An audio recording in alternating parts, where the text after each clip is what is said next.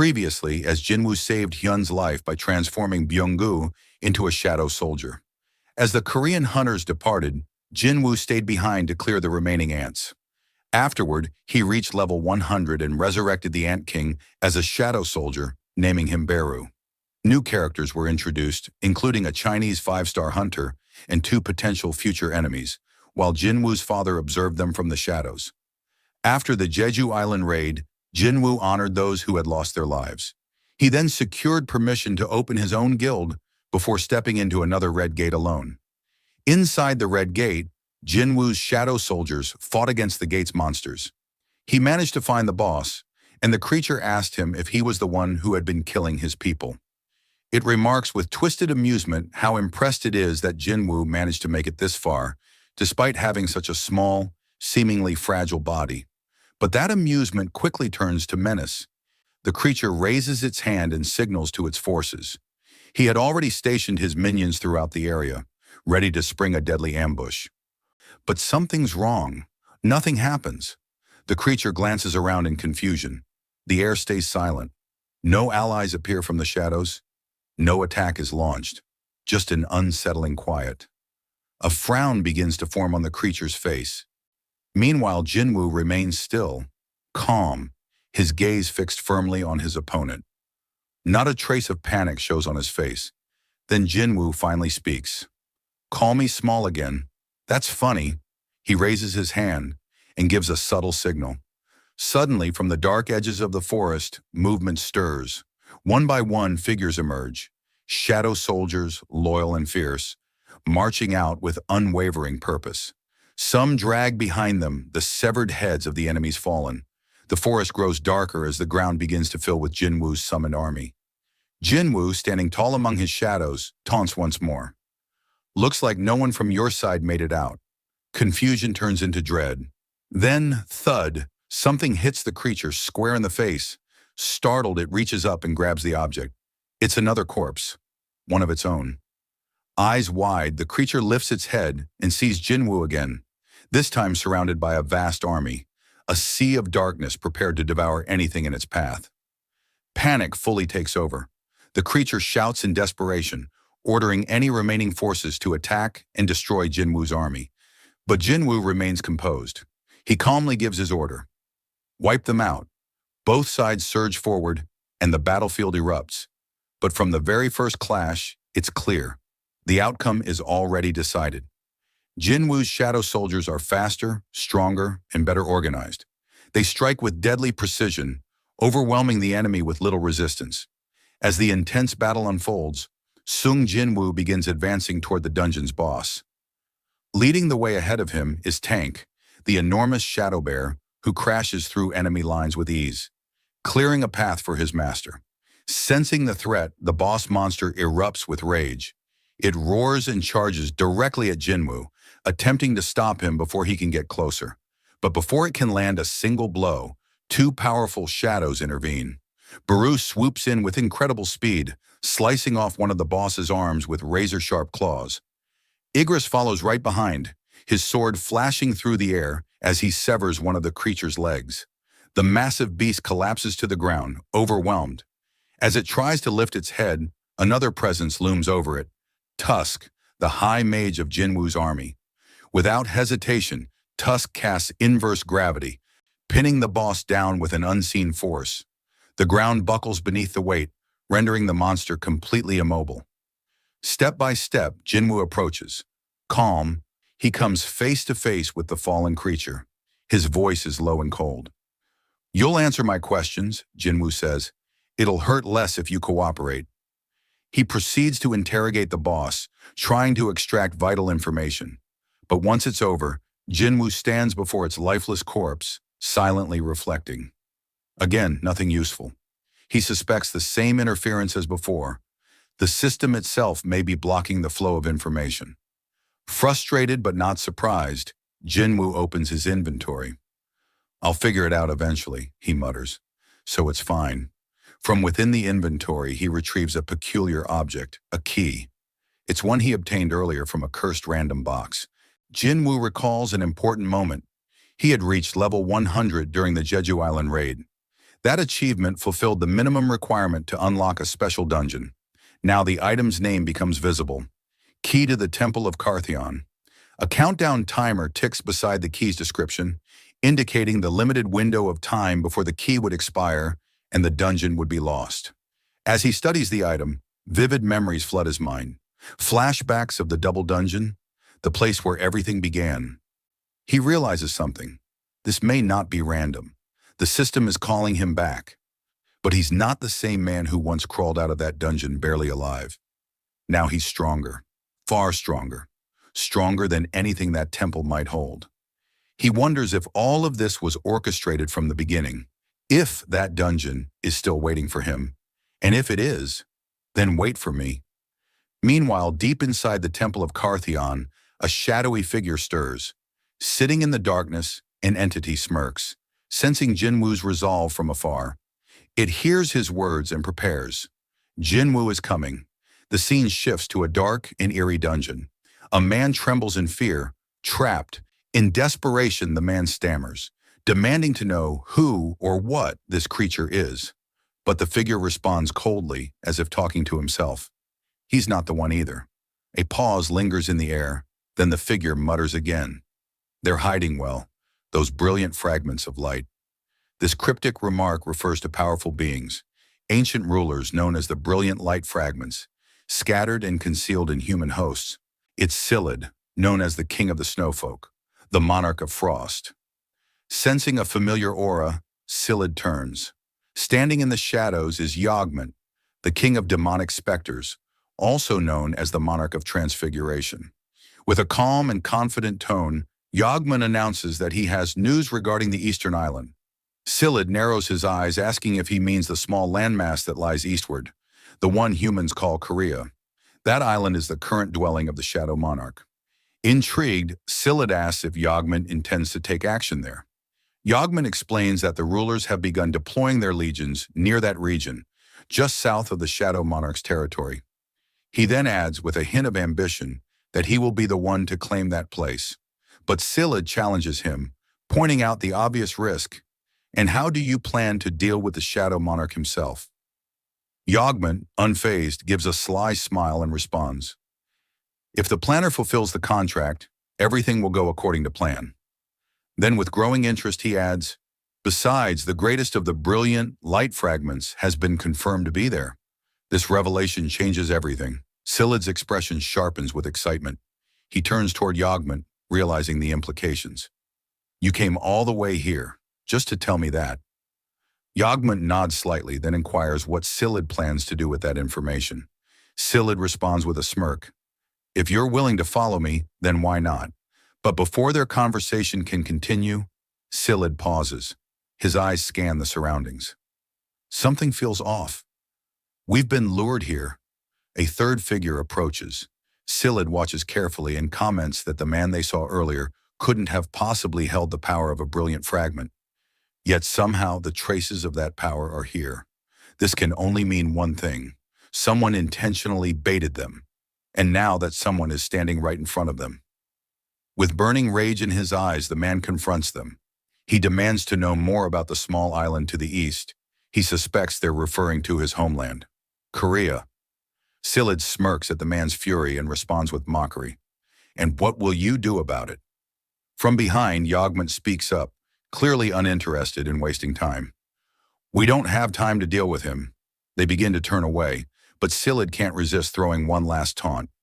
Try and stop us if you can. The man explodes into motion. Furious, he charges toward them with raw power, vowing not to let them escape. But Sillid remains still. In an instant, an ice shield forms in front of him, effortlessly blocking the incoming attack. He grins, unfazed, as if amused by the attempt. With a calm but menacing aura, the Monarch of Frost raises his hand. A pulse of power erupts. A devastating wave of frost energy explodes outward, shaking the dungeon to its core. The scene transitions from the chaos of the battlefield to a quiet parking lot. Sung Jinwoo walks toward his car. Just as he reaches for the door handle, a voice calls out behind him. Excuse me, he says politely. Are you Sung Jinwoo? Jinwoo turns slightly, nodding cautiously. The man introduces himself as Adam White, a senior official from the Federal Bureau of Hunters, a powerful U.S. organization. He hands Jinwoo a business card and adds with a smile, "It's a pleasure to meet you, Mr. Sung. Please feel free to call me Adam." Adam quickly apologizes for the unexpected approach. He admits that Jinwoo was hard to track down and even mentions that he dropped by Jinwoo's office earlier. Hearing this, Jinwoo remembers something. This must be the man Yu Jinho had mentioned, the one asking around for him. Jinwoo narrows his eyes and asks directly, "What business do you have with me?" Adam remains calm and respectful. He explains that he's here to share important information. That piques Jinwoo's interest. "What kind of information?" he asks. Adam gives a subtle smile, then answers, "Information that no country or institution in the world could provide, except for us." Jinwoo raises an eyebrow. "And why would you share that kind of information with me?"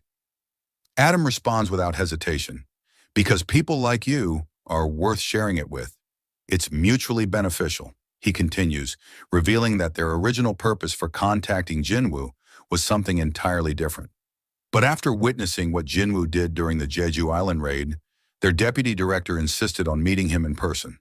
This level of attention is unprecedented, Adam admits, but the deputy director will explain the details himself. He gestures toward a car parked nearby. "If you'd like, we can take you to him now." Jinwoo glances at the vehicle, his expression thoughtful. He still isn't fully convinced whether the information is trustworthy. As he opens the door to his own car, he replies, "Let me think it over. I'll contact you." Adam chuckles softly, as if expecting that answer. "How silly of me," he says. "I forgot one rule. Never hide a strong hand when trying to strike a deal." He pauses, then says two words that immediately grab Jinwoo's attention. "An upgrader." Jinwoo freezes. Adam explains further. "An upgrader," he says, "is an awakened individual with the ability to enhance the power of another awakened being. You've heard of them, haven't you?" As he speaks, the scene shifts. Adam and Jinwoo are now in a car, pulling up to a building where a bigger conversation and deeper truths are about to be revealed. Inside, Adam White leads Sung Jinwoo into a quiet meeting room. Adam introduces him as Michael Connor, the Deputy Director of the Federal Bureau of Hunters. Michael stands and shakes Jinwoo's hand firmly. "It's a pleasure to meet you," he says. With formalities out of the way, Adam takes his seat and mentions that he will serve as their interpreter during the meeting. Wasting no time, Michael slides a stack of documents across the table toward Jinwoo. The folder contains immigration paperwork.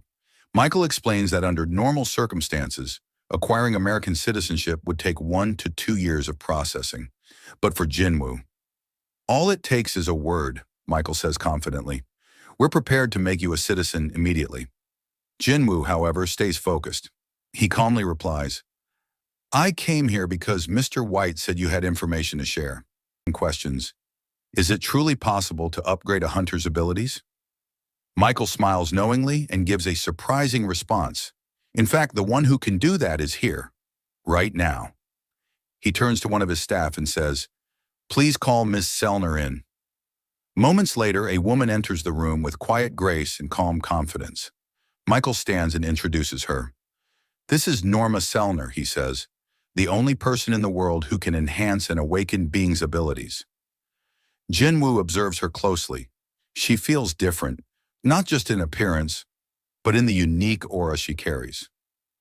"She doesn't feel like any hunter I've met before," he thinks. Michael then encourages Ms. Sellner to explain her ability in her own words. She steps forward and begins, addressing Jinwoo directly. "I understand if you're skeptical. Everyone I've met had the same look when they first heard this." She pauses, then adds with a faint smile, "But once they experienced it, they begged for more."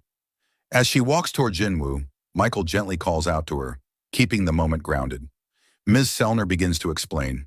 She tells Jinwoo that every awakened individual has a natural limit, a ceiling they cannot surpass. A hunter's rank is fixed, and unless they undergo a second awakening, their power will never grow beyond that limit. This fact is widely accepted as common knowledge throughout the awakened world.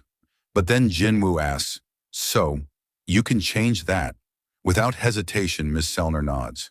"Yes, I have the ability to lift that limit." She goes on to describe a process that happens in 3 stages. a gradual unlocking of a person's true potential. She admits that she didn't know what to call this ability at first, but over time, it became known as a force reawakening. Put simply, she can draw out the true strength hidden within an awakened being. Mr. Connor nodded in agreement with Ms. Sellner, affirming that everything she had explained was indeed true. However, he was quick to add an important limitation. Each time Ms. Sellner used her ability, it drained her immensely.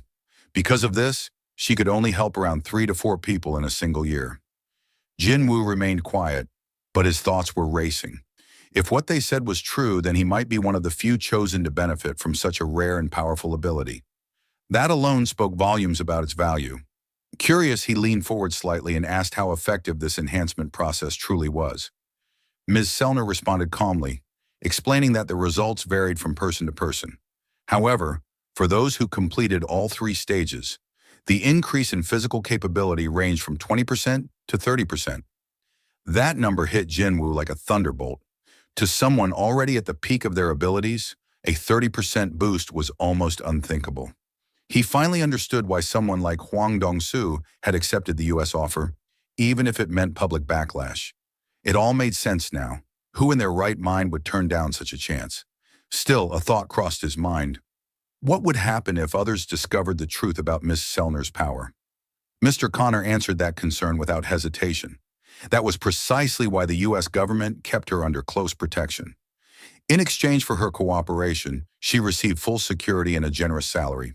In return, she assisted in strengthening select hunters, those deemed valuable enough to receive her gift. With that, Mr. Connor formally reintroduced Miss Sellner to Jinwoo, stating that her powers would be used on him as a token of goodwill. Jinwoo, still unsure of their motives, questioned whether this was truly a gift or just bait to draw him in. Connor clarified his position. If Jinwoo agreed to work with the Federal Bureau of Hunters, he would receive top-tier benefits. They would also personally arrange introductions to any guild he preferred and assist him in negotiating the most favorable contract. Ms. Sellner then gently pushed a small plate across the table toward Jinwoo. She assured him there was no need to rush his decision. They simply wanted him to take time and consider the offer. Jinwoo looked at her with a hint of surprise. She reaffirmed that, as they had said, this was a gift, not a demand. After a brief pause, Mr. Connor made another proposal. He asked if Jinwoo would allow them to temporarily remove his limits so that he could experience the effects firsthand. Jinwoo was taken aback. For nothing in return, he asked. Connor responded that it was to be considered a complimentary demonstration, meant only to show him the potential of what was being offered.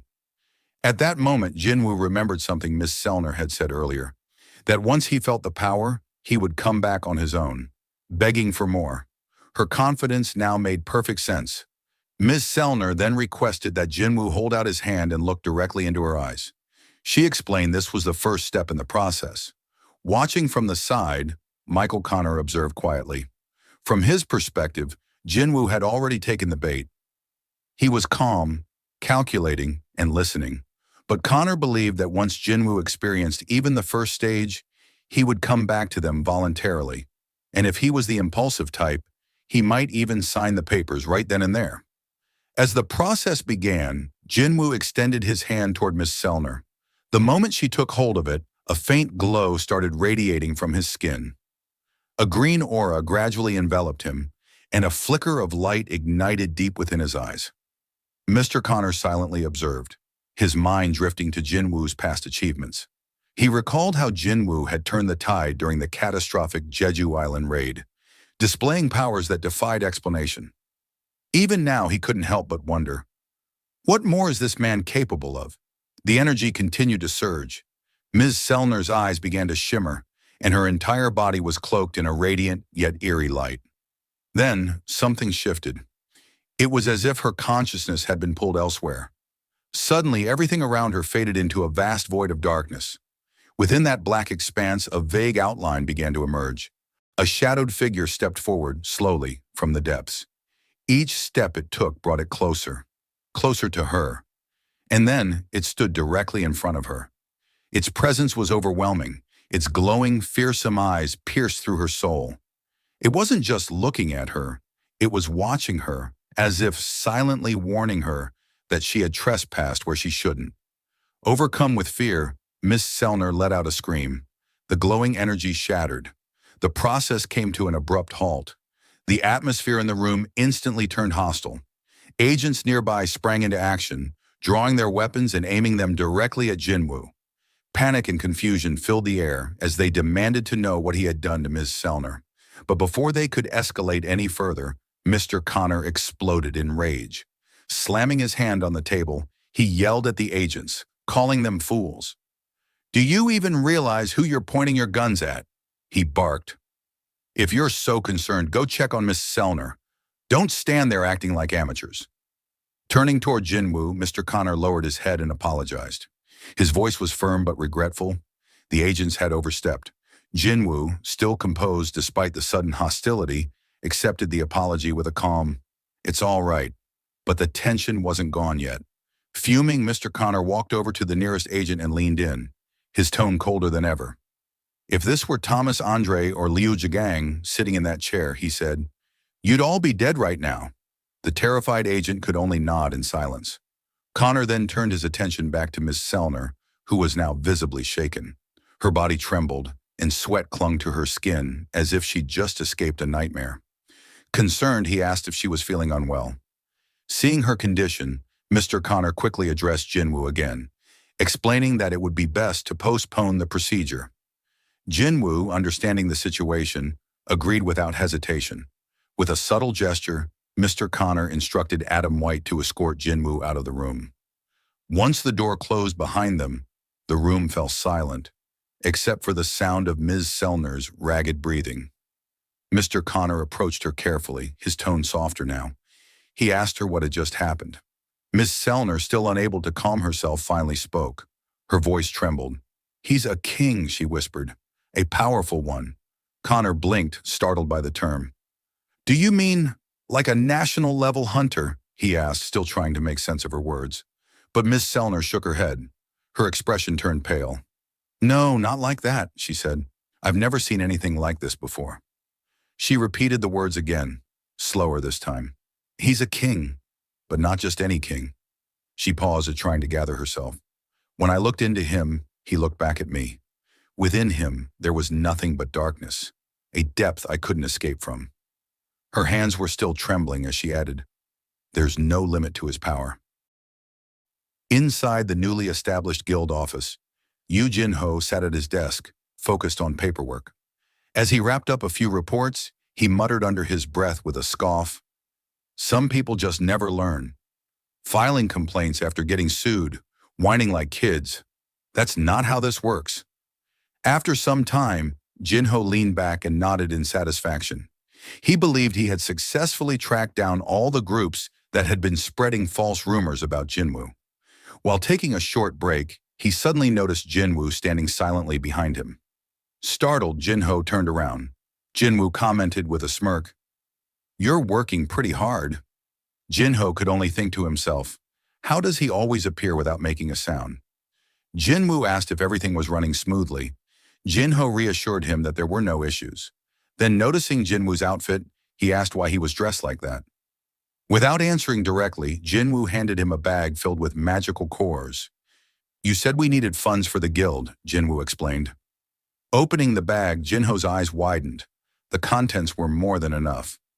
"Well, I guess we won't need to worry about paying employee salaries anymore," he joked. Jinwoo tilted his head. "What do you mean?" Jinho reminded him that hiring another guild member meant they'd need to cover that person's salary too. Jinwoo nodded in agreement. "Even if we're only filling the guild's required numbers, we need someone who's loyal, someone who's in it for the long run, not just a placeholder." Then, with a more serious tone, Jinho brought up an important topic. "There's something we need to take care of first," he said. "We need a name for the guild." Jinwoo sighed dramatically. "I thought it was something serious." But Jinho countered, "It is serious." Jinho leaned in, throwing out suggestions. "How about Sung Yu Guild, based on your surname? Or Yu Sung, it flows better. Or even Woohoo Guild, using the last syllables of our names. Wait, maybe Jinjin Guild, based on our middle characters."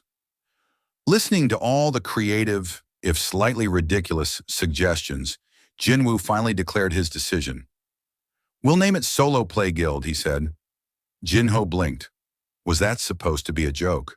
Before he could respond, a knock came at the door. Jinho got up and opened it. On the other side stood a familiar figure, Hunter Cha Hai-in. Surprised, he asked, "What are you doing here?" Cha responded directly, "I want to join your guild." Soon after, they sat around the table together. Jinwoo looked at her with curiosity and asked her to clarify why she was there.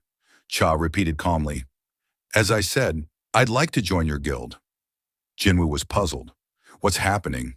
He asked if the chairman had requested her to join, or perhaps if Hunter Choi Jong-in had expelled her from the Hunter Guild. Cha firmly denied both. Looking at her more seriously, Jinwoo asked, "Then why would you want to join a guild like mine, especially with that name?" Cha raised an eyebrow. "Wait, you really named it Solo Play Guild?" Jinwoo nodded. "Yeah. What's the problem? The Vice Master and I agreed on it." Jinho quickly objected. "Hey, when did I agree to that? What about the names I suggested?" Shifting his gaze to Cha, Jinho subtly examined her breathing and expression. She seemed calm, but he could tell it was an act. She's hiding something. But why? Then he asked bluntly, "You were awakened 2 years ago. You're still under contract with the Hunter Guild, aren't you?" Cha nodded but added, "I have enough to pay the cancellation penalty." That response caught Jinwoo off guard. "She's even willing to pay the penalty." He replied honestly, "Our guild doesn't have the resources to match what an S rank like you usually receives." Cha countered effortlessly, "That's fine. I don't need an upfront payment." Jinwoo frowned slightly, "But there's nothing here for you to gain. So why would you want to join us?" Cha paused, unsure how to explain the thoughts racing through her mind. If I tell him the truth, it'll sound insane. Her mind flashed back to the Jeju Island raid. She remembered regaining consciousness in a helicopter. The chairman had told her they had just landed at the association and that the hunters would soon be transferred to the hospital. She immediately asked about Jinwoo. Was he the one who saved them? The answer was yes. She had nearly died. And in the future, something like that could happen again. Next time, I might not survive.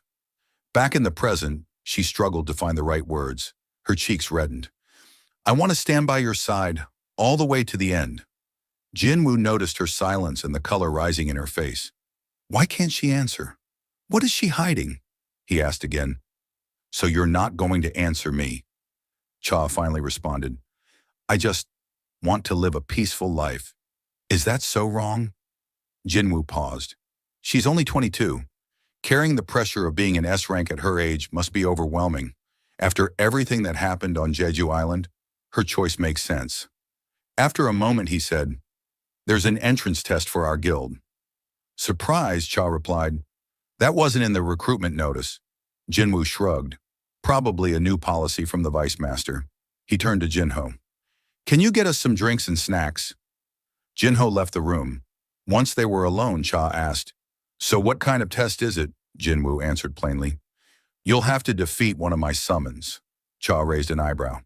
"Am I really that weak in your eyes?" "What kind of summon?" Jinwoo smiled slightly. "For you, Hunter Cha, I'll use my strongest one." Cha stood up. "When's the test?"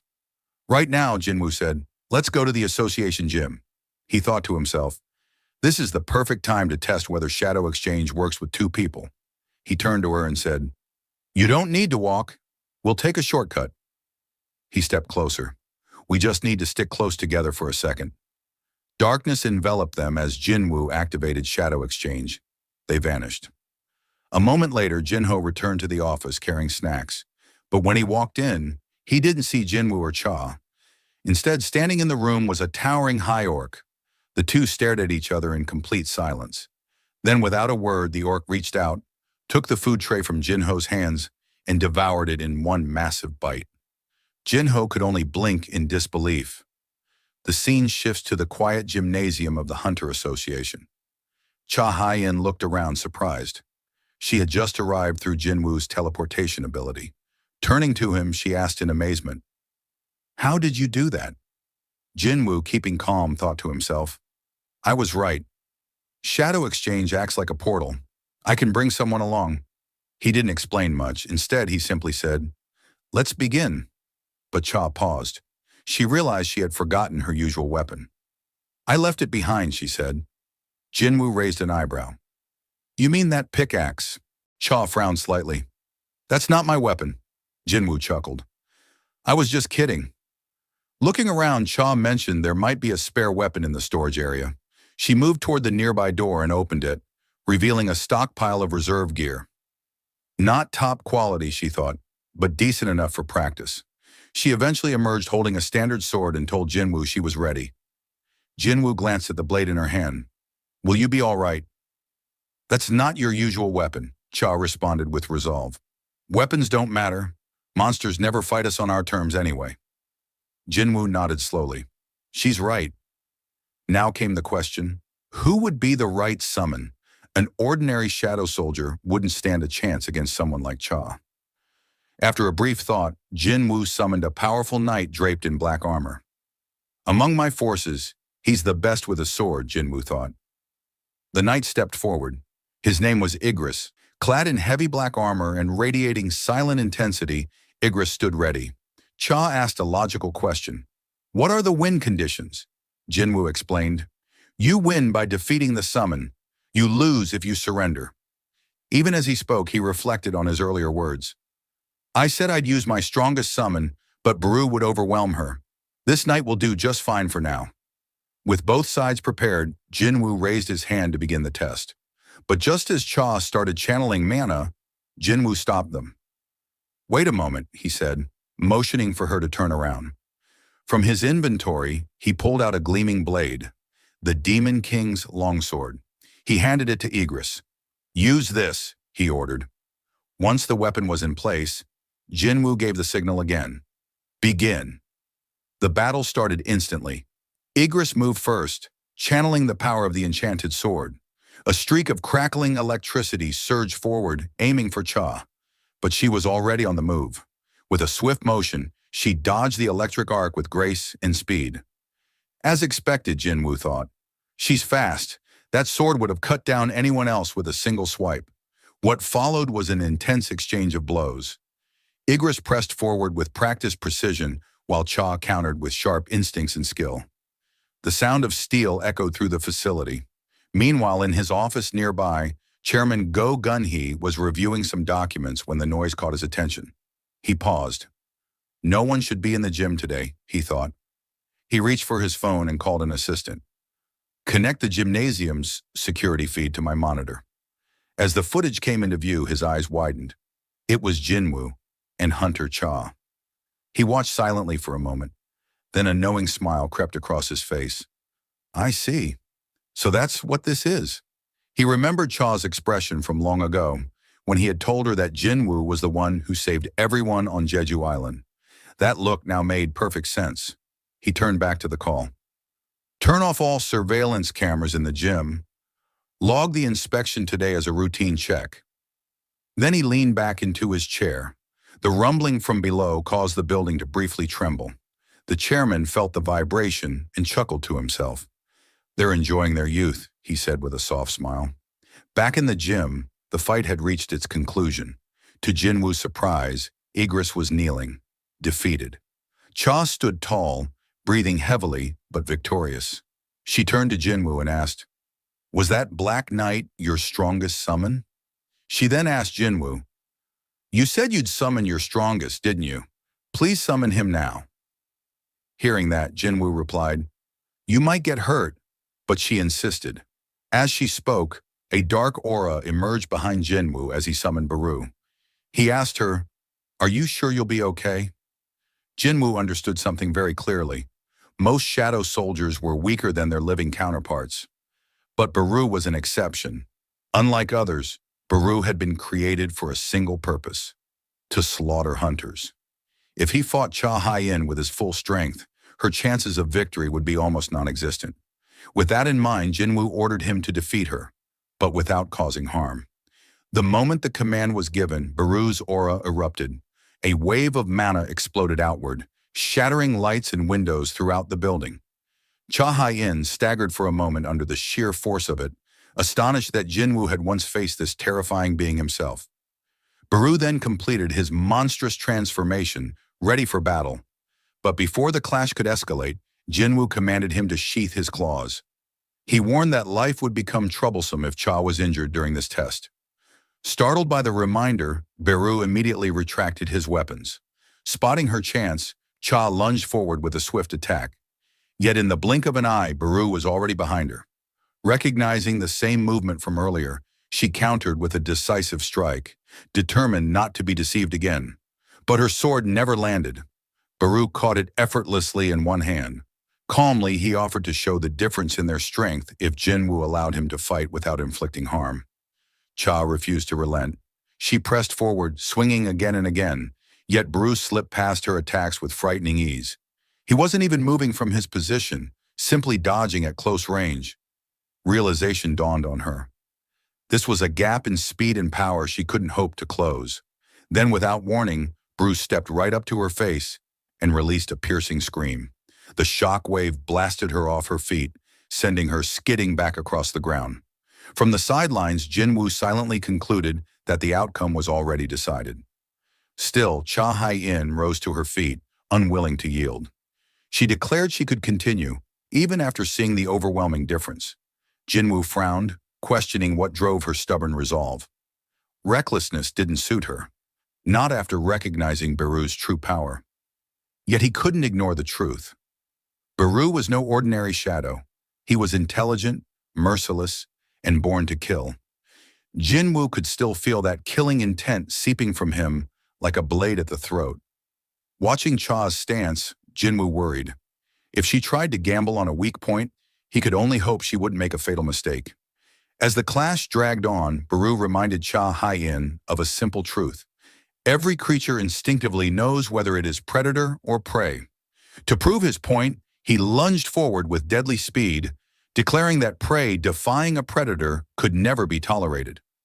Cha reacted just in time, dodging his first strike, but Baru immediately prepared another. In that instant, he noticed her gathering mana for a counterattack. She released the blast with precision, landing a direct hit on his shoulder. Yet the blow barely scratched him. Baru's hardened exoskeleton absorbed the impact and reduced her weapon to shattered fragments. But this was exactly what Cha had planned. With her remaining strength, she prepared her strongest skill. She knew she only had enough mana for a single attempt, one strike that had to count. Summoning the radiant sword of light, she pierced through the layers of Baru's armor, finally breaking past his defense. Alarm surged through Jinwoo as he sensed something dangerous awakening within Baru. A buried command, etched deep in his very existence by the Insect Queen, stirred once more. Annihilate all enemies.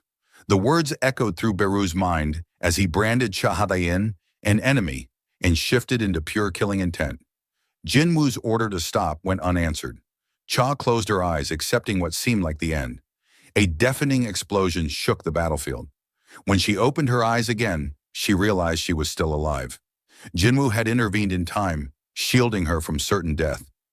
Baru snapped back to his senses, recoiling in horror at his own loss of control. Dropping to his knees, he begged Jinwoo for forgiveness. Jinwoo, however, turned his attention back to Cha. He questioned her resolve, asking why she was risking her life for nothing more than an entrance test to a nameless guild. A hunter of her caliber had no reason to gamble everything on something so trivial. Then, almost to himself, he wondered if her determination stemmed from a personal interest in him. The thought left Cha momentarily stunned, while Jinwoo admitted inwardly that he still could not read her true intentions. And then, in a voice so soft he almost missed it, Cha Hai-in whispered her answer. She admitted that perhaps his guess was not entirely wrong. The scene shifts across the ocean to America, inside the headquarters of the Federal Bureau of Hunters. Seated at the top floor, Director David Brennan listens intently as Michael Connor and Mrs. Sellner report back from their meeting with Jinwoo. Brennan presses them for answers, demanding to know why they failed to convince such a powerful hunter to join the United States. Michael explains that according to Mrs. Sellner's vision, Jinwoo is unlike ordinary awakened. She describes him as one of the kings, a title she reserves only for the strongest of the strong. The director is stunned, asking if that means Jinwoo rivals a national-level hunter. Mrs. Sellner begins to describe what she witnessed when she looked into his mind. Normally, awakened hunters channel their strength from a place known as the other side. The bond between hunter and source appears to her as threads of light, sometimes so bright that they blaze like radiant kings. But when she gazed into Jinwoo's eyes, she saw no such bond. Instead, what looked back at her was a boundless darkness. To her, Jinwoo was darkness itself. The director quickly questions whether she is implying Jinwoo is evil. But Mrs. Sellner shakes her head. She clarifies that she is not speaking of morality, but of origin. Jinwoo does not rely on a connection like other awakened. His power is his own, untethered and unbound by the limitations of the other side. In theory, it means his strength has no ceiling. Michael, shaken, realizes what she is saying. Jinwoo can continue to grow without limit. Mrs. Sellner confirms this with grim certainty. Director Brennan rises from his chair, thanking Mrs. Sellner for her insight. He then motions for Michael to follow him as they descend into the depths of the bureau, all the way to level 24. Inside the elevator, Brennan recalls the first S-rank gate in history, the catastrophic breach that consumed the West Coast. Michael remembers it well, the deadliest disaster in hunter history. Brennan explains that during that raid, America recruited the strongest hunters from across the globe with the promise of untold rewards. Only 5 survived, and those survivors became legends, granted authority equal to entire nations. From that day forward, they were known as national-level hunters. Among the horrors of that tragedy, one creature stood above the rest: Kamish, the inextinguishable flame. A dragon so powerful that it slaughtered hundreds of elite hunters on its own. Yet from that disaster came an unexpected reward. As the elevator doors open, Brennan invites Michael to witness it with his own eyes. They enter a cold storage chamber deep below ground. Inside, preserved and sealed away, rests a runestone taken from Kamish's corpse. Brennan explains that for 8 long years, no mage-class hunter has risen to the rank of national level. And so, this runestone has waited here in silence, its immense power seeking a worthy heir. With solemn pride, Brennan declares that Kamish, even in death, will bestow a gift upon their great nation once more. The story shifts to Jinwoo, who is in the shower, staring at his reflection in the mirror. He still can't believe that someone actually confessed interest in him. He thinks to himself that ever since his reawakening, his appearance has changed. He has grown taller, his physique has become sharper, and his skin has cleared up completely. He wonders if it's all because of the passive effects from the skill Will to Survive, which restores any damage to his body. But even so, he questions, am I really that attractive? Later, he walks over to his sister Gina's room and suddenly asks her how she would rate him. Confused, she replies by asking in terms of what? Jinwoo clarifies that he means in terms of appearance. Gina looks at him like he's lost his mind and says that, to her, he just looks like a bum. Annoyed by her blunt answer, Jinwoo sarcastically thanks her for the biased opinion. Gina begins kicking at him in irritation, but Jinwoo warns her to be careful or she might break her leg. He reminds her not to forget who her older brother is, questioning how someone like her even managed to get into school. She fires back, claiming that she's actually at the top of her class. The conversation shifts as Jinwoo tells his sister about his plan to form a new guild.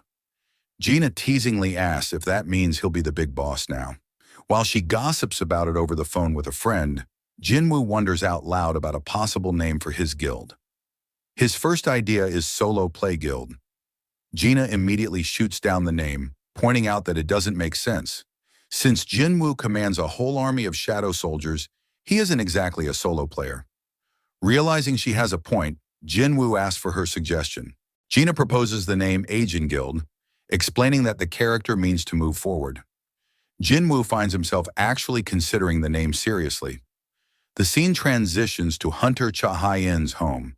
She is lying in bed, tossing and turning as she recalls the events of earlier. She can't stop cringing at herself, admitting that she basically blurted out her feelings for Jinwoo. Embarrassed, she thinks he must see her as crazy. But then again, she reasons, it was only natural to feel drawn to someone who saved her life. Still, she admits to herself that things don't feel okay at all. As she reflects, another memory resurfaces, something she experienced while unconscious.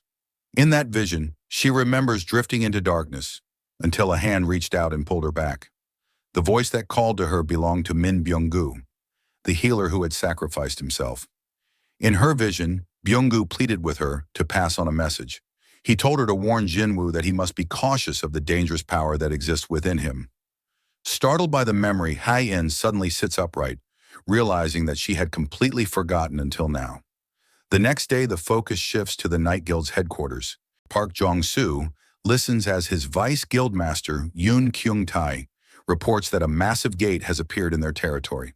The association has rated it dangerously high, though not quite S-rank.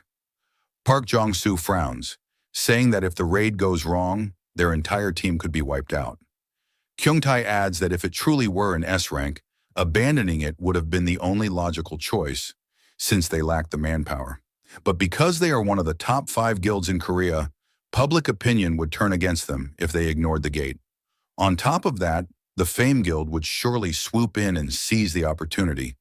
This infuriates Park Jong-soo, who slams his hand down, asking if they're supposed to simply hand over a gate that appeared right in their backyard. Kyung-tae, intimidated, insists that he was only presenting the situation. At that moment, another guild officer, Yoo Jin-hae, speaks up, suggesting they could form an alliance with another guild. Jong-soo hesitates, pointing out that asking for outside help would make it obvious they don't think they can clear the gate alone. Their reputation could take a major hit. But then Jin-hae reminds them of someone, Hunter Sung Jinwoo. After a moment of silence, Jong-soo admits that working with Jinwoo could actually be an advantage. The public might even see it as a bold move if they were to join forces with him. He asks what Jinwoo has been doing lately. Kyung-tae reports that Jinwoo recently cleared a gate that opened in the middle of a highway, but otherwise has been keeping a low profile. He asks if Jong-soo would like him to arrange contact, but Jong-soo shakes his head. Something this important shouldn't be handled over the phone. Instead, he orders that they go meet Jinwoo directly.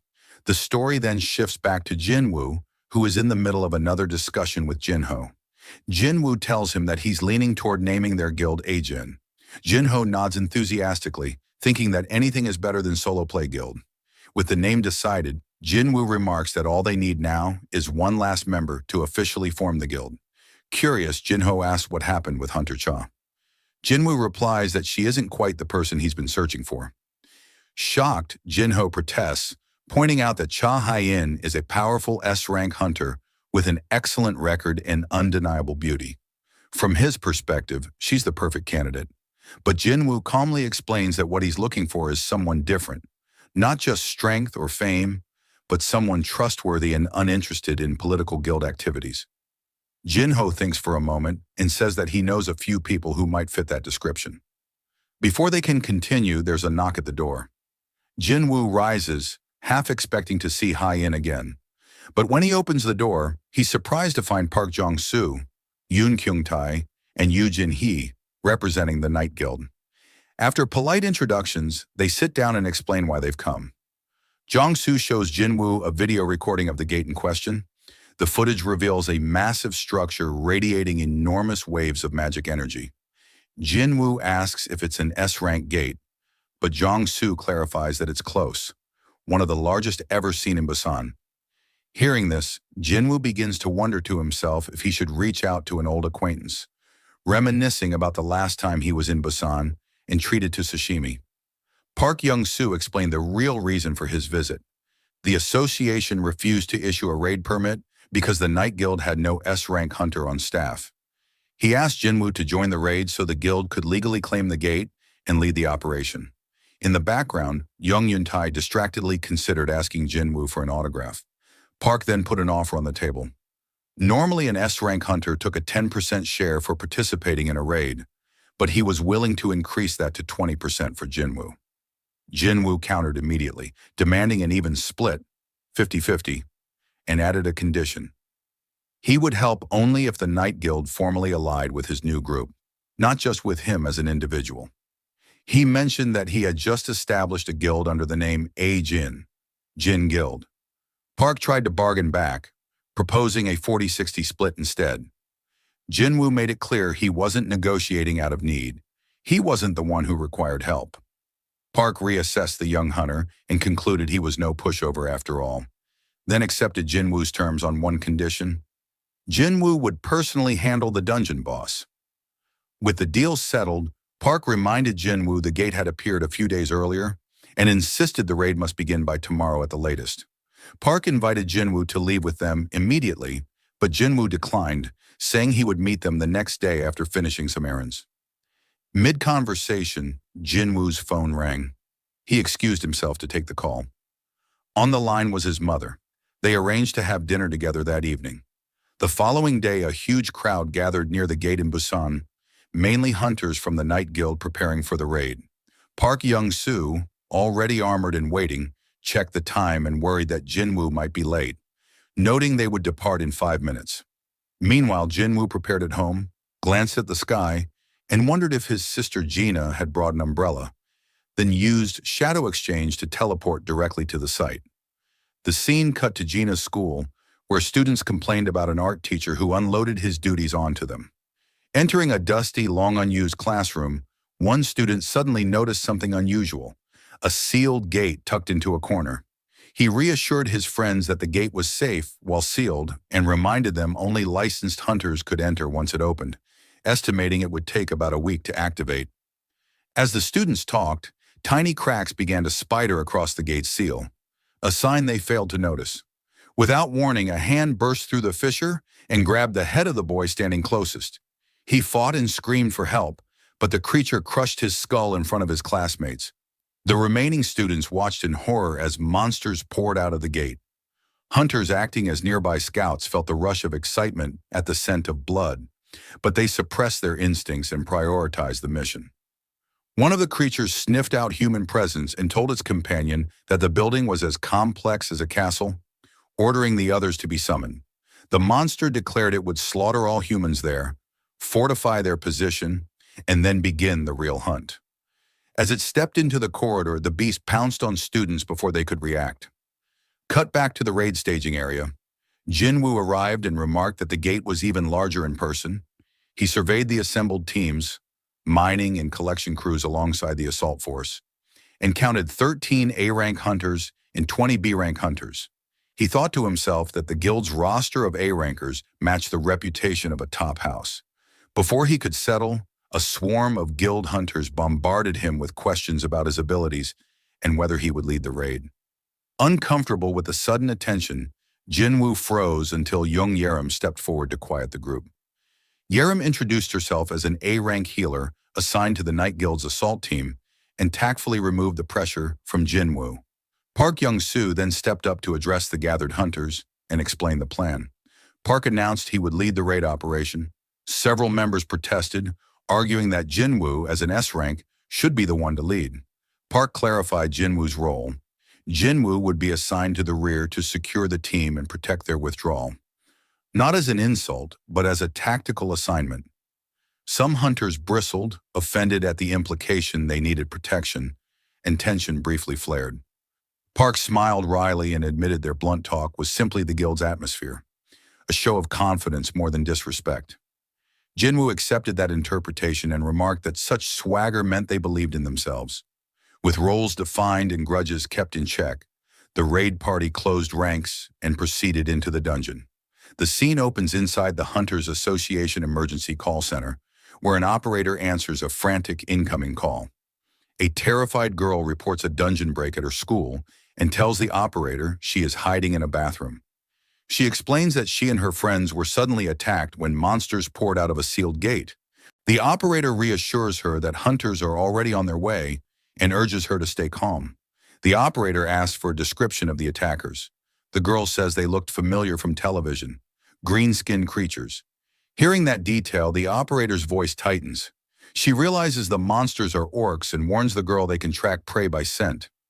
Before the operator can finish, too late, an orc finds the caller, and the frantic screams end the line. Back at the school, students stream out of classrooms as orcs hunt down anyone trapped inside. Some students manage to escape through the school gate, while others unfortunately became prey to the orcs. Two orcs compare notes. They lament losing half their prey, but shrug it off. There are still plenty of victims. One orc explains they block the main escape route and will sweep upward to clear the remaining floors. A group of students barricades themselves in a classroom with desks and chairs, hoping to hold out. Their barricade proves useless. An orc smashes the door and staggers through, blood matted across its body. Panicked, one student bolts for a window, but as he reaches it, two red eyes lock onto him, and an axe cleaves his head before he can react. More orcs flood the room, surrounding the terrified survivors. One orc detects magical energy in the crowd and tells its leader there is a witch among the students. The orc leader orders them to eliminate the magic user first. At the back of the classroom, Gina and Han Song-yi huddle together. Gina calls desperately for her brother. Han Song-yi, though only an E rank, declares she's awakened and prepares to fight, while Gina tries to hold her back.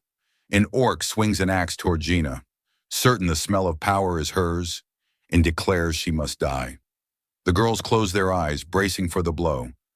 But when Gina opens them, she finds a hulking orc standing between her and the attacker, having stopped the strike. Recognizing the protection, Gina realizes her brother had stationed these soldiers around her for safety. With a single punch, the large orc sends the attacker flying through the ceiling, leaving the remaining monsters stunned and three massive orcs converging to guard Gina. Cut back to the raid team inside the dungeon. Park Young-soo suddenly alerts the party. There's an ogre. A towering, two-headed ogre materializes before them, swinging a massive weapon. Park conjures a protective barrier and absorbs the beast's full strike. The shield holds.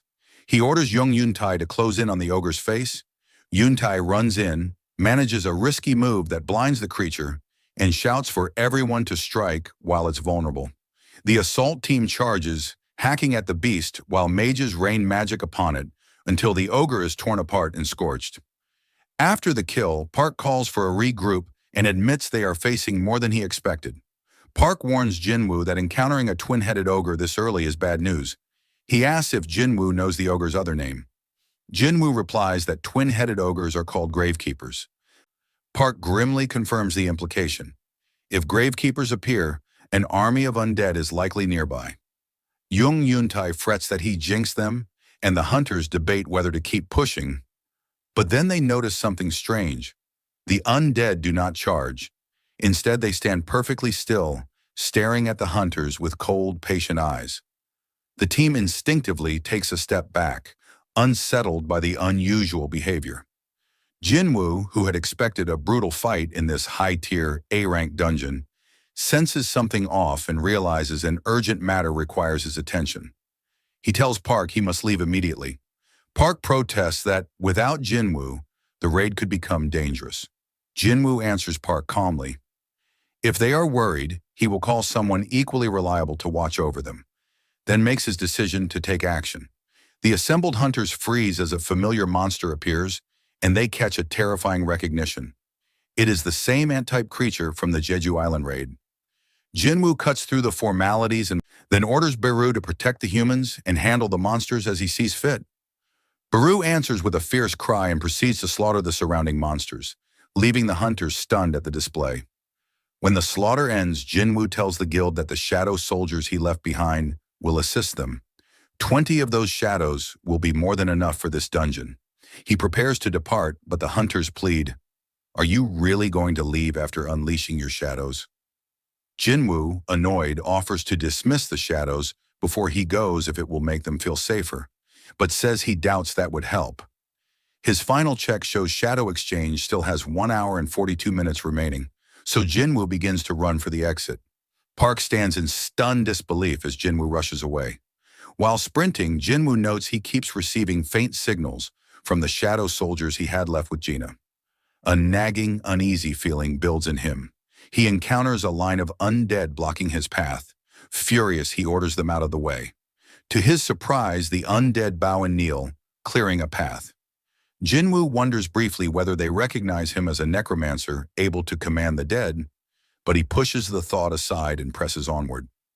Reaching the gate, he summons Kaizel, his wyvern, and mounts it. Hunters watching gasp in recognition.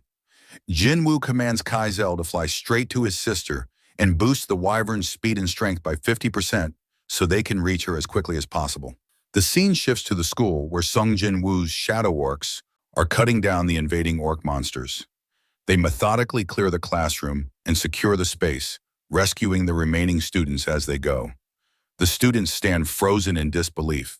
They cannot fathom that what look like monsters have just saved their lives.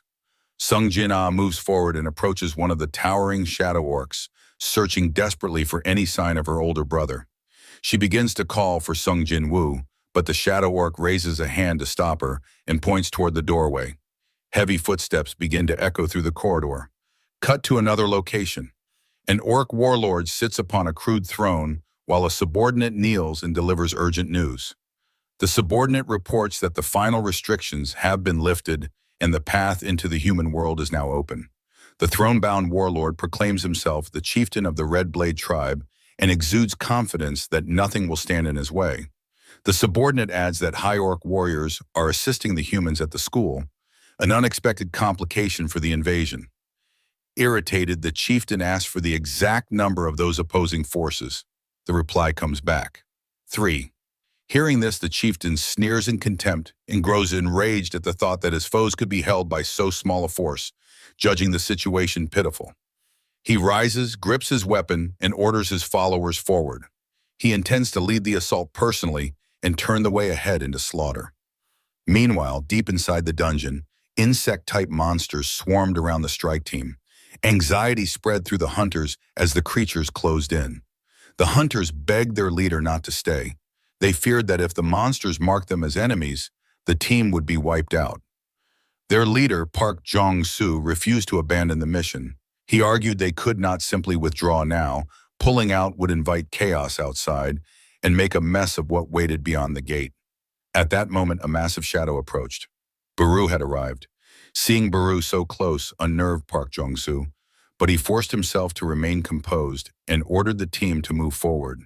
In an instant, Baru blinked, vanishing from one spot and reappearing directly before Park Jong-soo. The sudden appearance startled the leader, knocking him to the ground. Without exchanging words, Baru tossed an object toward the fallen hunter and then turned and walked away. The other hunters rushed to Park Jong-soo's side, worried and ready to follow the strange shadow. They asked if he was all right and whether they should pursue the monsters. Park Jong-soo waved them off and told them to examine what Baru had left behind first. When they inspected the object, their faces drained of color. It was the severed head of the Death Knight. Staring at it, Park Jong-soo realized the implication. Whatever had toppled the Death Knight had killed a top-ranked foe in an instant. He muttered that the thing they had just seen was far stronger than they had imagined. He asked if anyone still wanted to retreat. When he looked up, however, he found he was the only one still hesitating. The other hunters had already scrambled to follow Baru and the summoned creatures deeper into the dungeon. Back at the school, Sung Jinwoo's high orc shadow soldiers moved to shield the students, confronting the attacking orcs. The orc chieftain proved far stronger than the soldiers expected, pressing the attack despite their effort to hold the line. The chieftain boasted that orc tattoos mark victory, each one a tally of fallen foes, and he taunted the high orcs as he advanced. One of the high orc shadows managed to block the chieftain's strike, a move that briefly impressed him. He acknowledged the block but dismissed their chances of winning.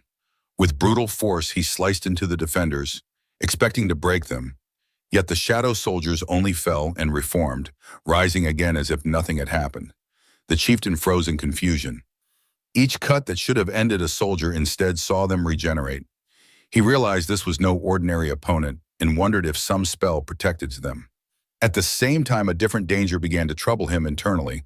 Voices whispered in his mind, urging violence against humans. The compulsion grew stronger and unnerved him. Putting pieces together, the chieftain inferred the soldiers were acting under someone's control.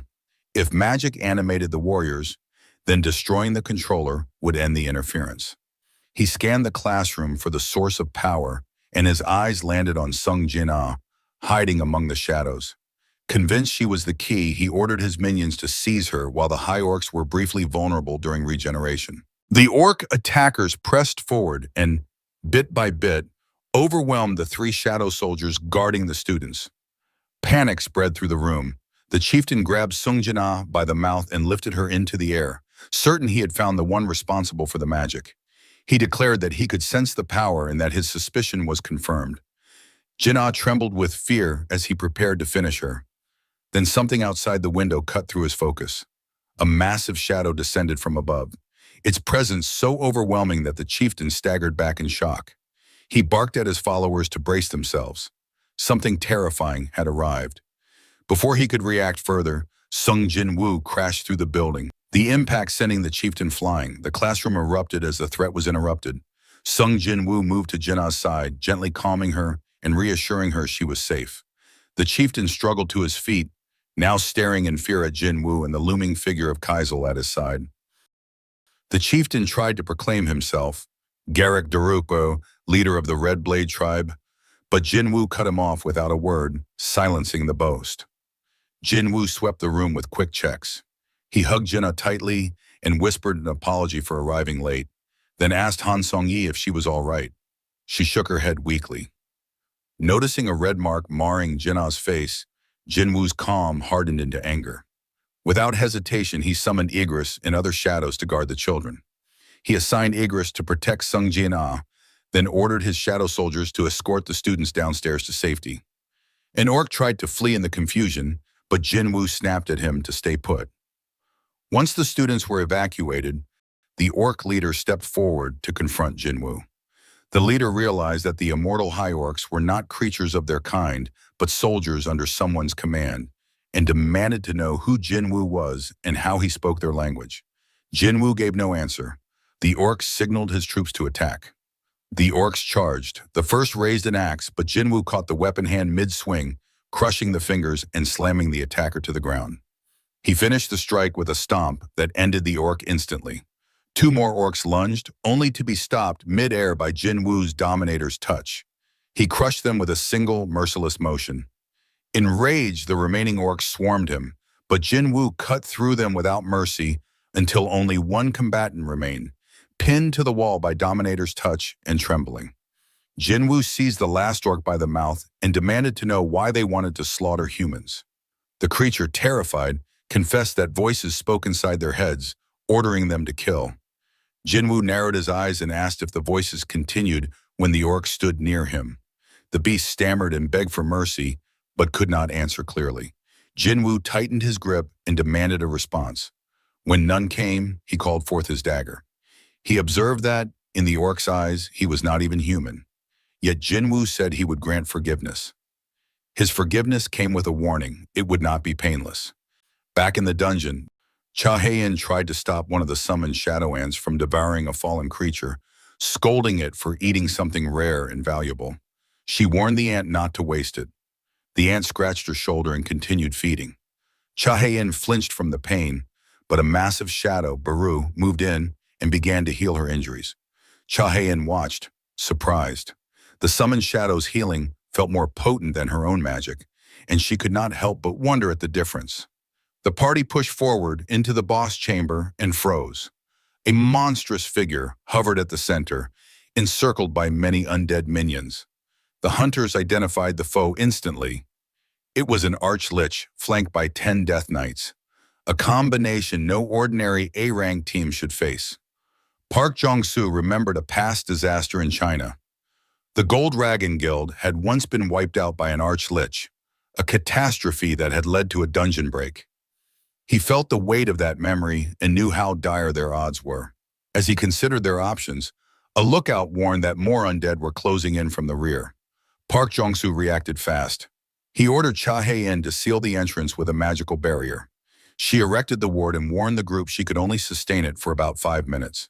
While the barrier held, Park Jong-soo noticed Baru moving straight toward the Archlich, unbothered by the surrounding Death Knights. The Archlich, recognizing the shadow, demanded to know why the Monarch's own army had come to attack it. The boss could not fathom being targeted by the Monarch's personal soldiers. Baru's reply was curt and mocking.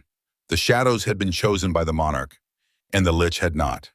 The Arch-Lich refused to accept this and declared it would report the affront to the Monarch itself. Baru showed no patience for rhetoric. With a single, decisive move, he leapt forward, grabbed the glowing essence lodged in the Lich's chest and crushed it in his hand. The Arch-Lich screamed as his core was destroyed. Instantly, the undead soldiers animating the dungeon began to collapse and vanish. The boss's hold over them had been broken. The hunters stood in shocked silence. Baru had slain an archlich in one blow, a feat far beyond what they imagined possible from a summoned shadow. After the victory, Baru roared triumphantly. Park Jong-soo, watching, recalibrated his estimate of Sung Jinwoo's power. Even if Jinwoo could not control every summon at once without draining himself, commanding a portion of that army still constituted a force stronger than a major guild. Back at the school, the Hunter Association arrived to secure the scene and take control of the aftermath. Sung Jinwoo sat inside a car with Chairman Go Gun-hee as the chairman briefed him on the rescue. The chairman reported that 213 students who had fled quickly were safe. 10 more had been pulled from the building, and the remaining students were unaccounted for. He then showed Jinwoo a graph on his phone charting gate appearances in the area over the past 6 months. The chairman explained that gate incidents were spiking worldwide and that the number of newly awakened hunters was rising alongside them. In short, gates and hunters were both increasing. Jinwoo asked why the chairman had asked to meet him that day. In response, Go Gun-hee handed over a stack of documents and indicated that official requests to meet Jinwoo had arrived from multiple countries: Japan, the United States, China, Russia, France, the United Kingdom, Germany, and even several nations in the Middle East. The chairman added that some foreign parties had likely already attempted contact through unofficial channels. He reminded Jinwoo that while the association could honor Jinwoo's request to protect his personal information, it could not legally prevent foreign governments or organizations from making contact. Go Gun-hee urged Jinwoo to consider staying in Korea, arguing that the country would struggle to adapt to these fast-moving, global changes without its strongest hunters present. As the car neared a hospital, the chairman told Jinwoo that his younger sister, Sung Jinwoo, had been taken there for treatment. Preparing to leave, Jinwoo listened as Go Gun-hee pledged the association's full support if he chose to remain inside Korea, promising whatever resources were necessary. The chairman emphasized the stakes. The nation had already lost 3 of its 10 S-rank hunters and could not afford another loss. Hearing the warning, Jinwoo stated that, from then on, he preferred to enter high-rank gates alone and asked if the chairman could arrange that. Surprised, the chairman asked whether that preference explained Jinwoo's recent formation of a personal guild, effectively a one-man assault squad. He thought it over and admitted that, while difficult to accommodate, it was not impossible. Fast forward, Yoo Jin-ho is on the phone trying to recruit a family member to join the new guild. The person on the other end is his cousin, Yoo Suk-yong, an A-rank hunter. At first, she is skeptical. She questions joining a guild that hasn't even been officially formed and jokes that Jin-ho might be getting scammed by some shady recruiter. She also weighs the alternative of becoming an ambassador for her father's guild. Everything changes the moment Jin-ho mentions who is forming the guild: Sung Jinwoo. The name immediately piques her interest and makes the offer real. When she arrives, Jin-ho introduces her to the group: Yoo Suk-yong, A-rank hunter, and his cousin. Her excitement to meet Jinwoo fills the room. Jin-ho teases that she's the real celebrity in the meeting. Sung Jinwoo watches, quietly wondering if she really is as ranked as she claims. They sit down to talk. Jinwoo warns Suk-yong that joining his guild will draw attention and asks whether she is prepared for the fallout. She answers confidently that anything is preferable to getting mixed up with Yoo Jin-sung. Jinwoo looks puzzled and asks who she means. Jin-ho clarifies. Yoo Jin-sung is his older brother. Jinwoo remarks about the brother's bad reputation for personality, and the small group laughs off the awkwardness.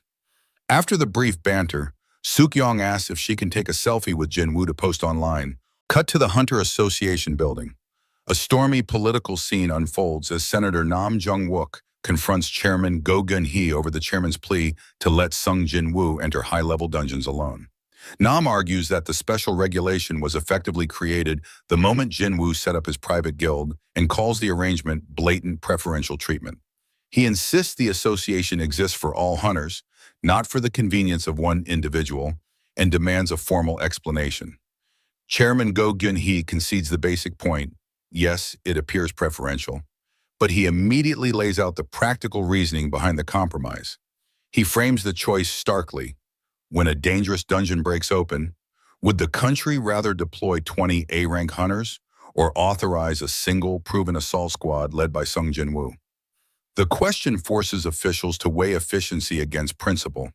The chairman warns that guilds and foreign powers are already desperate to recruit Jinwoo. If Korea refuses to accommodate him, they risk losing their strongest asset to outside interests. He invokes past mistakes, reminding the room of when Hunter Hwang Dong-soo left for America, and presses the senators to consider the real cost. When another S-rank gate appears on Korean soil, who will be there to save them? Back in the city, Cha Hae-in stared at her phone and froze. The picture on the screen showed Sung Jinwoo beside Yoo Soo-yeon, and the sight made her tremble before she let out a frustrated scream. Fast forward, Sung Jinwoo and Yoo Jin-ho stood before a massive gate preparing for the new guild's first official raid. Yoo Jin-ho marveled at the sight. He had never seen anything like this. The gate towered above them. Reporters swarmed immediately, peppering them with questions. Cameras flashed and voices shouted, even asking about Jinwoo's relationship with Yoo Soo-yeon. Jinwoo turned to Chief Woo Jin-chul and asked why his personal details hadn't stayed private as promised. Chief Woo explained that while the association could protect private records, it could not prevent the public from discovering a gate's location once word spread. Social media exposure was beyond the association's control. Jinwoo remembered the Instagram photo and the leaks it could cause. As preparations continued, Yoo Jin-ho suggested hiring a mining and collection team. He didn't think he could manage the operation alone. Jinwoo reassured him that he needn't worry. His shadows would handle collection and cleanup. Chief Woo checked the mana signatures of Jinwoo's shadow soldiers and watched in astonishment. Every shadow registered at B rank or higher.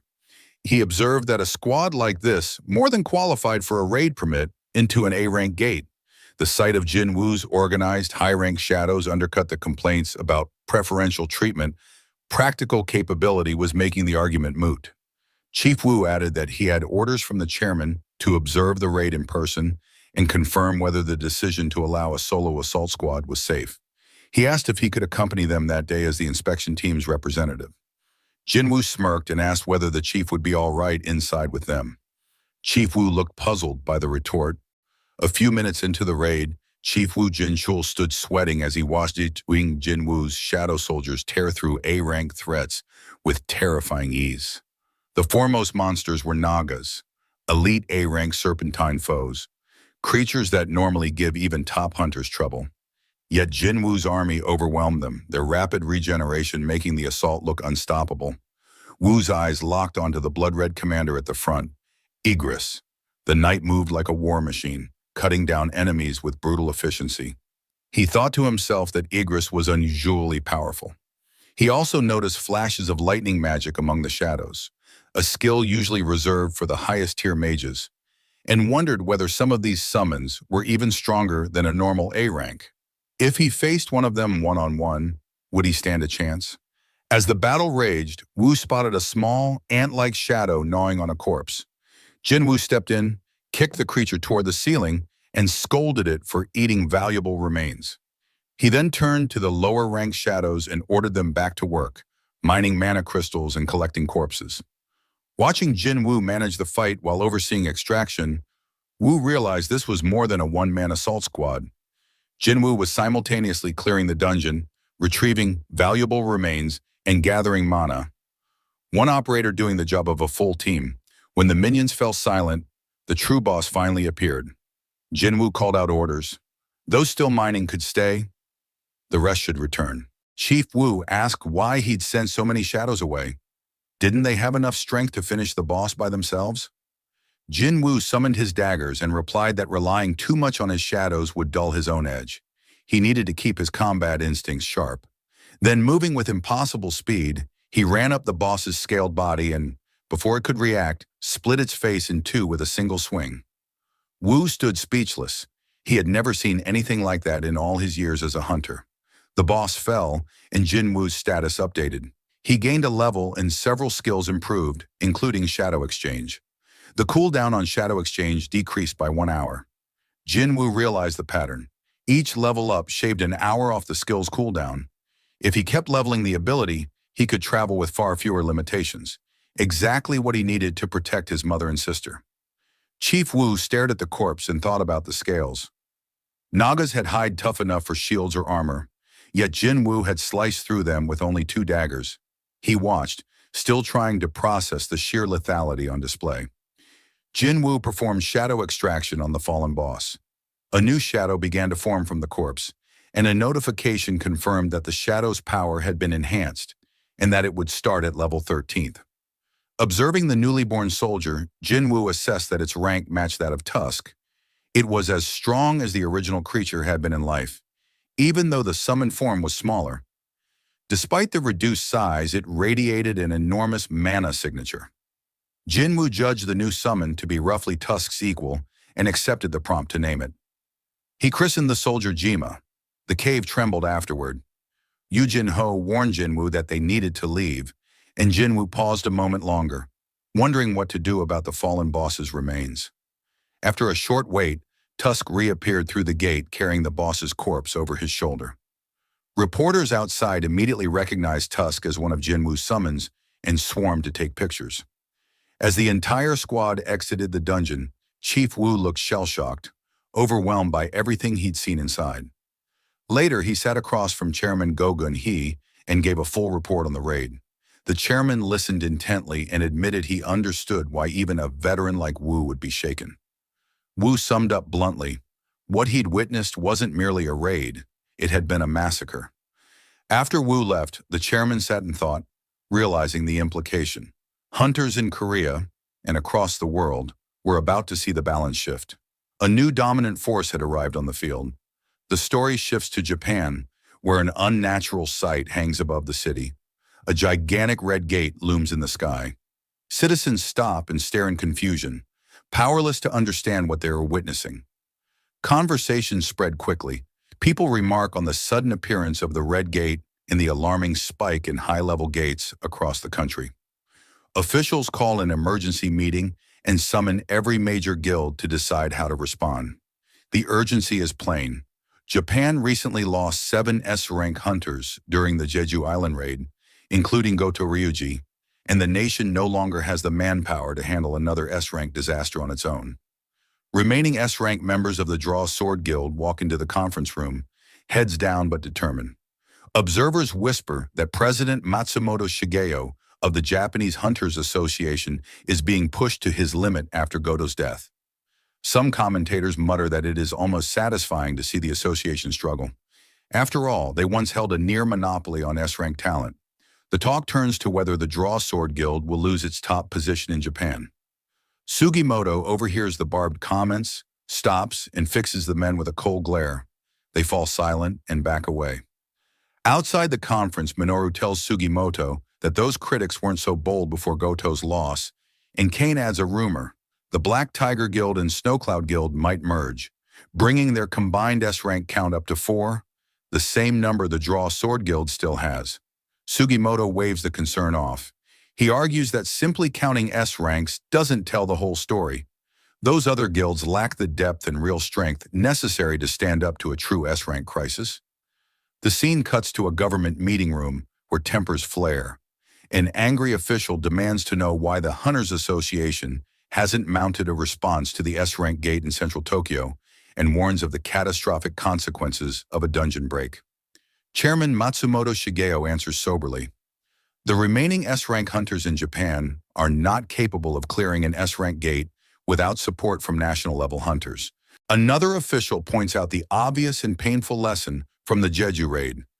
Attempting an S-rank clear without national support can end in disaster.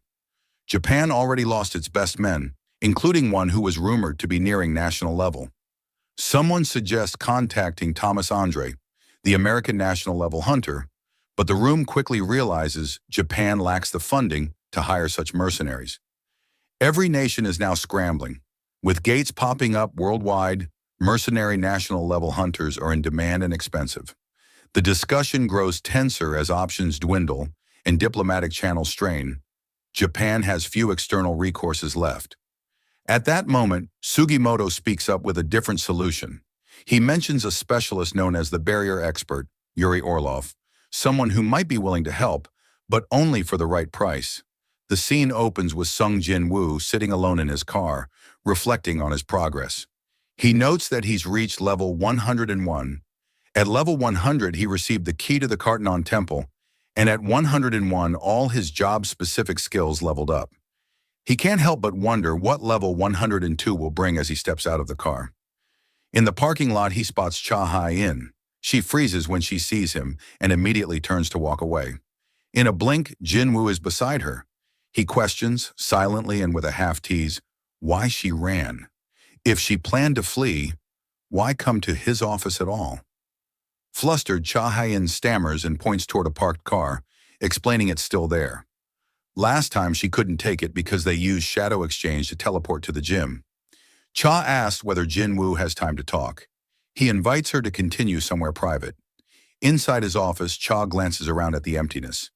Jinwoo explains that Vice Guildmaster Yoo Jin-ho stayed behind at the dungeon site, which leaves the two of them alone, a fact that makes Cha flush with embarrassment. Cha avoids confessing her feelings. Instead, she relays a message from Min Byung-yu. She had seen a vision while unconscious on Jeju Island. Drifting in darkness, a hand reached down and pulled her up. In that vision, Min Byung-yu warned that his power was overwhelming and terrifying. Something Jinwoo needed to understand. He had attempted to mention Jinwoo's true army before vanishing, but the message ended there. Later, Jinwoo sits in a dungeon room, turning Cha's message over in his head. He tells himself that tracking the origin of his summons is a priority. Answers matter more than rank gains. Beside him, Yoo Jin-ho asks a practical question.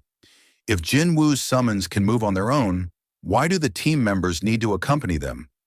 Why not let the shadows handle raids while the hunters relax? Jinwoo answers plainly. He can't always trust the summons to behave without oversight. They're powerful, but unpredictable when left unchecked. The conversation shifts to family. Jin-ho asks about Jinwoo's sister. Jinwoo reports that Sung Jinwoo is recovering after the school incident. Doctors recommended rest, so he's posted his most trusted shadows to guard her. Wanting to check on her personally, Jinwoo uses shadow vision to look through the eyes of one of his summons. He links into Baru's perspective and sees the Ant King's shadow lounging on the couch, watching TV while Jinna sleeps. Jinwoo sighs at the casual sight and can't help a bemused thought about what kind of show a summoned Ant King might enjoy. He decides to check on other shadows as well. Through his skill, he watches his mother buying groceries, then catches Baek Yoon-ho and Choi Jong-in bickering as usual. Mundane, human moments that put him at ease. Curious, he flicks to one more target and, to his horror, accidentally watches Cha Hai-in in the shower. Startled, Jinwoo immediately severs the connection. Embarrassed, he settles back into silence. Jinwoo blushes and resolves to apologize to Cha, maybe even buy her lunch sometime to make amends. The mood shifts when Yoo Jin-ho reports new intelligence. An S-rank gate has opened in Shinjuku, Tokyo, and a dungeon break is likely in less than 3 days. Japan is urgently summoning hunters. Jin-ho asks whether the Japanese officials contacted Sung Jinwoo. Jinwoo confirms they did, but he says something else is occupying his mind right now. The mystery Min Byung-yu hinted at. As they speak, the dungeon trembles. The ground rumbles beneath them. The two prepare to move out. The scene moves to Tokyo, where Russian national-level hunter Yuri Orlov introduces himself to Sugimoto, a Japanese official, and presents himself as the world's premier support-type hunter. Orlov mocks the Draw Sword Guild's evacuation choice and scoffs at Japan's manpower shortfall. He says he read their report and agrees that evacuating civilians was wise, but ridicules the idea that Japan could spare only 6 S-rank hunters for the Shinjuku operation. Sugimoto explains the reason. Multiple A-rank gates have opened across Japan, forcing each guild to leave at least 1 S-rank behind to defend its territory. Even Sugimoto's own guild is leaving an S-rank at home, while 3 others deploy to Shinjuku. Orlov sneers that the arrangement is pathetic and questions how the country can realistically protect itself under those conditions. He then offers blunt terms. He will hold the Shinjuku gate for them, for a price. He names a staggering fee, framed as roughly $3.6 billion per year, about $10 million per day. Sugimoto and the assembled officials react in shock at the demand. Orloff downplays it by comparison, claiming that, relative to Thomas Andre's rumored price, his rate is a bargain. Nearby hunters bristle at his tone.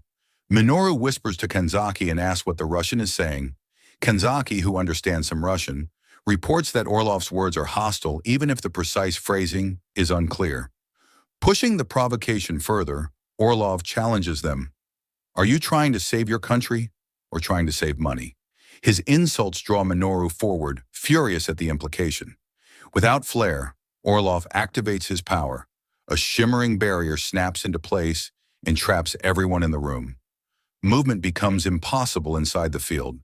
Calm and unhurried, Orlov points out that nobody will be able to take a single step without his permission, not even S-rank hunters, and the gathered men struggle fruitlessly against the containment. With a smug calculation, Orlov offers terms to Sugimoto. He will hold the Shinjuku Gate and release their S-rank hunters, effectively granting them safe passage, but only if Japan accepts his price.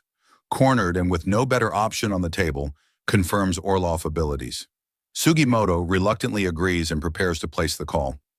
Meanwhile, in Korea, Sung Jinwoo prepares himself for the double dungeon. Before he departs, his mother, still recovering, asks softly if there's anything she should be worried about. Jinwoo gently reassures her, telling her not to worry and that he just has something important to take care of. The timer on his temple key finally runs out, revealing the gate's location. Shockingly, it's at his sister Gina's school. Without hesitation, Jinwoo rushes to the site. Outside the gate, Hunter Association agents stand guard. When Jinwoo approaches, he calmly asks how long the gate has been there. They explain it has lingered for 3 days, registered only as a C-rank gate. A Hunter assault squad had already entered about 2 hours earlier. Hearing this, Jinwoo warns them with urgency. The squad must be called back immediately. Remaining inside would mean certain death. Without waiting for further debate, he strides directly into the gate, declaring that he will bring the squad back himself. Inside, the assault squad has already reached the doors of the boss room. Despite their efforts, including magic, the massive stone doors remain sealed shut. As they argue about their next move, a voice echoes behind them, warning them that it's a trap. Startled, the squad turns to see Jinwoo standing calmly in the shadows. Suspicious, they demand to know who he is and why he's here. Jinwoo answers that he is a survivor of a double dungeon. At first, they doubt him until one of them suddenly recognizes him, the new S-rank hunter of Korea. Realizing his words might hold weight, Jinwoo explains that this dungeon is far too dangerous and urges them all to leave. He steps forward, examining the sealed stone doors, when the system's familiar text appears before him. The gate to the Kartanen Temple is locked. Please insert the key. Pulling out the temple key, Jinwoo notices how different this feels compared to his first time here. As he unlocks the doors, the other hunters watch in shock. None of their attempts had worked, yet Jinwoo effortlessly opens the way. One of the squad members protests, reminding him that this dungeon had been purchased by the Dragon Guild. It was technically their property. They refuse to simply let him take command. Jinwoo doesn't argue. Instead, he gives them the choice. If they truly wish to enter, they may. One reckless hunter takes the challenge and steps through the open doorway. Instantly, the system responds. Unauthorized entry detected. A stone statue awakens and swings its massive sword down at the intruder. Jinwoo reacts in an instant, pulling the hunter out of harm's way before the strike lands. The hunter collapses in shock, realizing how close he came to death. Jinwoo's voice cuts firmly through the silence. Every monster in this place is like that. Are they still willing to risk it? The squad falls silent. Jinwoo orders them instead to contact the Hunter Association and report that a double dungeon has appeared. Without waiting for their response, he walks into the boss chamber alone. The heavy doors slam shut behind him, sealing him inside. As he steps forward, the chamber slowly illuminates.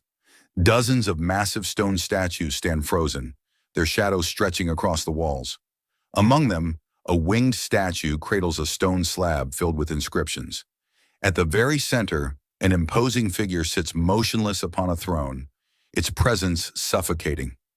Jinwoo studies the room, speaking softly to himself. This was where everything began, the place where his journey as a player started. Yet now it feels different. He can sense it deep in his bones. As his eyes scanned the towering statues, he recognized they were neither alive nor monsters, just lifeless puppets controlled by something unseen. Sensing a single source of magic in the chamber, he walked toward it and demanded an answer. Silence followed until at last the winged statue moved and declared that he had finally arrived. Meanwhile, in Japan, a plane touches down at Tokyo International Airport. From it steps Yuri Orlov, Russia's top-ranked barrier-type hunter. Almost instantly, the press swarms him with cameras and questions. The reporters demand to know how he intends to block off the massive gate threatening the city. Calmly, Orlov explains his method. He will draw a vast magic circle encircling the gate, then pour his own mana into it, forming a barrier strong enough to prevent anything inside from escaping. When pressed further, the reporters ask if he can truly seal an S-rank gate on his own. Orlov admits he cannot maintain such a barrier with only his strength. However, the circle he constructs does not rely solely on him. If a large supply of mana crystals is placed throughout Tokyo, the circle will absorb their energy. Over time, it will continue to gather power until the barrier transforms into an impenetrable wall. Confident before the flashing cameras, Orlov addresses the public directly. He declares that he is the one who will save their lives and insists they remember who stood between them and disaster. Back in Korea, Chairman Go Gun-hee watches the televised interview. He quietly reflects that while Orlov may or may not succeed in sealing an S-rank gate, the outcome of failure is already certain. Tokyo would be destroyed.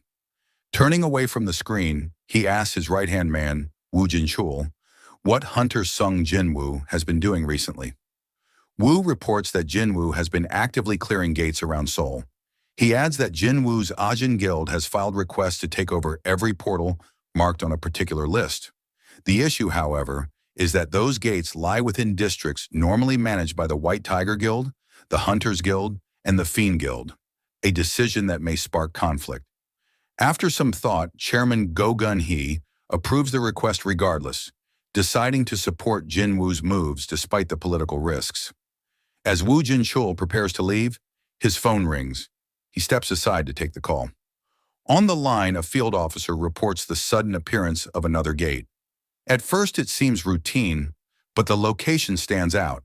It has opened at the very same school recently attacked by orcs. Investigators confirm the worst. It is not just any portal, but a double dungeon. Back inside the double dungeon, Sung Jinwoo stood before the winged statue that had come alive. The creature shattered a stone slab and acknowledged his arrival, claiming that he had finally reached this stage. Jinwoo questioned whether the being itself was responsible for summoning him here, and whether destroying the slab was allowed. The entity confirmed it, but dismissed his question of identity. Instead, it told Jinwoo he was asking the wrong thing. Rather than wondering who the statue was, he should first uncover the truth about himself. Declaring that the final trial was about to begin, the being promised to reveal everything only if Jinwoo could endure until the end. At that moment, the stone statues surrounding the chamber began to move, slowly advancing. Jinwoo prepared to summon his shadow army, but the entity snapped its fingers. The summons were suppressed. This was to be a personal test. Only Jinwoo would be measured here. His servants were irrelevant. System restrictions followed instantly. Potions and shop items were locked.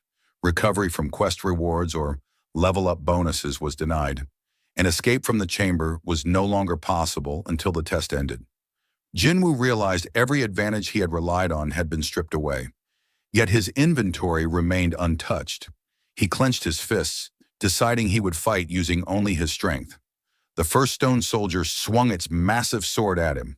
Jinwoo caught the blade in midair, snapped it clean in two, and hurled one half into the statue's face. As the shard embedded itself, Jinwoo rushed forward, driving the fragment deeper with a crushing kick. The other statues charged, but Jinwoo's movements blurred.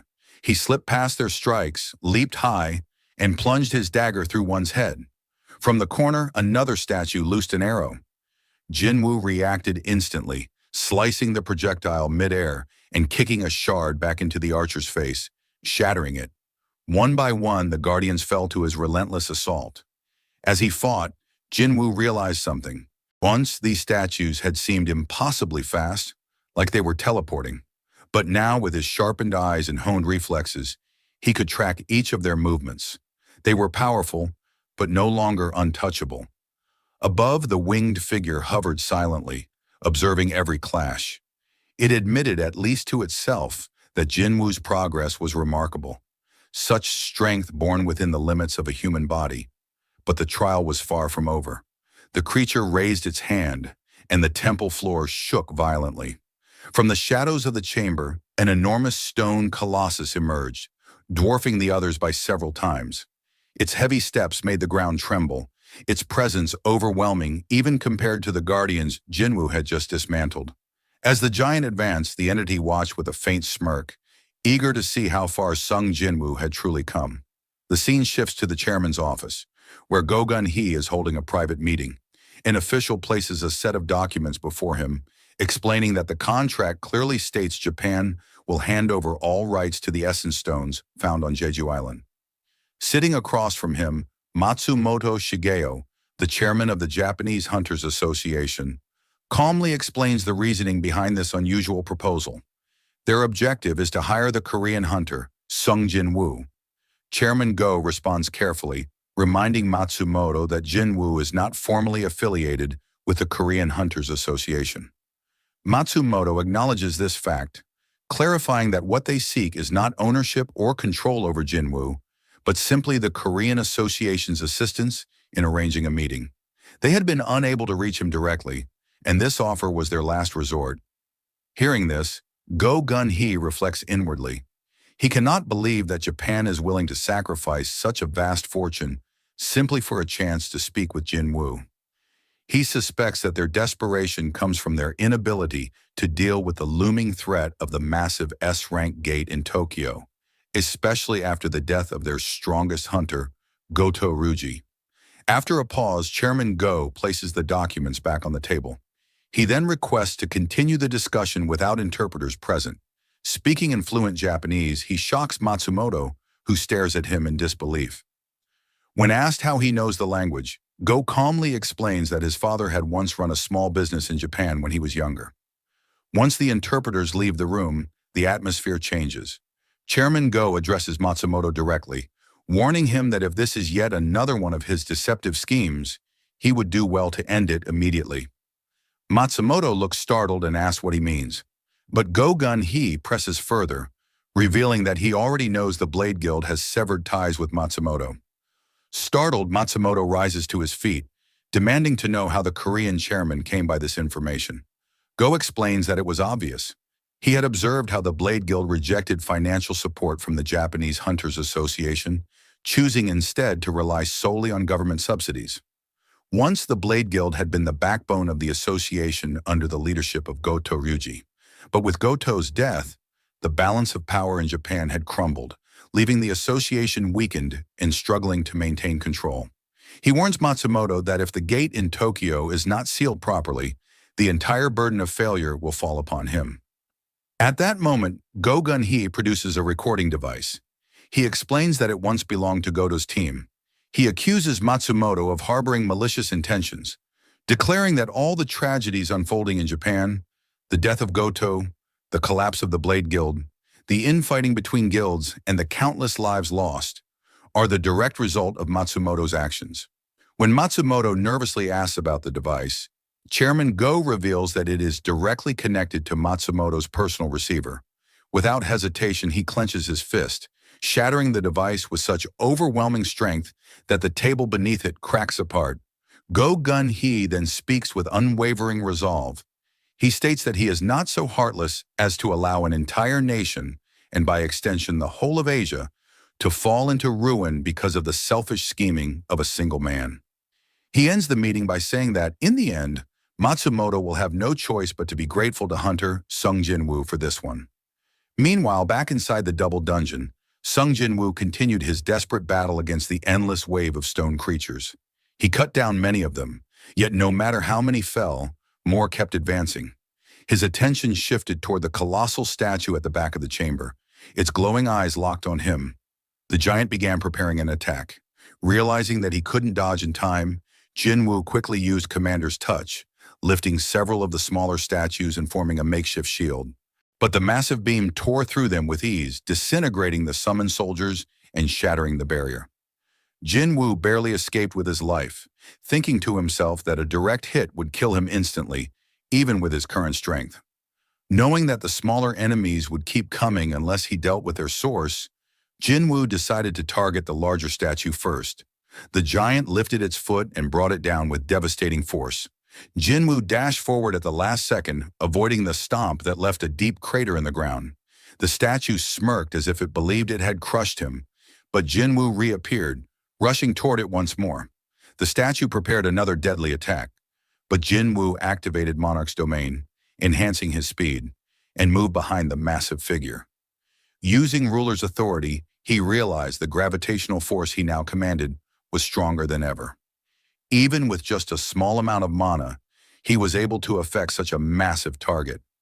Seizing the opening, he unleashed mutilation, slashing the statue's face with his Demon King's daggers. To his shock, the blades barely scratched its surface. Frustrated but determined, Jinwoo switched tactics. Using brute strength, he targeted a small crevice in the statue's head, grabbed hold, and unleashed a devastating strike. For the first time, the massive creature reacted with panic. From above, the winged entity observed with surprise. The being remarked that Jinwoo had chosen a brutal approach against its carefully crafted creation. But Jinwoo did not stop. He relentlessly hammered his fists into the giant stone creature, pouring every ounce of his strength into a final blow. He declared that he would show what it truly meant to stand at level 103. With a thunderous strike, the massive statue toppled, crashing violently into the ground. Not wasting a moment, Jinwoo leapt down into the horde of smaller stone monsters. They surged toward him, but he spread his hand and used Dominator's touch, slamming them all into the ground at once. The chamber fell silent as the last of the creatures were wiped out effortlessly. With the battlefield cleared, Jinwoo turned his gaze toward the winged entity still hovering above. The being applauded, clearly impressed by the display of strength. Jinwoo, however, remembered the promise, that his questions would finally be answered. But instead of keeping its word, the creature declared that the test was not yet over. It reminded him that it still remained alive. At that moment, a system notification appeared before Jinwoo. An urgent quest had been issued. Defeat the enemy within the allotted time. 10 minutes remain. Failure will result in immediate death by cardiac arrest. The winged entity then revealed itself as the true challenge, stating that it was the final test. Jinwoo demanded to know who or what this being really was. With a smirk, the creature finally gave its answer. It was the architect of the system, the one who had overseen every step of his growth. It then asked if Jinwoo was satisfied with that explanation. Outside the dungeon, Association Director Woo Jin-chul arrived with 7 elite hunters from the Korean Hunters Association. As they neared the gate, a suffocating wave of mana poured out, chilling everyone to the bone. He asked the others if they could feel it too. The sensation was unlike anything they had experienced before. He quickly checked which guilds were on standby and learned that the Hunter Guild was prepared to raid. Both Cha Hai-in and Choi Jong-in, 2 of Korea's strongest S-rank hunters, had already agreed to participate. Realizing how dire the situation could become, Woo Jin-chul immediately ordered them to join the raid. Inside the dungeon, Sung Jinwoo braced himself for his true showdown with the architect. The winged being transformed its wings into muscular arms and charged forward at incredible speed, slamming a devastating punch into Jinwoo and sending him crashing into the wall. Without pause, the architect pressed the assault. Jinwoo barely dodged and tried to create distance, but the attacks came relentlessly. A barrage of punches rained down on him. He blocked each blow, refusing to fall. The architect admitted that Jinwoo's defense was impressive, claiming he was exceeding expectations. Then, with a heavy strike to Jinwoo's face, the being thought the fight was finished, only to be stunned when Jinwoo retaliated. The hunter surged forward and delivered a brutal punch that knocked the architect back several feet.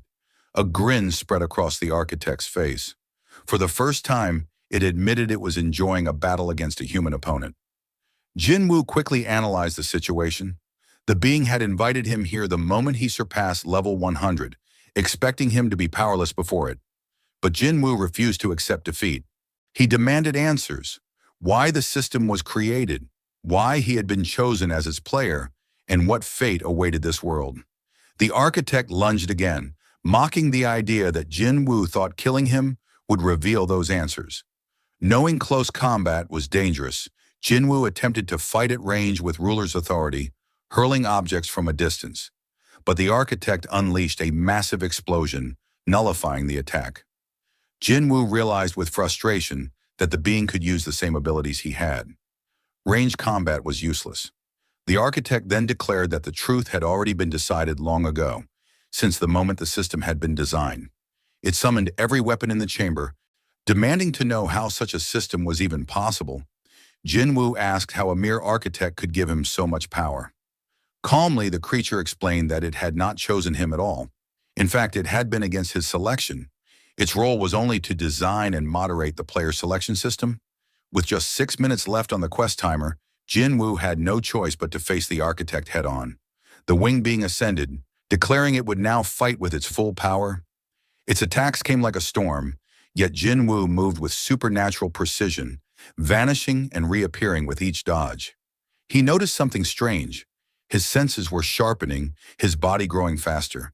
He could read every movement of his opponent. Seizing an opening, Jinwoo landed a clean strike to the architect's face, stunning the being. The architect was bewildered. Even at full force, Jinwoo was keeping up, and even surpassing him. With a swift slash, Jinwoo severed one of the being's arms. The architect looked down at the wound in disbelief. It realized that, even though this body was only a construct, Jinwoo's attack still caused pain. Observing him more closely, the architect finally understood why he had been chosen. Buried deep inside the hunter was something more. Something beyond human. In rage, the architect roared, refusing to accept it. With fury, it resurrected every fallen stone soldier in the chamber.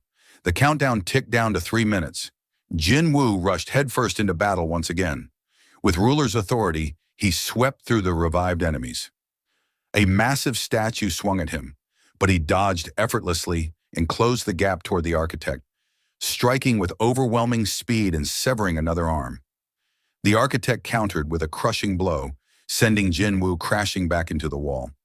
As he rose, Jinwoo saw a familiar face, the colossal stone soldier who had nearly ended his life during his first visit to this dungeon. Fueled by rage, he smashed his elbow into its skull, shattering it in two. Turning back with 2 minutes left, Jinwoo gathered all his strength for one final attack. He unleashed everything in a single, devastating strike. The entire chamber erupted in a massive explosion. When the dust cleared, Jinwoo stood victorious. The architect had fallen. With its final breath, the being whispered that the answers Jinwoo sought lay within himself. A notification appeared before his eyes. The data stored within his memory would be retrieved.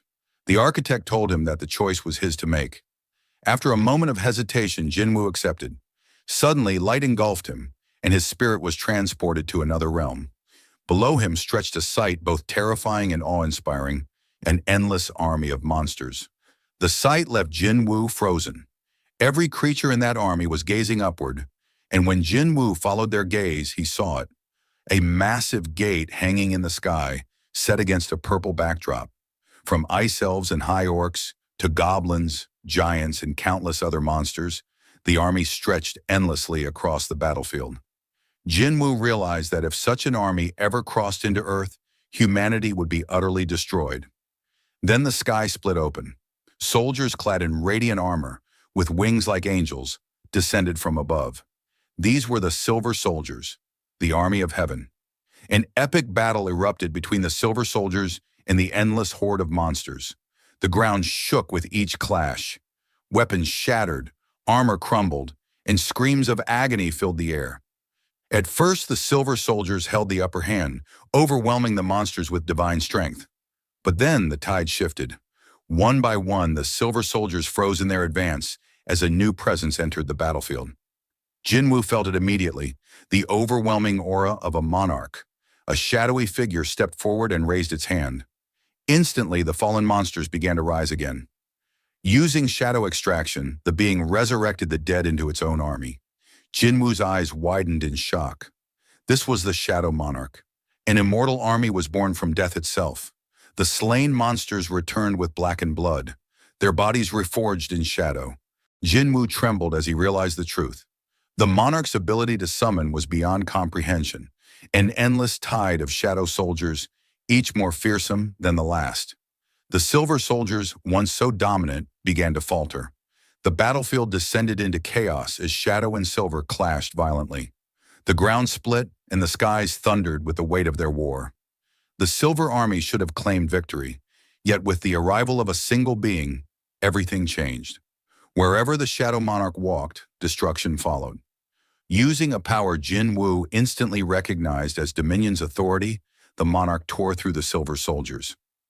Every fallen shadow rose again, endlessly overwhelming the divine army. The battlefield belonged to him. Victory seemed inevitable for the Shadow Monarch and his army, until they appeared. Meanwhile, the scene shifts back to the depths of the double dungeon.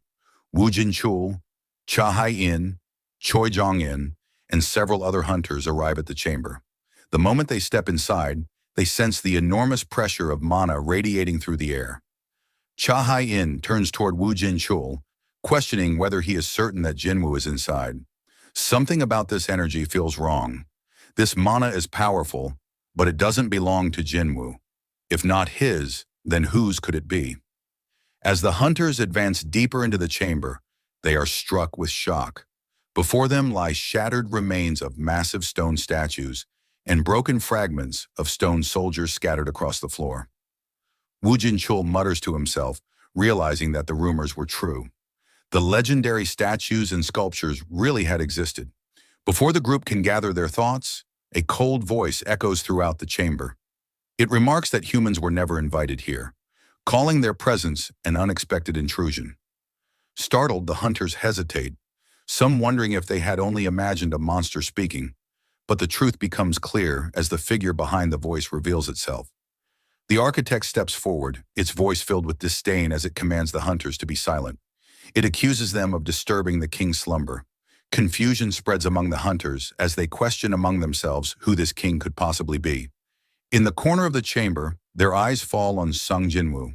He stands silently, unmoving, as though lost in another world entirely. Suddenly, the architect makes its move. With terrifying speed, it dashes past several hunters, and in an instant, some are cut down.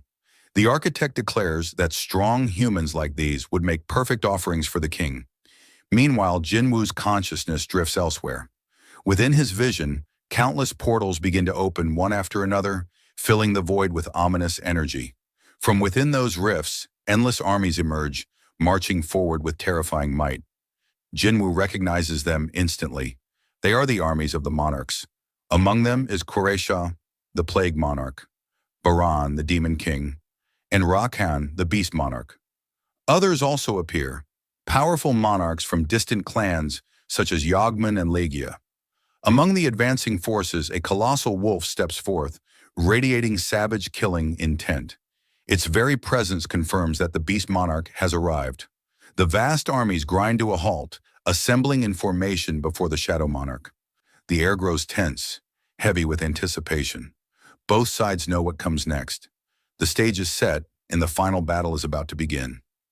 The scene shifts back to the hunters inside the double dungeon, where they struggle to defend themselves against the architect and its stone soldiers.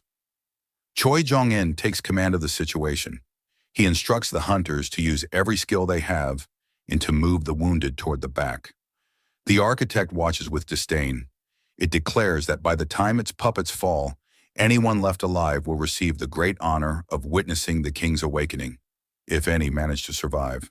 As one of the colossal statues charges forward, Choi Jong-in quickly orders everyone to take cover. The massive strike slams down, but Choi manages to dodge. He retaliates with a blazing fireball aimed directly at the statue's face. He urges the others to use this opening to destroy the remaining stone soldiers.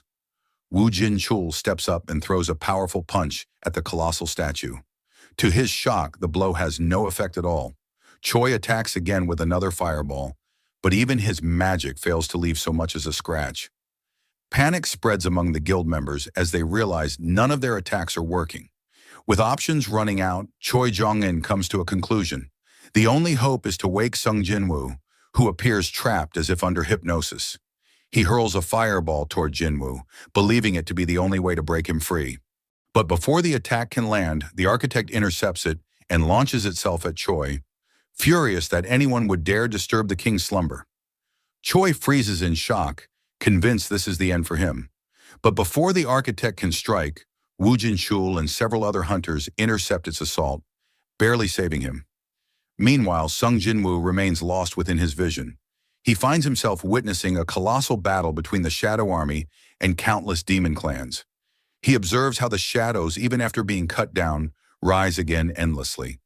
He thinks to himself that if those had been his soldiers, he would have already run out of mana. But the Shadow Monarch's power is different. It seems like a bottomless well of energy. Jinwoo begins to wonder if the Shadow Monarch had not been aligned with the monsters after all, or if there was some deeper internal conflict between them. The battle rages until finally, silence falls across the battlefield. Corpses of both demons and shadows litter the ground. From amidst the carnage, the Shadow Monarch approaches the defeated leader of the demon clans. His voice is filled with fury as he demands to know why they betrayed him when they had the chance to end the war that day. The demon only responds with defiance, mocking that it is unfortunate he failed to eliminate the monarch. The monarch, enraged, demands an answer once more. But the creature snarls back in the demonic tongue. In his fury, the Shadow Monarch grabs the demon by the mouth and crushes its skull with his bare hand.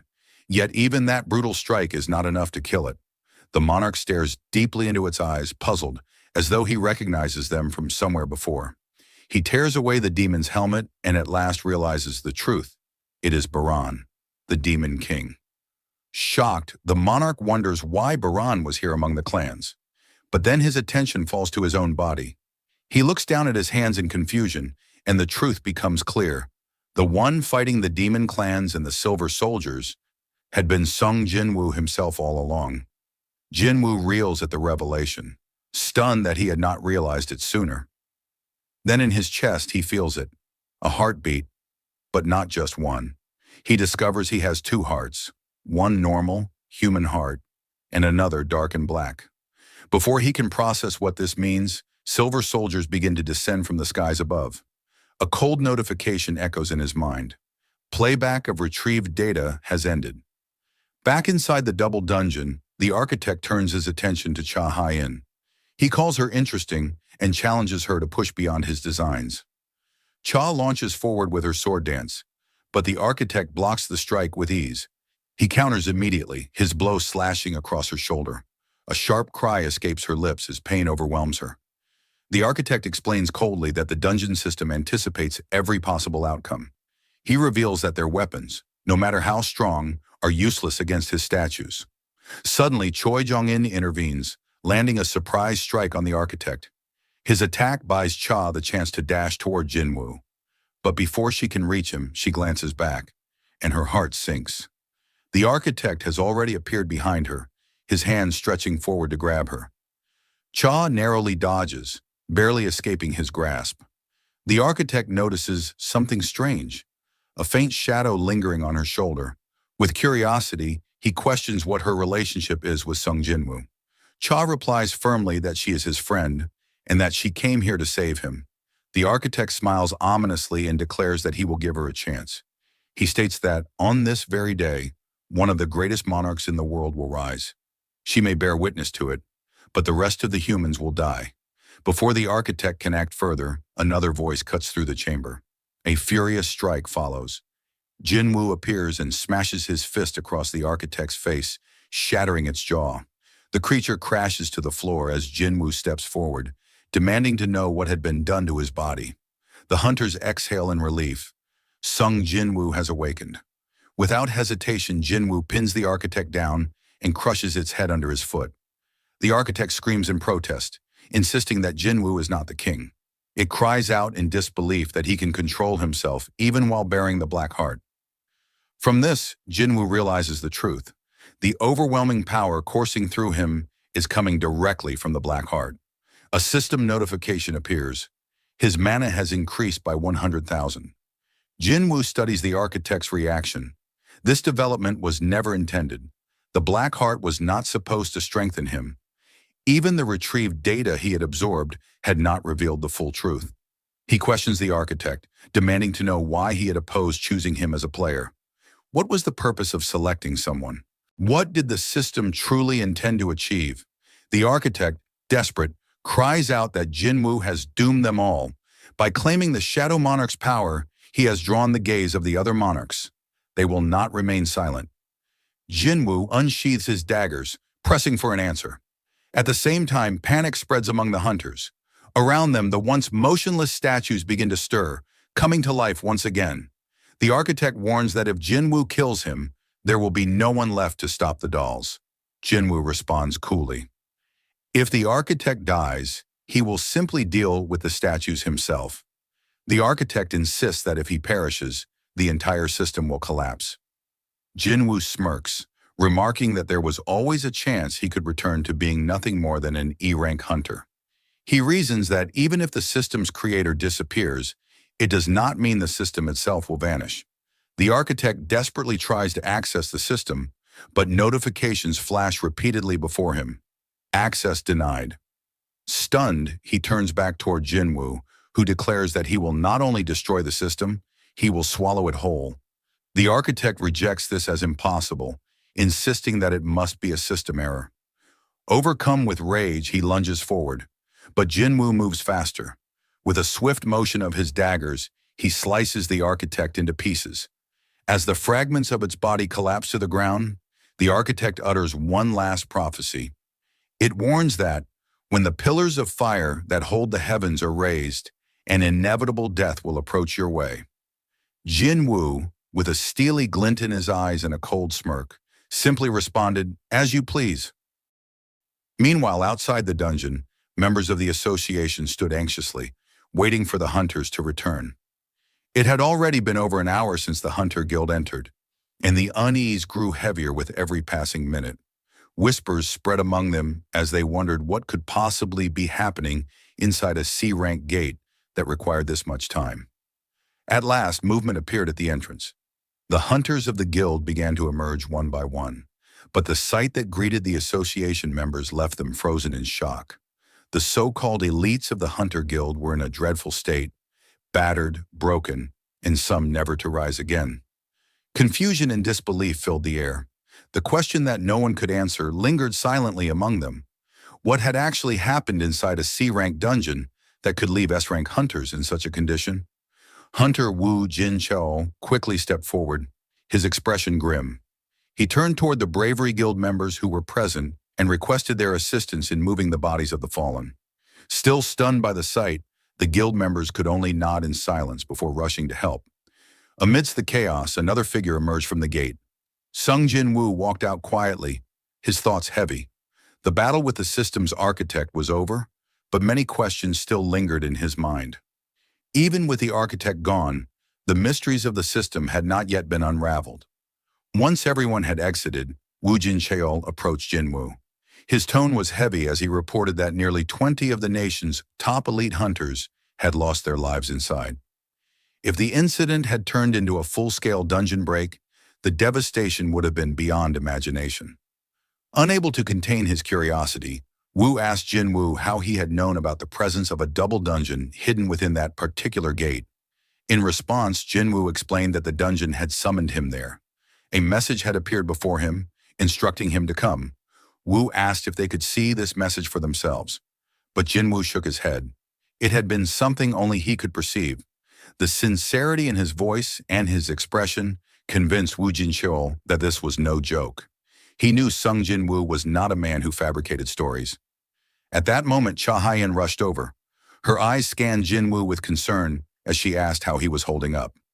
Jinwoo reassured her that he was fine, yet the words had barely left his lips before his body faltered. Suddenly, he collapsed to the ground. The scene erupted into panic as the association members and hunters around him rushed forward, calling out in alarm. The story shifts to Japan, where massive trucks loaded with mana crystals rumbled toward the site of an S-rank gate. The crystals had been gathered in staggering quantities, prepared for a dangerous ritual. Watching the delivery, Hunter Yuri Orlov observed with satisfaction. In his estimation, Nearly 200,000 tons of mana crystals were being transported, more than enough to fuel the enormous magic circle he had designed. With a wave of his hand, he activated the formation, weaving a vast barrier around the gate. The structure began to draw in magic power on its own, stabilizing the area. But then Orlov's expression hardened. He sensed something. When one of the men near him asked if something was wrong, Orlov dismissed the concern, claiming the barrier was flawless. Yet he could still feel a presence nearby. Turning sharply, he called out, demanding that the unseen watcher reveal themselves. No response came. A soldier standing beside him wondered aloud what sort of person would be foolish enough to linger near a gate that could break at any moment. To this, Orlov quietly replied that he had never said it was a person. High above, on the rooftop of a nearby building, a figure stood in silence, watching. His name was Sung Jinwoo. With narrowed eyes, he noted how events were progressing exactly as if they were part of a predetermined tragedy. Meanwhile, Japanese military forces began to surround the gate. Kana, one of the officials present, turned to Sugimoto with unease, asking why troops were being deployed when modern weapons were known to be useless against monsters. Sugimoto explained calmly that if Orlov's barrier failed, the soldiers would be used to stall for time until the first wave of hunters could arrive. Kana's face darkened as she realized the soldiers were nothing more than sacrificial pawns. Sugimoto, however, remained composed. He admitted that those in the association were no different, for in the end, they too stood on the front lines against calamities far greater than themselves. His gaze lingered on the gate as he muttered that humanity was about to witness just how powerless it truly was in the face of such disasters. Back at the gate, Yuri Orlov appeared confident. He believed that if things unfolded smoothly, he alone could handle the S-rank gate. He even entertained the thought of being remembered as the man who cleared an S-rank gate by himself. Yet he admitted begrudgingly, there was already someone far more fitting for such a title. With a grin, he uncorked a bottle, preparing to drink in celebration. A subordinate behind him warned that it might not be the best time. But Orlov only chuckled, declaring that he would soon put on the greatest show the man had ever seen. He downed the alcohol in one go, calming his nerves. He then turned and asked how many S-rank hunters were on standby for the operation. The answer came quickly, 15. His next question was why the United States had not sent reinforcements. The man reported grim news. An S-rank gate had appeared on the eastern coast of Maryland, while other gates had also emerged in England and India. As the two spoke, the situation worsened. The barrier trembled, and the massive gate before them began to crack, signaling the start of a break. At the same time, far away in Korea, Sung Jinwoo slowly opened his eyes. He awoke in a hospital bed, disoriented, and sat upright. By his side sat Yoo Jin-ho, who had been faithfully waiting for him to wake. Jinwoo asked what had happened. At the sound of his voice, Jin-ho broke into tears, telling him that he had been unconscious for 3 long days.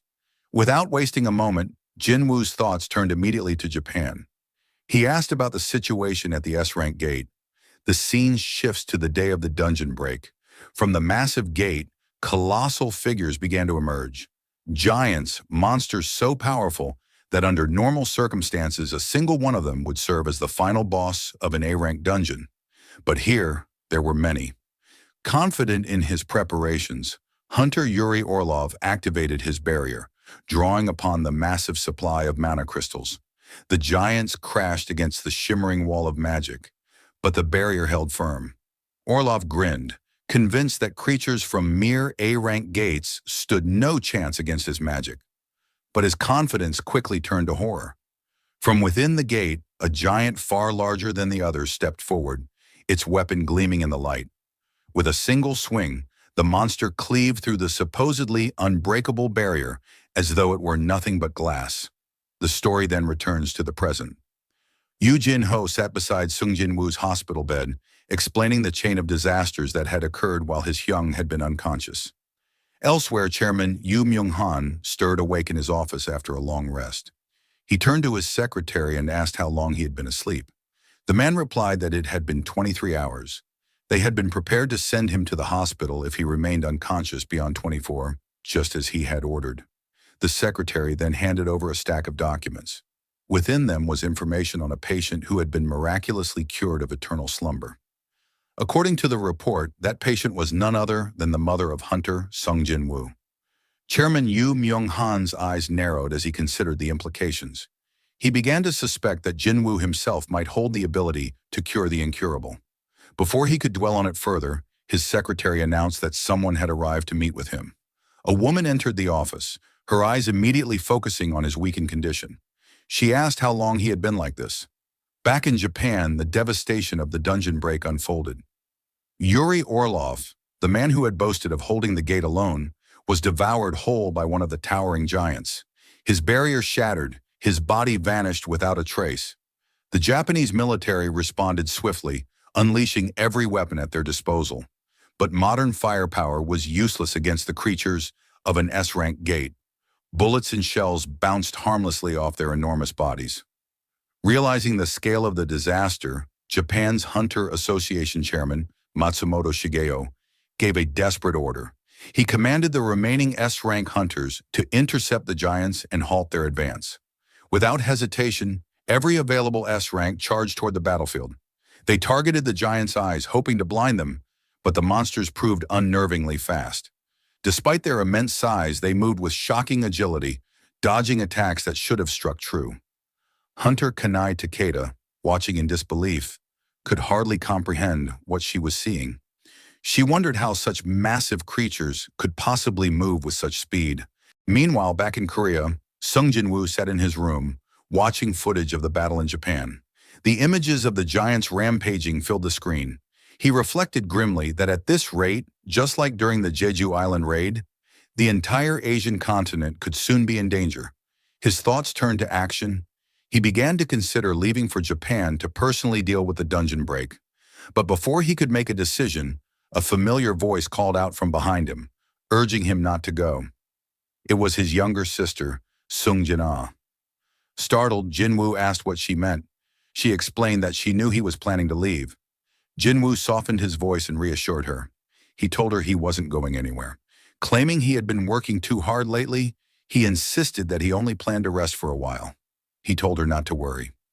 Later that day, Jinwoo sat outside in a quiet park, lost in thought. He summoned Beru, the Ant King, and asked about the condition of his sister. Beru responded that there was nothing abnormal about her behavior, but Jinwoo wasn't convinced. He suspected she might be suffering from trauma. In the past, Jinnah had never tried to stop him from entering a raid, except for his very first one, 4 years ago. The memory weighed heavily on him as he wondered what he should do. As he walked through the park, a sleek car stopped in front of him. Time fast-forwarded, and the scene shifted to an office within the Eugen Construction Guild. Inside, the CEO, Yu Myung-han, rose from his seat to greet Jinwoo. He introduced himself formally and gestured for him to sit. With deliberate care, Yu Myung-han placed a blank check on the desk between them. He explained that he was not arrogant enough to believe money could not buy anything, especially when dealing with an S-rank hunter. He asked Jinwoo to consider it a token of sincerity. Jinwoo studied the check silently. The gesture made him suspicious. Whatever he was about to hear would not be something as simple as a guild invitation. It was confidential. Finally, he spoke, asking what exactly Yu Myung-han wanted to buy from him. The CEO's expression hardened as he revealed the truth. He was suffering from the same illness that had once afflicted Jinwoo's mother, eternal slumber. Jinwoo asked whether Yu Jin-ho, his son, knew about this condition. Yu Myung-han shook his head. He explained that aside from his personal physician, only 3 people in the world were aware of his illness. He went on to explain that he had searched everywhere for a cure, but found nothing. In the end, his investigation led him to the only person who had ever recovered from eternal slumber, Jinwoo's mother. He did not believe it was a coincidence. With desperation in his voice, he asked Jinwoo to help him, vowing that he would never forget the kindness if his life was spared. As Jinwoo listened, his mind drifted back to his sister. He wondered if perhaps she too might one day need a potion. Not for a disease, but for the trauma she carried within her heart. The scene shifts to Japan. Reporters fly above the devastated city, documenting the aftermath of the massive dungeon break. From their helicopters, they capture the destruction below. One reporter wonders aloud what would happen if the giants decided to target them. Another reassures that they're safe as long as they maintain their distance. Researchers had already confirmed this behavior. It was considered reliable. Giants wouldn't strike unless provoked. The cameras zoom in on the colossal leader among the monsters. Unlike the others, this massive giant stood directly in front of the gate, guarding it closely. Some speculated it was waiting for something, or perhaps someone. In the past 2 days, only 2 of the 30 giants had been defeated. At this pace, if the rampage continued, the entire world would soon be at risk. Back in Korea, inside the Ajin Guild office, Yoo Jin-ho sits in shock after hearing Sung Jinwoo's plan. Jinwoo intends to head to Japan. Jin-ho quickly protests. He reminds Jinwoo that this wasn't like Jeju Island. The monsters in Japan were far more dangerous, far larger than anything they had faced before. But Jinwoo responds calmly. If he succeeds in Japan, the name of the Ajin Guild would spread worldwide. Still, he notices that Jin-ho, who had always trusted him without hesitation, is worried this time. Eventually, Jin-ho agrees to let him go, but on one condition: they go together. He then points out something he'd been thinking about: the Red Gate, the Jeju Island raid, and the recent double dungeon. Every time something dangerous happened, Jin-ho had not been involved. He admits with some embarrassment that the only thing he could proudly claim was staying by Jinwoo's side. It's strange, Jin-ho reflects, but you're my only source of pride. Jinwoo can't help but smile. He jokes that such words don't sound like something a millionaire's son would say. Jin-ho replies firmly, if it's safe for Jinwoo, then it'll be safe for him too. At that, Jinwoo pretends to reconsider. Rising from his seat, he says casually that he was only joking. Why would he go to Japan right now? He tells Jin-ho to head home. But deep down, as he walks away, Jinwoo recalls the architect from the double dungeon, an enemy who might have been on his level. If beings like that exist, then there are still countless others stronger than him in this vast world. Later, Jinwoo arrives home and is warmly greeted by his mother. During dinner, he asks about Jinna. His mother explains that Jinna said she wasn't hungry. As he eats, Jinwoo's thoughts drift to Yoo Myung-han, Jin-ho's father, the powerful head of the Yoo family. The man had claimed to suffer from the incurable, eternal slumber. Jinwoo doesn't truly know what kind of person he is, or whether his condition is genuine. The remaining holy water of life is limited. He has to be careful about how he uses it. After finishing his meal, Jinwoo tells his mother he'll be heading out again.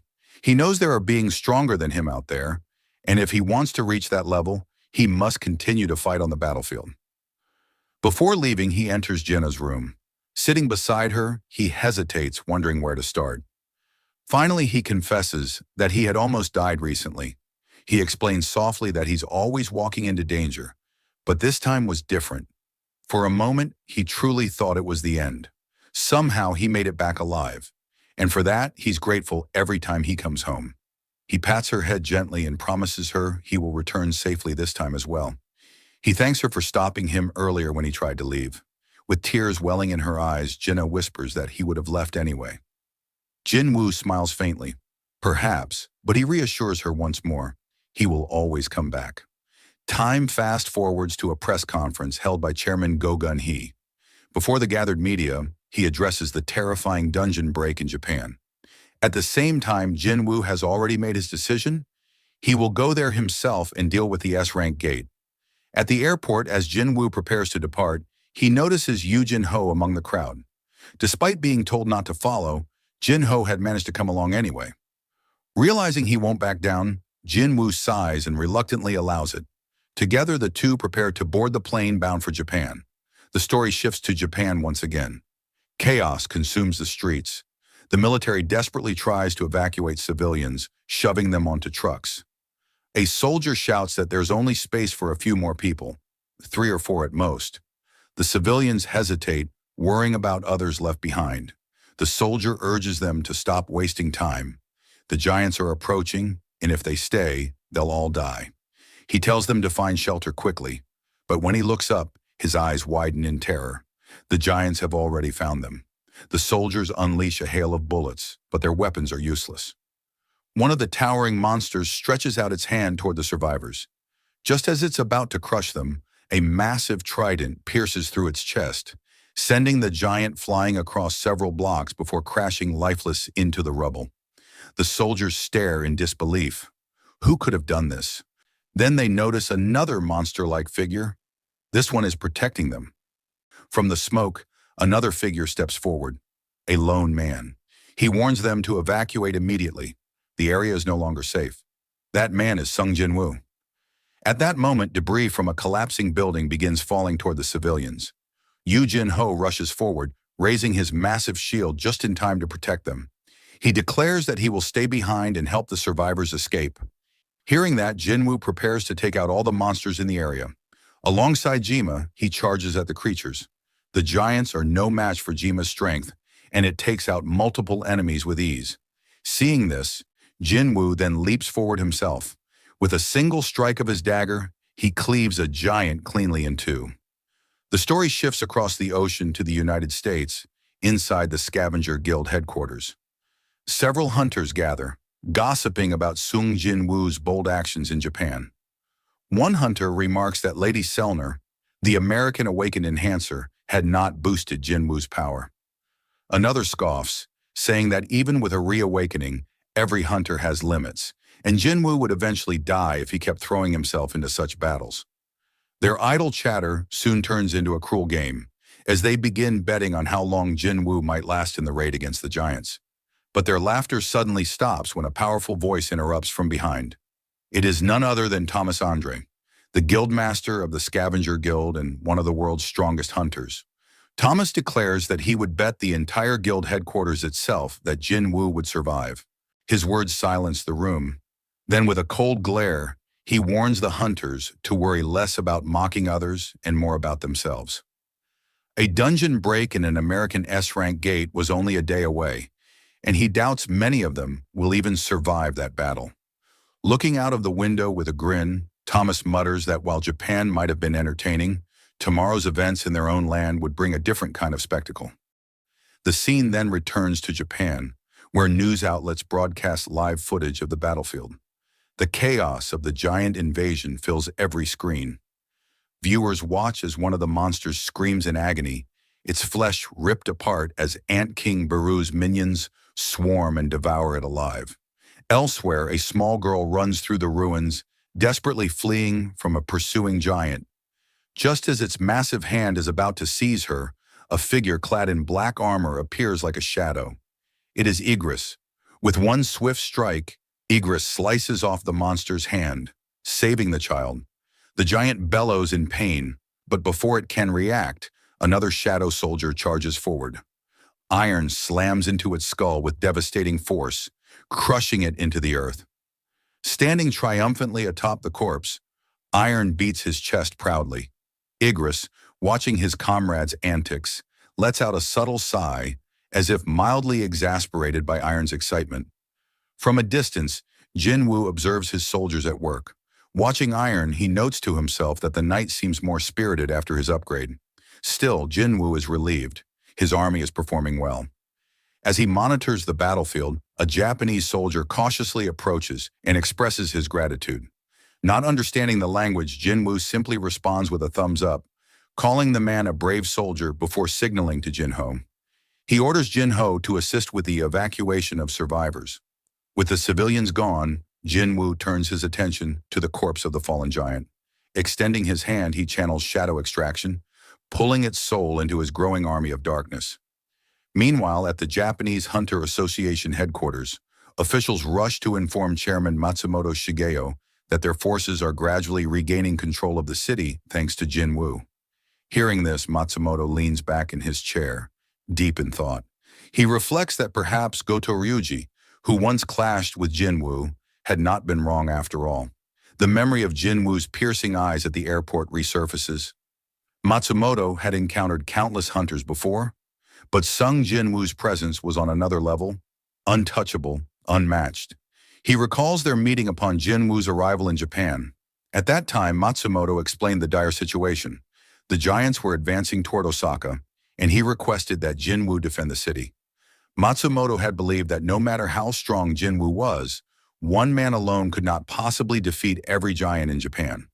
While Jinwoo held the line, Matsumoto had planned to negotiate for international reinforcements, but Jinwoo's reply had stunned him. Rather than agreeing to the defensive plan, Jinwoo boldly declared that he would hunt down every single giant by himself. The narration returns to the present, where Jinwoo stands before his new shadow soldiers. He considers giving them names, but instead decides to keep things simple by numbering them 1 through 5. Just as he finishes, Baru materializes before him, reporting that another enemy has been eliminated. Jinwoo calmly names this new soldier number 6. Turning back to Jinho, he tells his loyal companion to rest for now.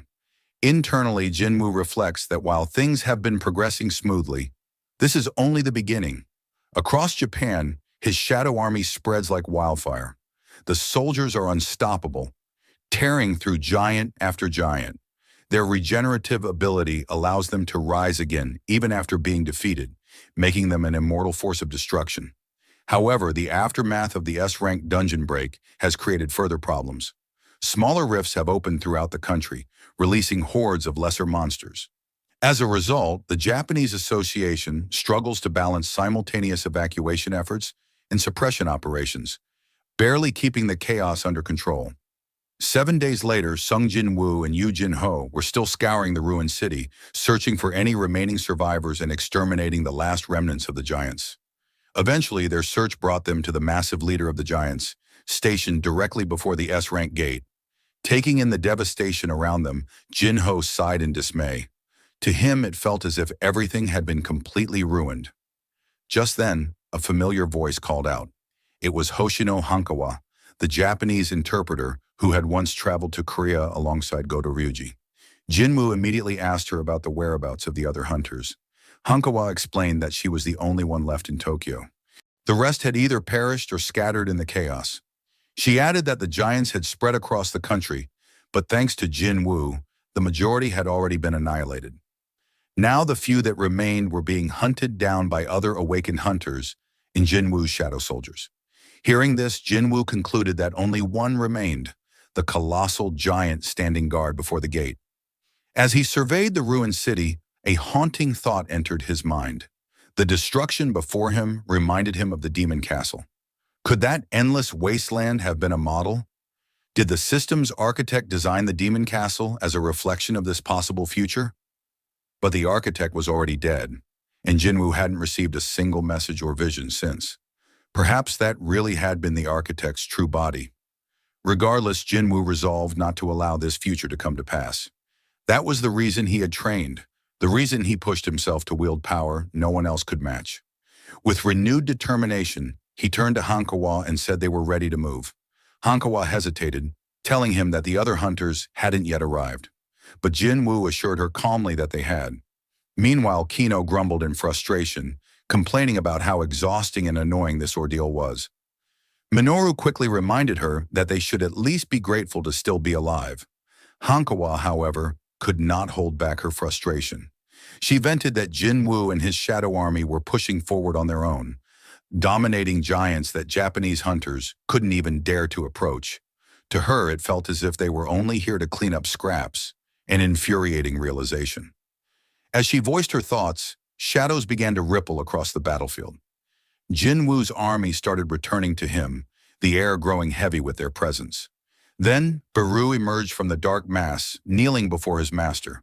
Jinwoo asked if the task was complete. When Baru confirmed, Jinwoo praised his soldiers for their efforts. He then ordered Jinho to escort Hankawa to safety. Once they departed, Jinwoo turned back to the battlefield. Stretching out his hand, he began performing shadow extraction on the countless corpses of fallen giants. One after another, towering shadows rose, forming monstrous copies of the giants. With his army swelling in both strength and numbers, Jinwoo gave a final command.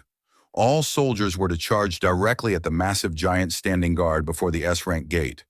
The army roared to life, surging forward in unison, while Jinwoo chose to remain behind and observe the fight unfold. The giant, sensing the wave of approaching shadows, prepared itself. In a sudden burst, it unleashed a devastating mana wave. The attack cleaved through the shadow army with ease, scattering them by the dozens. Watching from a distance, Jinwoo was stunned. The giant had killed 100 of his soldiers with a single swing. He couldn't deny the overwhelming magic power it radiated. The oppressive aura was so intense that even he felt a primal urge to flee. But Jinwoo knew there were only two ways to escape such a suffocating pressure. Either run away and forget it, or completely destroy the source. Despite being vastly outnumbered, the giant refused to falter. The shadows were unable to close the distance, and even when they launched mana-based attacks, the creature remained unharmed. At one point, it casually caught a fireball in its bare hand, before tearing through more of Jinwoo's summoned giants.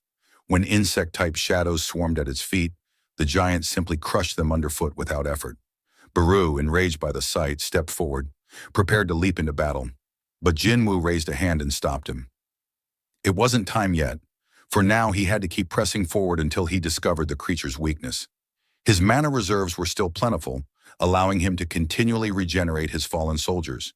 Yet even with relentless assaults, the giant's body showed no visible damage. It was then that Jinwoo realized the truth. The giant's immense mana was acting like armor, wrapping around its body and shielding it from all physical blows. But he also remembered something. Earlier, the creature had flinched and instinctively blocked when a fireball nearly struck its face. That small reaction gave him the clue he needed. Without hesitation, Jinwoo summoned Kaizel, along with his strongest shadow generals, Baru and Igris. Baru immediately sprang forward, his wings blurring with incredible speed as he aimed straight for the giant's eye. But the creature moved at the last moment, narrowly dodging the lethal strike. Meanwhile, Igris, mounted on Kaizel, swoops down from above and unleashes lightning magic. A powerful beam shoots toward the giant's face, but the creature twists at the last moment, narrowly avoiding the strike. From the ground, Jinwoo observes the exchange and quickly deduces the truth. The giant's weak point lies in its face. Its mana is concentrated on protecting its lower body, leaving its head vulnerable. The creature retaliates with a crushing blow that sends Kaizel spiraling out of control, forcing the wyvern out of the fight. Just as the giant begins to press its advantage, it suddenly notices Igris charging head-on toward its face. The giant instinctively raises its hand, blocking Igris's attack. But that brief distraction is all Jinwoo needs. In a flash, he closes the distance and strikes, landing a devastating blow that tears into the giant's flesh. The creature lets out a thunderous scream of pain. Before it can recover, Baru dives in with relentless ferocity, keeping the giant's attention locked on him. This gives Jinwoo the perfect opening to prepare his next move.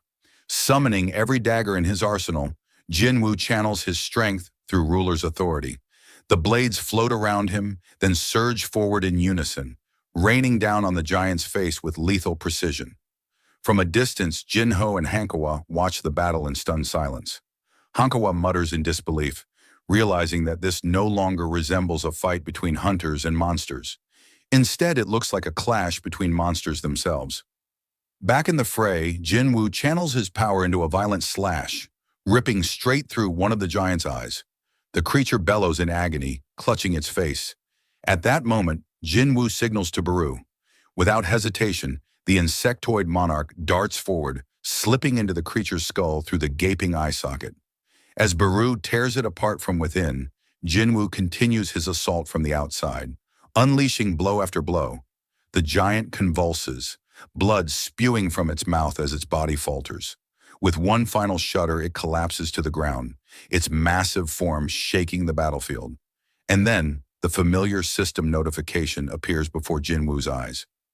You have defeated the enemy. Standing before the lifeless body, he pondered the meaning of the message.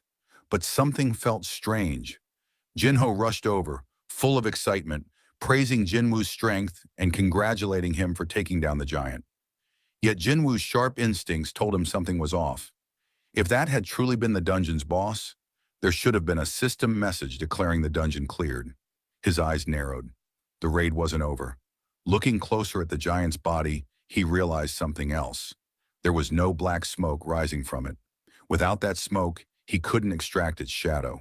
A chilling sensation ran through him, and he quickly signaled Jinho to step back. Just then, the corpse stirred. From the giant's mouth, Baru emerged, his massive form radiating menace. Jinwoo studied the situation carefully. Even in death, the giant's body held an immense magical presence. one that still rivaled Baru's own. Before he could dwell on it, the gate itself began to glow with blinding light. Jinwoo instantly recognized the danger. It was a violent surge of magic power, a storm strong enough to tear flesh. He turned immediately to check on Jinho. To his relief, Igris had already moved, standing like a shield in front of Jinho, protecting him from the storm. Then something strange caught Jinwoo's eye. The gate wasn't just releasing magic. It was absorbing the giant's remaining power. He touched his face and noticed a thin cut across his cheek. Just from the storm's magic pressure, his skin had been sliced open. This was unlike anything he had ever experienced. He told Jinho to stay behind. Without hesitation, he stepped toward the gate, preparing to enter and uncover the truth. With one leap, Jinwoo crossed the threshold and found himself in a massive corridor, built on a scale fit for giants. As he walked deeper, Baru appeared by his side, remarking that he could hear something nearby. Jinwoo agreed. It wasn't an ordinary sound, it was a sinister laugh. A voice then echoed throughout the chamber, mocking the rulers and declaring amusement at their struggles. At the center of the chamber, Jinwoo saw it, a massive giant, bound tightly in chains. The creature raised its head, its voice desperate, urging to be freed.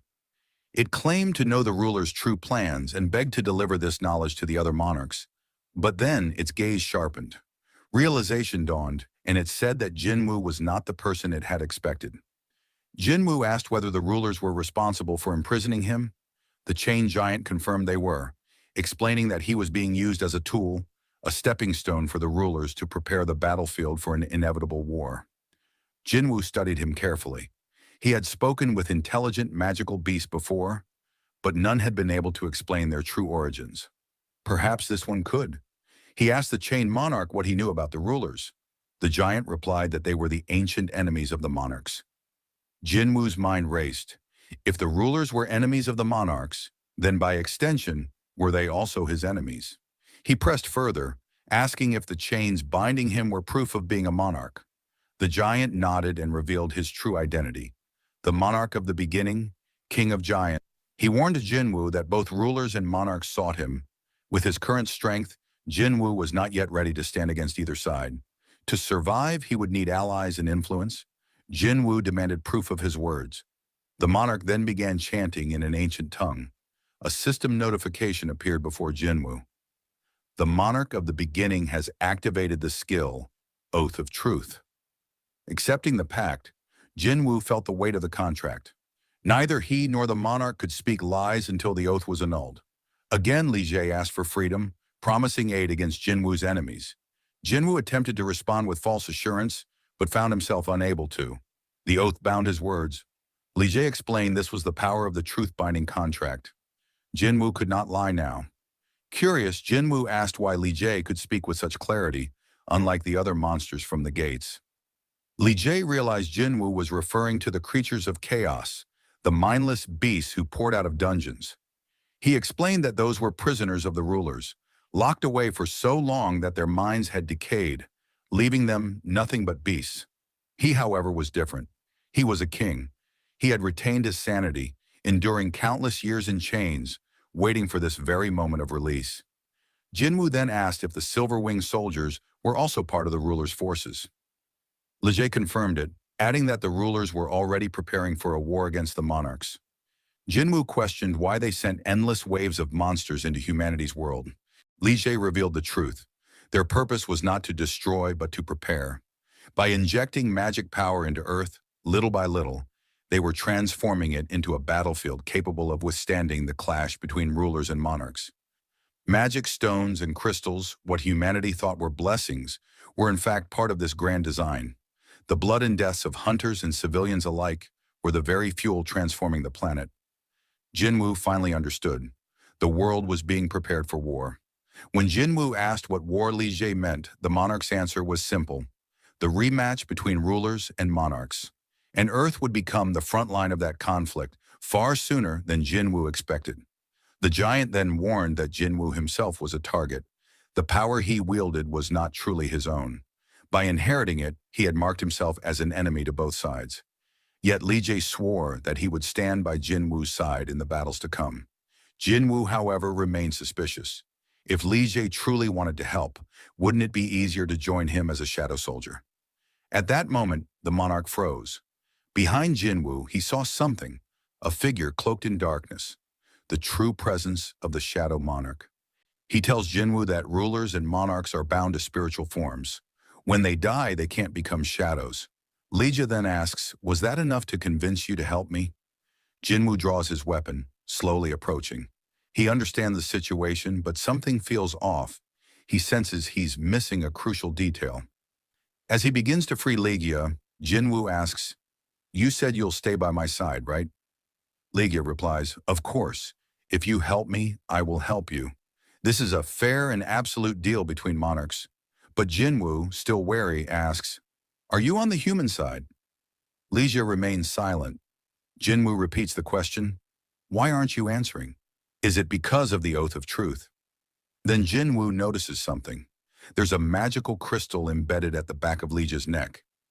He realizes, as long as that stone exists, you must be hearing the ruler's commands, just like every other monster, telling you to kill humans.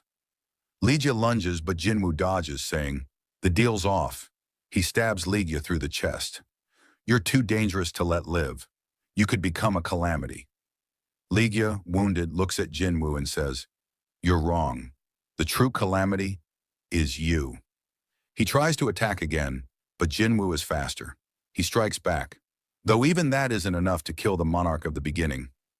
Using his last bit of strength, Li Jie warns Jinwoo, "As the battles between the people of Earth and the residents of Chaos grow more frequent, the world will become a more intense war zone. I pray that everything you hold dear turns to ash, burned by the karma of war." Jinwoo finishes him with the final blow. It won't go as you hope. A system notification appears. "You have defeated Li Jie, one of the 9 original monarchs. It adds that a great amount of experience has been earned, and it may take time to process." Jinwoo picks up a piece of metal from the ground and mutters, "Too bad I didn't get a shadow soldier. But I'll take this as a souvenir." As he stepped out of the dungeon, another message appeared before him. "You have reached level 122. The scene shifts to America, where a helicopter descends onto a private estate. Director David Brennan of the Hunter Bureau steps out, accompanied by Miss Sellner, the mysterious woman gifted with foresight. They are greeted by Christopher Reed, one of the world's national-level hunters. Surprised by the unannounced visit, Christopher remarks that he hadn't expected any visitors today. Director Brennan explains that they have an urgent matter to discuss and requests complete privacy. With a nod, Christopher instructs his secretary to ensure no one approaches his office until the meeting is over. Once inside, the three take their seats. Christopher, still curious, asks why they have come. He makes it clear that he has no intention of joining the S-rank gate raid that recently appeared in the East. But Sellner calmly assures him that their visit is not about the gate. Her expression turns grave as she delivers a chilling warning.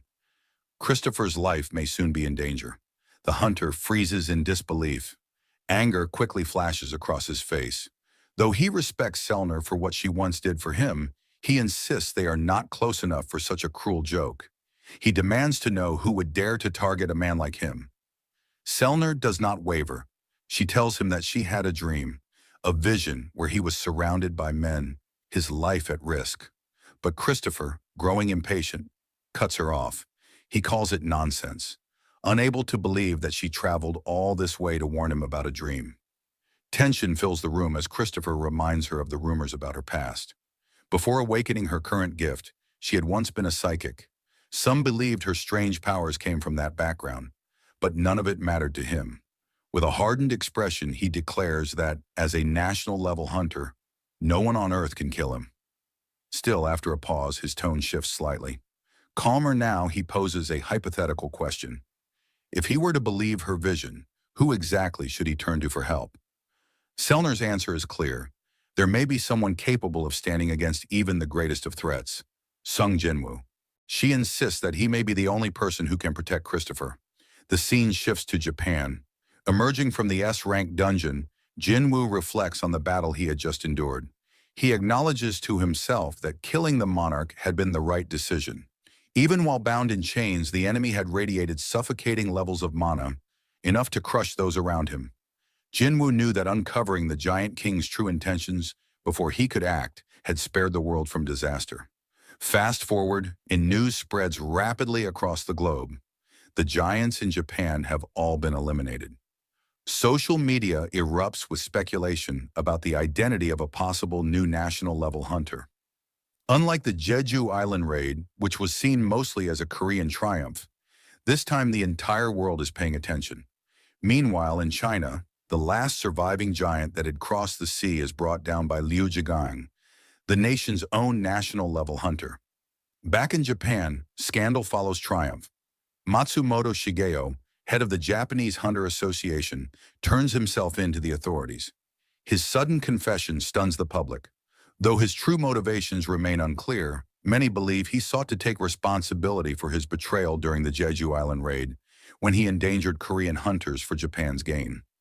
Meanwhile, in the United States, hunters who had just cleared an S-rank gate gather for a lavish government-sponsored celebration. Members of the Scavenger Guild talk among themselves, impressed by the scale of the event and how the government spared no expense. It is then that America's strongest hunter arrives, Thomas Andre, one of the 5 national-level hunters. Towering and full of confidence, he greets his guild with a grin.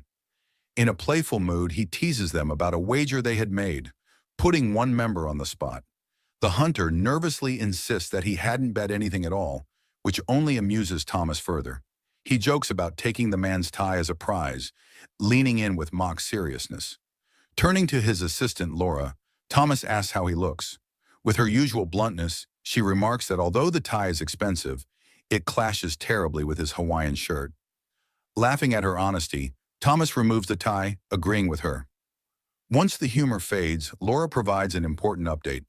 She reports the list of guilds set to attend the upcoming International Guild Conference.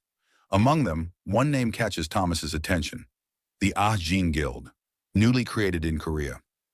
Laura confirms that the guild belongs to none other than Sung Jinwoo. At once, Thomas's playful demeanor shifts. His interest sharpens as he realizes what this means. Soon, Sung Jinwoo will be coming to the United States. Back in Korea, Sung Jinwoo cleared the remaining dungeon breaks across the city. With the crisis finally under control, he stood before a row of giants he had turned into shadow soldiers. He observed his new forces, remarking that it was unfortunate one had managed to escape across the ocean. Still, the gains far outweighed the loss. His army had grown stronger, and the onlookers behind him couldn't hide their astonishment. Seeing their reaction, Jinho smirked, thinking it was no surprise they were shocked witnessing his abilities for the first time. He then noticed Hunter Hoshino approaching, telling him that someone was on the phone asking for him. After answering, Jinwoo was surprised to hear what the caller said. It was Yu Jinho, telling him he had to return to Korea. Jinwoo asked if something had happened. Jinho admitted he wasn't entirely sure, but said his mother had called and sounded shaken. Something had come up regarding family matters, and he couldn't ignore it. Though concerned, Jinwoo agreed and allowed him to leave. As Jinho departed, he thought back to his mother's trembling voice. He had never heard her sound that way before, and unease settled in his chest. Upon landing in Korea, Jinho was met by his father's assistant. The man informed him that a car had been prepared to take him directly to the hospital. His tone was grave as he advised Jinho to brace himself for what he was about to see. During the drive, the assistant explained the situation. By the time they arrived, Jinho's father was lying unconscious in a hospital bed, caught in what doctors called an eternal sleep. Shaken, Jinho tried to rush inside, but the assistant stopped him. He warned that a hunter unable to fully control his mana could worsen his father's condition simply by being near. Instead, the assistant handed him a notebook. He explained that this was something the chairman had been working on before collapsing. At first, he had kept it aside in hopes the chairman would wake up to ask for it, but now it seemed more fitting for Jinho to have it. Opening the notebook, Jinho's eyes blurred with tears. The pages were filled with clippings of newspaper articles, every single one about him and Sung Jinwoo. Jinho managed a faint smile through his tears. He realized his father still had the same old habit of collecting clippings of everything that mattered to him. The assistant added gently that the book didn't only contain articles about Jinwoo. Inside were newspaper features of Jinho's own achievements as well. his competitions, exhibitions, and even his recent ventures. His father had kept all of them. The assistant explained softly that it wasn't a lack of love. The chairman's expectations had simply been as immense as the love he felt for his son. Wiping his eyes, Jin-ho listened silently as the assistant suggested returning to the residence. As they began to leave, Jin-ho paused. He suddenly felt as though someone was nearby, watching him. Turning around, he saw nothing. The assistant asked if something was wrong. Jin-ho shook his head and replied it was nothing before continuing on. Unbeknownst to him, Jinwoo had been there all along, hidden under the cloak of stealth. Standing silently in the hospital room, he gazed at Jin-ho's unconscious father. Softly, he whispered that the scene was making him emotional. Then he produced a bottle of healing potion and carefully opened it. Outside the hospital, Yoo Jin-hee, Jin-ho's sister, had just arrived. As she entered the building, she briefly crossed paths with Jinwoo, who slipped past her quietly. Not recognizing him, she ignored it and continued on her way to see her father. When she entered the hospital room, she froze. To her shock, her father was sitting upright in bed, awake and looking at her. Overcome with emotion, tears streamed down her face as she rushed to his side. Before long, doctors arrived, completely stunned. They explained that the man had awakened from what had been classified as an eternal sleep, something that had never been recorded in medical history. One doctor muttered in disbelief, unable to imagine how the media would react once the news broke. Outside, Jinwoo walked calmly down the street. He murmured to himself that it was a little early, but wished Jin-ho a happy birthday nonetheless. After some time, he checked his shadow exchange ability, intending to return to Japan. The cooldown showed 1 hour and 54 minutes remained. With time to spare, he wondered how to pass the next 2 hours. For a brief moment, the thought of Cha Hai-in crossed his mind, but he quickly brushed it aside and decided instead to search for a dungeon to raid while he waited. Meanwhile, across the ocean in the United States, Christopher Reed, one of the world's national-level hunters, was asleep in his home. Suddenly, he stirred awake, his instincts warning him something was wrong.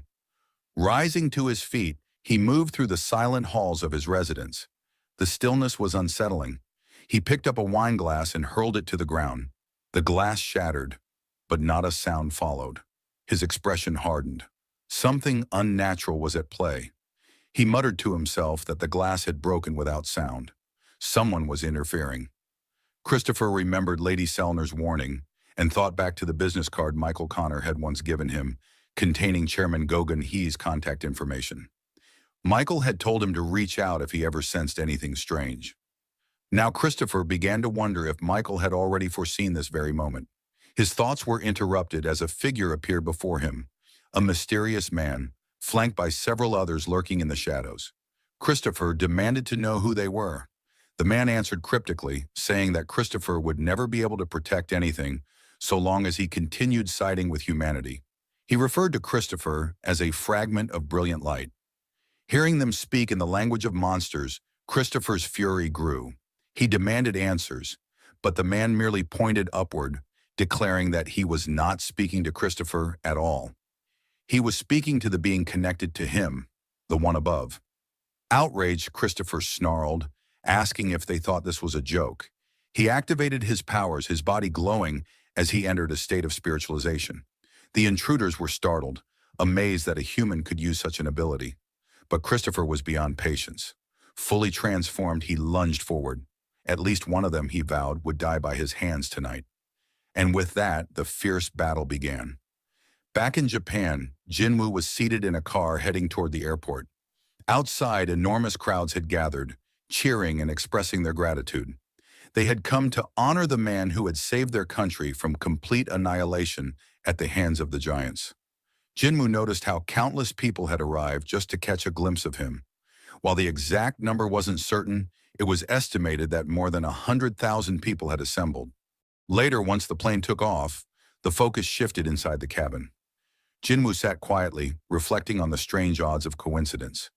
He wondered about the chances of a familiar face ending up next to him on a flight, purely by chance. To his surprise, the seat beside him was occupied by none other than Agent Adam White. Jinwoo asked if this meeting was really just coincidence. Adam admitted it would be nice if Jinwoo thought so, though it was hard to believe. The agent reminded him that they had only met once before, yet Jinwoo still remembered him. Baru's voice echoed from the shadows, reminding Jinwoo not to forget the man's name this time. Jinwoo then questioned why Adam was here when negotiations had already been halted. Adam admitted it was improper to bypass official channels, but explained that he had something important to share. Jinwoo asked if the United States had failed to stop the S-rank gate. Adam reassured him that the situation had already been resolved. To explain further, he showed Jinwoo a video of a house engulfed in flames while firefighters desperately tried to extinguish it. The firefighters in the video explained that it was no ordinary fire. No matter what methods they used, they couldn't suppress it. Jinwoo asked what exactly he was being shown. Adam urged him to keep watching until the end. It was then revealed that Christopher Reed, one of the American national-level hunters, had caused the fire. A total of 1,800 firefighters and 14 elite hunters had been mobilized to extinguish the flames. Jinwoo quickly realized that if such a blaze existed, then a battle must have taken place. He asked if Christopher had been defeated. Adam confirmed the shocking truth. Christopher Reed had been killed. The agent then produced a photograph saying this was the person the Hunter Bureau believed to be the most likely suspect. Suddenly, Adam was lifted into the air by an invisible force as Jinwoo's fury surged. The hunter demanded to know if this was some kind of joke, warning that Adam wouldn't be walking out of the plane alive if it was. The other agents on board prepared to intervene, but Adam quickly stopped them. Gasping for breath, he clarified that the person in the photograph had come out of a dungeon. He might not be who they thought he was. Jinwoo ordered him to explain further. Adam said that the man's magic power was identical to that of monsters. During an interrogation, he had attacked an S-rank hunter. Adam reminded Jinwoo of the explosion at the Hunter Bureau headquarters several months earlier, the one that had shocked the world. Jinwoo asked if they thought this had something to do with his father and let Adam go. Gasping for air, Adam continued. He explained that this suspect had knocked out Bureau hunters during that incident and then vanished without a trace. Despite all efforts, it was as if the man had evaporated into thin air. Still struggling to breathe, Adam admitted he understood how difficult this was for Jinwoo, but insisted that the suspect matched every requirement to be considered responsible. Jinwoo demanded to know why he was being shown this picture. Adam then explained about the upcoming International Guild Conference in New Bern. Representatives from guilds across the world would be attending, and the Hunter Bureau planned to distribute wanted posters of this man. The investigation would no longer remain a secret. The United States had lost a national-level hunter, and the association intended to use every resource to find the culprit. Adam clarified that the reason he had come in person was to preserve good relations with Jinwoo. He wanted to warn him before the announcement went public. Otherwise, Jinwoo might have been shocked to suddenly see his father's face displayed on a screen at the event. Jinwoo sat in silence, shaken by the revelation. His father, Sung Jinwoo, missing for 10 years, had somehow returned. But the Bureau now considered him a monster. The thought disturbed Jinwoo deeply. One of the hunters accompanying Adam stepped forward, asking about his condition after being lifted by Jinwoo's power. Adam, still shaken but steadying himself, assured them he was fine. Yet in that moment, he couldn't help but be astonished. Telekinesis was a skill possessed by certain high-rank magic users, but usually it was limited to moving objects around. What Jinwoo had demonstrated was on an entirely different level. It was the kind of ability only national-level hunters were known to possess. For Adam White, the truth was undeniable. Sung Jinwoo was indeed the 6th national-level hunter, and this was a fact he knew he had to report to the vice director immediately. A few days later, the official list of guilds invited to the International Hunter Conference was released. Among them was the newly formed Ajin Guild, surprising many across Korea. Not long after, a press event was held to address the news. Reporters turned to Choi Jong-in, master of the Hunters Guild, for his thoughts. Choi explained that the American Hunter Bureau had made the obvious choice. Having fought alongside Jinwoo during several life-threatening incidents, including the Jeju Island raid, he had seen the hunter's abilities firsthand. In his view, the Ajin Guild's strength could rival any guild in the world, and none would surpass it. When questioned about his own disappointment, since the Hunters Guild had always represented Korea at the conference until now. Choi admitted that, naturally, it was unfortunate he would not be traveling to the United States this time. However, he felt pride rather than resentment. He pointed out that in moments of despair, when facing overwhelming monsters, there was now one hunter in Korea he could trust without hesitation, Sung Jinwoo. Choi even reminded the press that both he and his guild members had once been saved by Jinwoo. To him, it was an honor that Jinwoo had been chosen to stand as Korea's representative. After concluding the interview, Choi left the building and headed toward his car. On the way, a guild member stopped him with an update. They had successfully reserved a gate that had appeared earlier that morning in Suseodong. It was classified as an A-rank gate, though the energy readings did not seem particularly threatening. Curious, Choi asked whether the Ajin Guild had also requested this raid. His subordinate shook his head, explaining that the Ajin Guild had been unusually quiet lately. At the Korean Hunters Association, Woo Jin-chul delivered a report to Chairman Go Gun-hee. China had submitted a request for information on Sung Jinwoo. The chairman asked if they were seeking personal records, but Woo clarified that the request was limited to public data, raid logs, records, and news articles. Chairman Go found the timing unusual. Jinwoo had already rejected offers to be scouted by foreign powers, so why the sudden interest from China? Wu explained that the request had not come from the Chinese government itself, but from Liu Zhigang, the strongest hunter in the nation.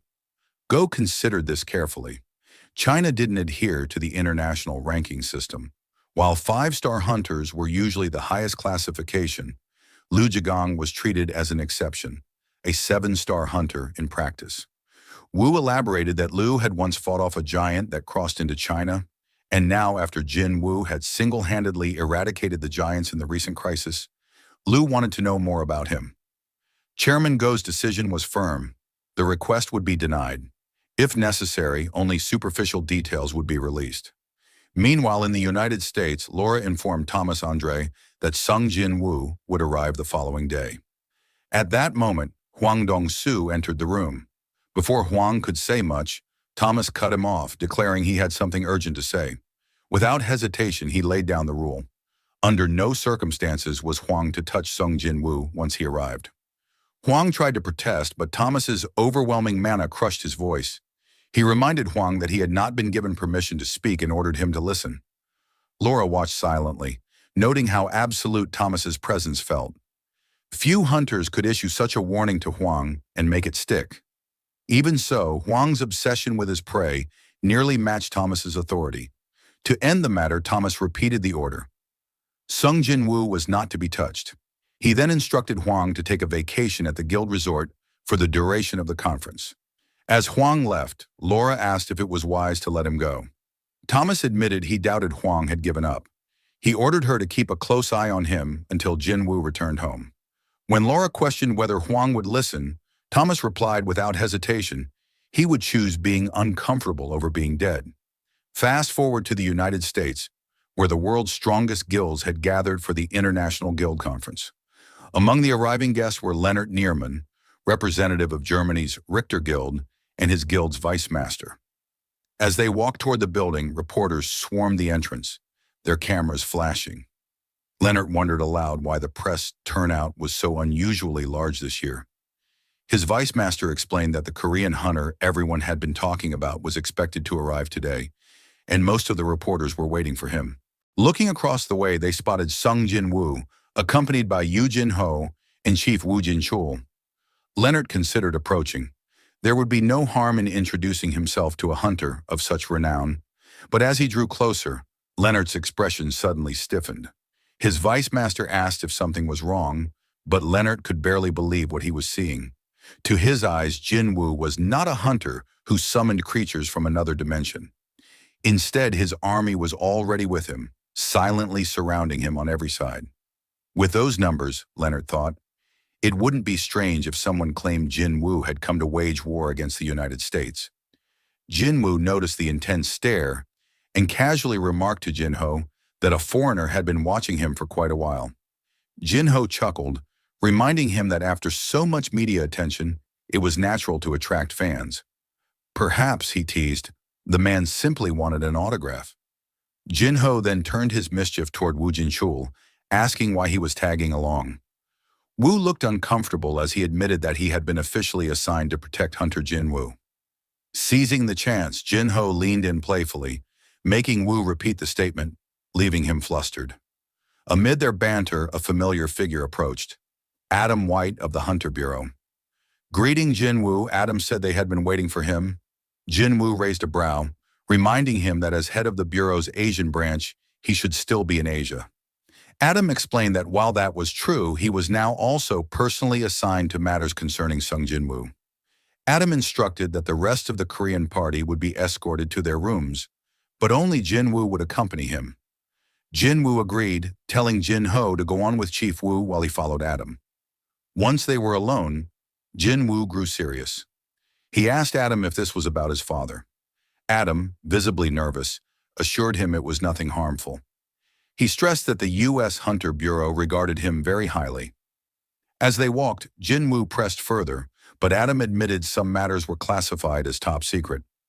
In the car, Jinwoo asked where they were going. Adam replied that their destination was the Hunter Bureau headquarters. He explained that since the death of Christopher Reed, a national-level hunter and one of America's strongest, the Bureau had been under immense pressure. The public had not been told, but within the Bureau, Reed's death had left a dangerous void in the nation's defenses. Because of this, Adam revealed, the Bureau intended to pour its resources into finding someone capable of filling the gap. When Jinwoo asked if he was considered a candidate, Adam confirmed it with a nod. To support this, Adam produced several documents and photos. Among them was the skeleton of the dragon Kamesh, along with a runestone retrieved from its corpse after the raid. Adam explained that the value of a runestone corresponded directly to the power of the beast it came from. The Kamesh raid had been humanity's most harrowing nightmare, an event so terrifying most wished it erased from memory. Yet from the dragon's body, the Bureau had secured this powerful artifact, and they sought someone worthy of wielding it. With the evidence laid out before him, Adam finally asked what Jinwoo thought of their offer. Jinwoo scanned the photos in silence before asking to go back to an earlier image. Adam clarified if he meant the photo of Kamesh's corpse. Jinwoo then questioned whether the Bureau had preserved the dragon's remains. Adam admitted they had. Jinwoo requested to see the facility where the body was kept, insisting that Adam take him there first. Adam was surprised and asked why. Jinwoo responded calmly that he had given the Bureau his time without complaint, so this was not too much to ask in return. Adam confessed he did not know the facility's exact location, but added that, given Jinwoo's standing, it wouldn't be difficult to obtain permission. He would, however, need to make a formal report first. Jinwoo leaned back and said evenly that if they were going to wait, they would wait together. Then he told Adam directly he was coming with him. Fast forward to the Hunter Bureau headquarters, Director David Brennan turns to Adam White and asks whether Sung Jinwoo is really inside their building at that very moment. He wonders aloud if the Korean hunter is truly interested in their offer regarding the powerful runestone. Adam answers honestly. Throughout the day, Jinwoo had barely mentioned the runestone at all. David presses the issue. Was Jinwoo truly focused only on viewing the corpse of the slain dragon rather than acquiring a new skill? After a moment of thought, he turns toward Michael Connor, the deputy director, and asks for his perspective. Michael explains that the worth of a skill can be beyond calculation. Many top-rank hunters spend enormous fortunes trying to acquire the right runestone. Perhaps, for Jinwoo, witnessing the corpse firsthand might hold more value than learning a new ability. David narrows his eyes. Could it be that Jinwoo's ability only works on monsters he has killed himself? Then a chilling thought strikes Michael. What if Jinwoo can even raise creatures as shadows without needing to kill them personally? The two men exchange tense looks, realizing the terrifying possibility. If Jinwoo could reanimate Kamesh, the dragon itself, his power would be beyond imagination. Alarmed, David rises from his seat. He insists that no single individual should ever be allowed to wield such a level of strength. Michael warns him to tread carefully. Refusing Jinwoo's request outright could seriously damage their relationship with him. After some thought, David reluctantly agrees. He decides to escort Jinwoo to the restricted facility personally, hoping to witness the truth of his powers. Soon after, inside the elevator, heading deep below the bureau, David addresses Jinwoo. He remarks that he would prefer to sit down for a proper discussion, but if this is the path Jinwoo insists on, then they will proceed as requested. When the doors slide open, Jinwoo immediately senses it. Residual traces of mana still linger in the air even after all these years. He wonders how powerful the shadow of this creature would become if he succeeded in bringing it back. Standing before the immense corpse, David explains the history. The dragon Kamish had been preserved exactly as it was when it fell, defeated by 5 national-level hunters. Before that, it had already slaughtered hundreds of elites. Its mana crystal now fuels the Bureau's headquarters. David looks to Jinwoo and asks if he is satisfied. Without hesitation, Jinwoo steps forward and instructs everyone present to stand back. David raises a hand, telling the staff not to interfere. For now, they will only observe. Jinwoo activates his ability, Shadow Extraction. A notification appears. Shadow Extraction has failed. He tries again. This time, black mist spills into the chamber. The dragon's massive bones begin to rattle and quake. A towering figure starts to rise. A gigantic shadow emerges, its form taking shape as Degrey the beast. The room itself trembles, structures collapsing under the released energy. The spectral dragon speaks. "Are you the one who has summoned me, King of the Dead, Shadow Monarch?"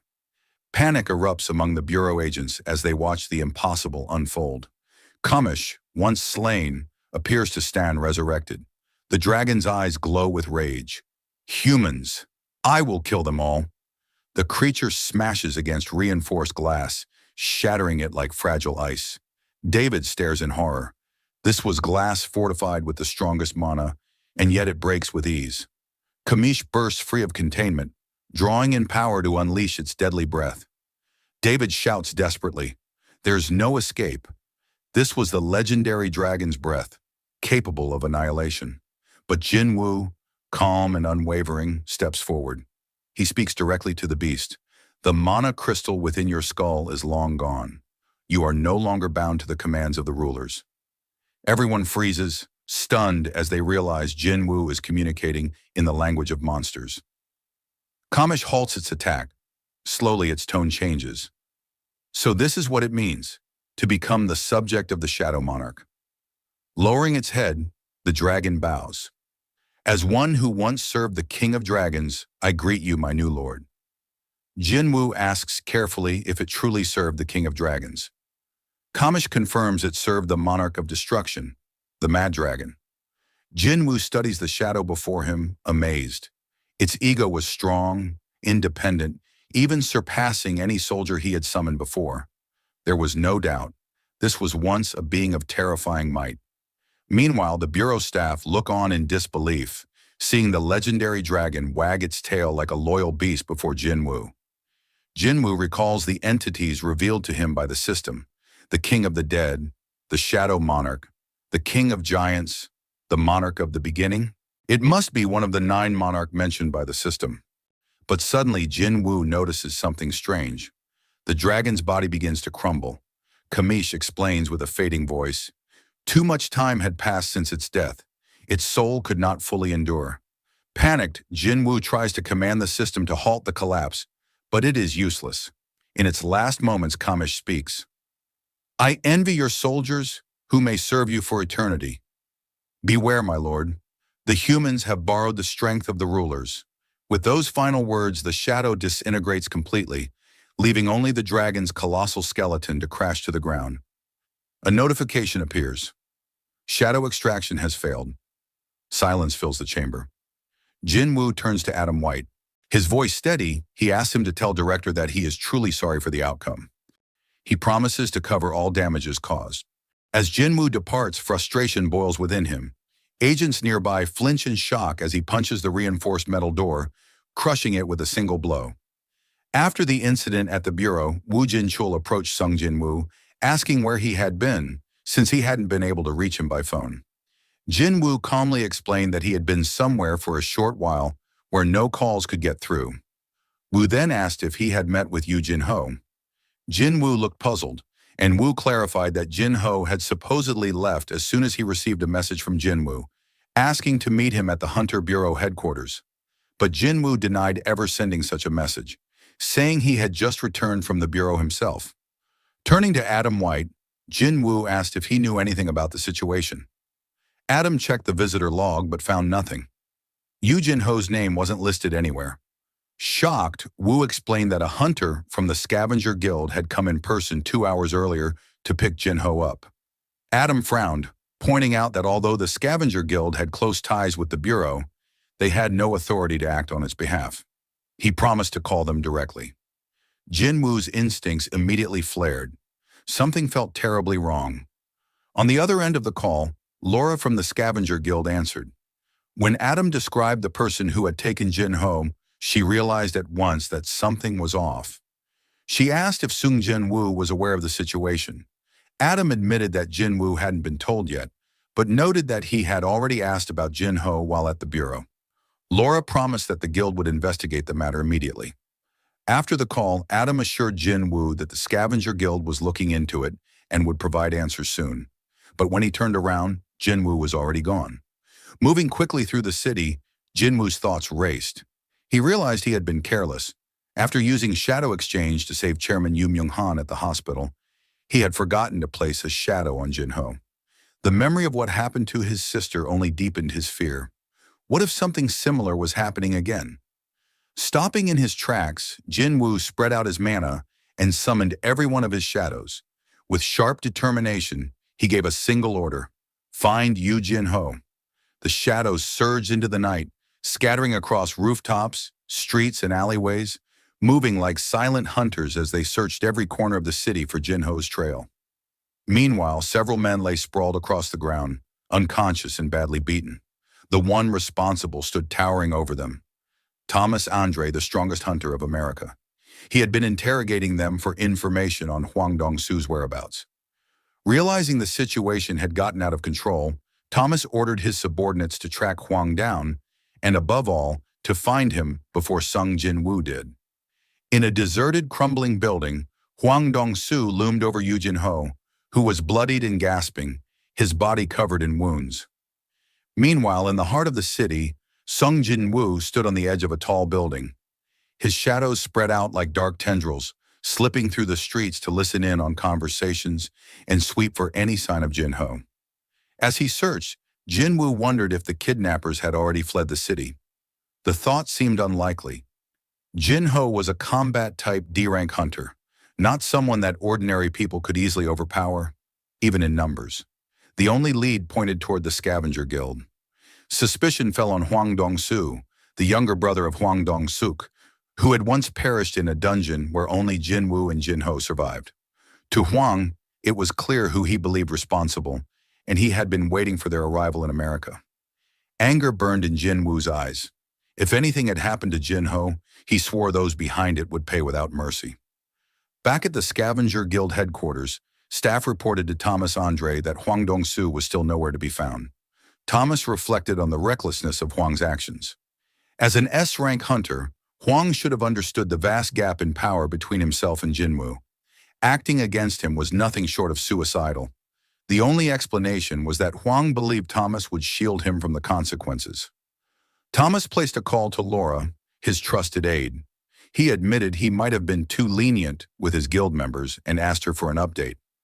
Laura explained that, with assistance from the Hunter Bureau, they had analyzed Hwang's movement patterns over the past month. 3 locations stood out where Hwang had deviated from his usual activity zones. Thomas immediately ordered every available member of the Scavenger Guild to move out to those 3 areas, declaring he would personally lead the search. Curious, he asked how Laura had managed to secure the Bureau's cooperation so quickly. Laura replied that she had warned them of the looming danger. If Hwang was not found soon, a direct confrontation between Thomas Andre and Sung Jinwoo was inevitable. That was something the Bureau desperately wished to avoid. At the Hunter Bureau, tension ran high. Agents rushed with reports, and Adam White informed Director David Brennan of a troubling discovery. The Scavenger Guild had abruptly canceled all of its raids and grounded its members. Every single hunter was on the move. David immediately realized the implications. If the entire scavenger guild was mobilized, it could only mean one thing. Thomas Andre was behind it. Whatever was happening, it was far bigger than they had expected. Meanwhile, inside a deserted factory, Yu Jin-ho was held captive. Bruised and bleeding, he sat surrounded by several men, with Huang Dong-su standing over him. One of Huang's subordinates hesitated, asking if they were going too far. But Huang dismissed the concern. He explained that he had no intention of killing Jin-ho. He only wanted one answer. Huang recalled Thomas Andre's warning not to touch Sung Jinwoo. Confronting Jinwoo directly was too dangerous. But Jin-ho was different. To Huang, there was just one thing worth hearing, that Jinwoo had killed his brother. With rage in his voice, he struck Jin-ho, ordering him to wake up. Blood dripped as one of the men muttered that Jin-ho was unusually tough. Any normal human would have died by now. Grabbing Jin-ho by the head, Huang slammed him into the wall. He sneered that bravery was admirable, but stubbornness would not earn forgiveness. Killing Jin-ho was not his goal. Instead, Huang revealed a cruel plan. One of his men was a skilled healer. Whenever Jin-ho's life was on the verge of ending, he would be saved and forced back into the cycle of pain. The factory had been abandoned for more than 5 years. No one would hear him, no matter how loud he screamed. Until Jin-ho gave the answer Huang wanted, his suffering would never end. Huang leaned closer, asking if Jin-ho wanted to talk now. With trembling lips, Jin-ho struggled to respond. But instead of begging, he defiantly raised his hand and flipped Huang off. Fury consumed Huang. He grabbed Jin-ho and slammed him into a concrete pillar with bone-crushing force. A voice from the back warned him to stop before he accidentally killed the captive. But Huang waved it off, saying the interrogation had only just begun. Dizzy and fading, Jin-ho suddenly saw a vision. The face of Huang's brother appeared in his mind, unsettling him further. At that moment, Huang noticed something. In the corner of the factory stood a figure cloaked in silence, a shadow soldier. Confused, Huang ripped off his jacket and narrowed his eyes. He wondered if a dungeon break had occurred. Where had that creature come from? Snarling that he didn't have time to waste, Huang charged straight toward the shadow. Back in Korea, Sung Jinwoo's mother and sister sat glued to the television. The mother, worried, wondered aloud whether Jinwoo was safe. From the doorway, the shadow soldier Baru listened. He thought to himself that if there were anything his liege could not endure, then no one would ever be safe. The family watched in silence as the news feed announced Jinwoo's arrival in the United States. Suddenly, Baru's expression tightened. A familiar, dangerous aura had flared. He recognized it. The king was furious. Cut to the streets of the USA. Several cars tore through traffic. Members of the Scavenger Guild were on the move. In one of the vehicles, Thomas Andre ordered the driver to stop. He knew the situation had already escalated. Thomas kicked his door open and strode out, telling his men to move quickly and that he would go ahead of them. As he left, one subordinate muttered that they would be buried in compensation claims the next day. At an abandoned factory, Huang Dong-su took a brutal blow to the stomach. Yu Jin-ho watched and, for a moment, allowed himself to believe he was saved. The strike sent the S-rank hunter, Huang, sprawling. The real rescuer, however, was Sung Jinwoo. He had tracked the group down and used shadow exchange with one of his shadow soldiers, a shadow orc, to intercept the attack and protect Jin-ho. After throwing Huang clear of the building, Jinwoo rushed to Jin-ho's side and tried to administer a healing potion. A system notification interrupted him. Healing items could not be used on a target whose HP had fallen below 10%. Frustrated, Jinwoo scanned the area and turned to the two men standing nearby. He demanded to know if either of them was a healer and ordered them to treat Jin-ho immediately. One of the men, visibly shaking, insisted he did not understand Jinwoo's language. Huang, having recovered, stumbled back into the room. He clarifies to the man, "He's asking you to heal the guy." Huang pushed forward and tried to needle Jinwoo, suggesting this was their first face-to-face meeting. Ignoring the question, Jinwoo repeated his command for a healer. One of the henchmen protested that they should be consulted with their boss first. Before the man could finish that excuse, Jinwoo seized him by the face and slammed him against a steel pillar. He turned to the second man and asked directly whether he could perform healing magic. The man panicked, saying he had not signed up to deal with Sung Jinwoo. When he admitted he could not heal, Jinwoo knocked him to the floor. Seeing Jinwoo's overwhelming strength, Huang stepped forward and accused him of killing his brother. Yu Jinho, weak and fading, tried to warn Jinwoo to be careful. Jinwoo told Jinho not to speak in his condition and faced Huang's accusation. Huang demanded to know whether Jinwoo had indeed killed his brother and the rest of his team.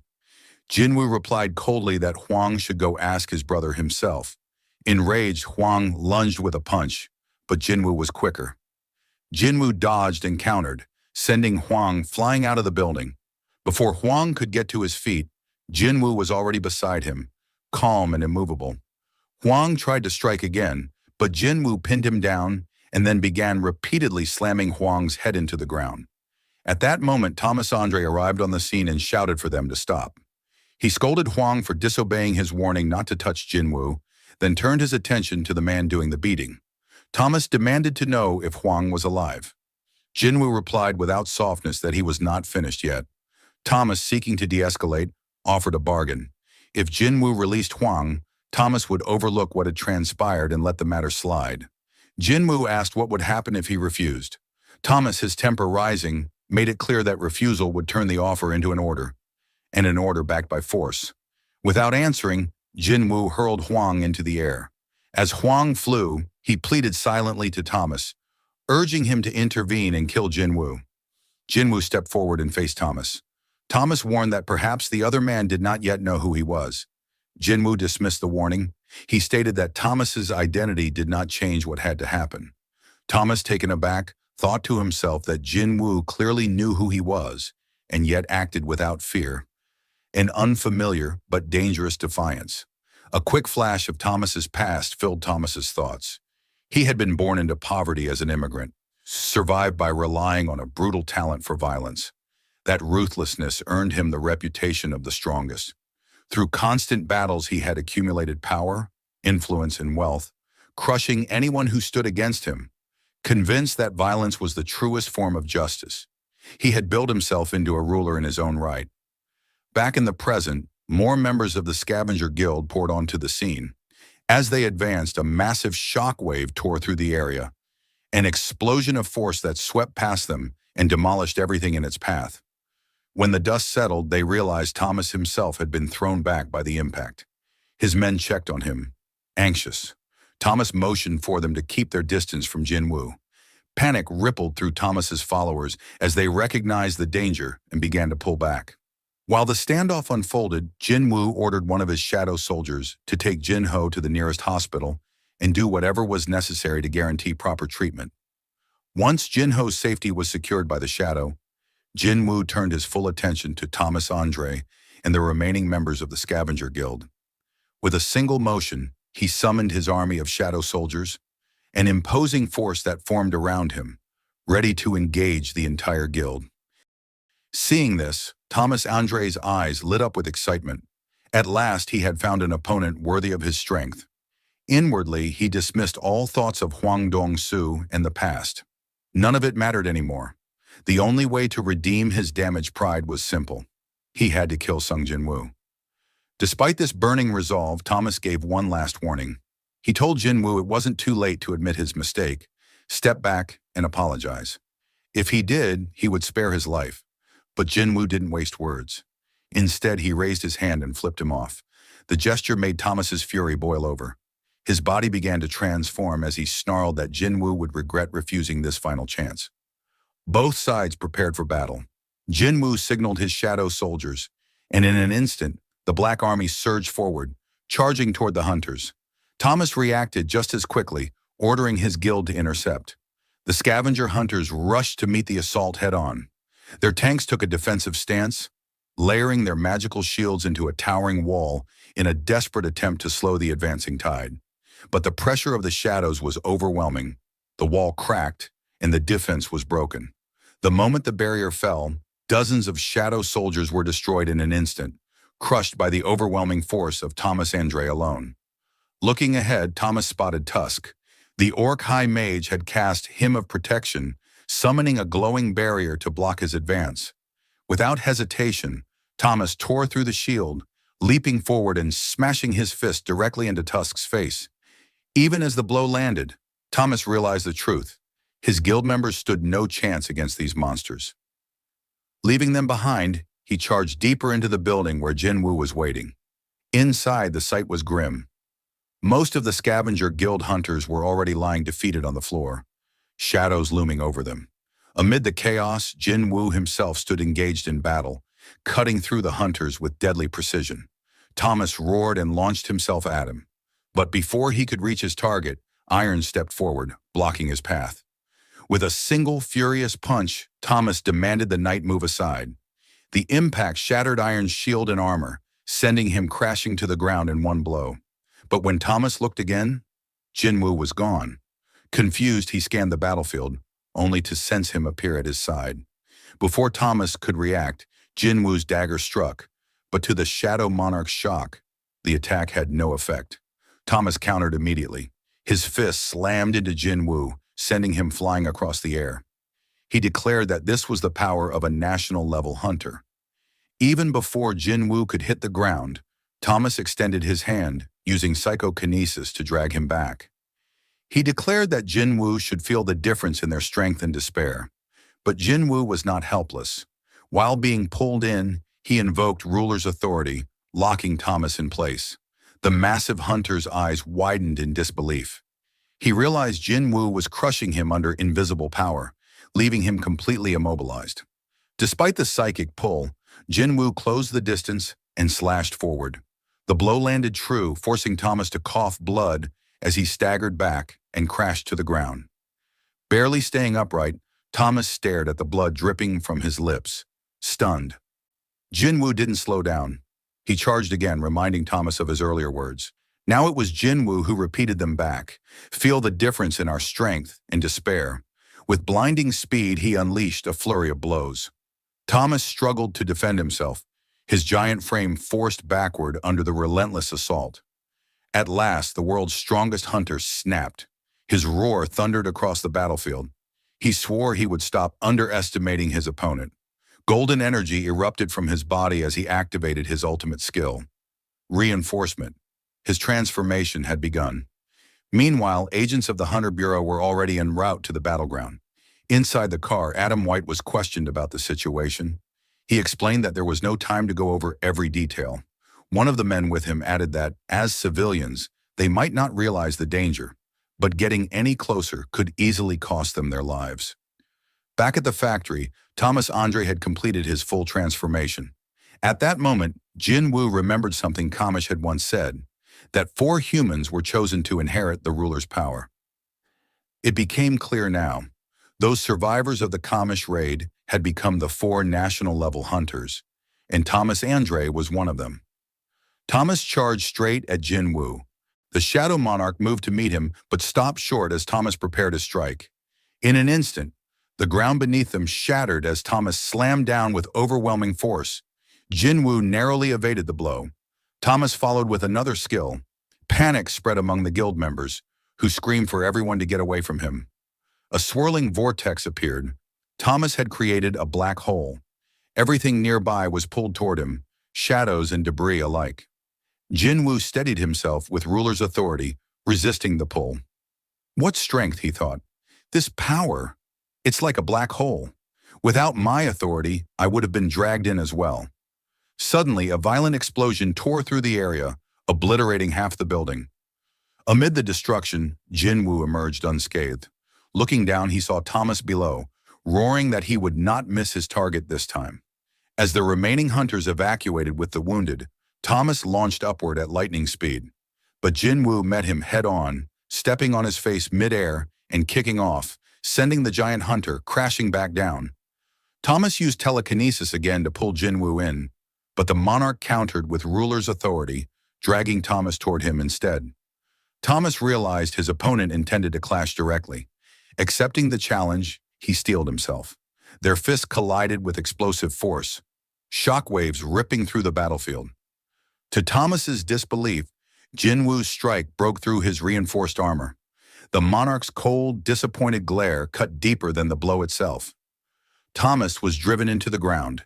He rose, screaming in rage, and threw another massive punch. But Jinwoo slipped past with ease, driving his knee into Thomas's face and shattering more of his golden armor. By now, the agents of the Hunter Bureau had arrived on site. They were frozen in shock at the sheer destruction being caused by just two individuals. One man warned Adam White to stay back, pointing to something that had just been hurled across the battlefield. White asked what it was, only to be told the truth. It was Thomas Andre himself. There, lying on the ground, the strongest hunter in America was being beaten mercilessly by Jinwoo. Thomas's thoughts reeled. How can a mage-type hunter display such overwhelming power and speed? Summoning what strength remained, he swore he could not lose this way and attempted a counterattack. But Jinwoo's speed was overwhelming. He deflected the strike with ease and tore more of Thomas's armor away. Furious, Thomas forced himself back up, roaring his name. He declared that he was Thomas Andre and demanded to know if his opponent truly thought this much was enough to bring him down. But Jinwoo was relentless. He appeared behind Thomas and struck again, reminding him that it didn't matter who he was. He continued the beating, driving his fists into Thomas again and again, shattering both his armor and his bones. Agent White pleaded for the assault to stop, but Jinwoo's wrath did not ease.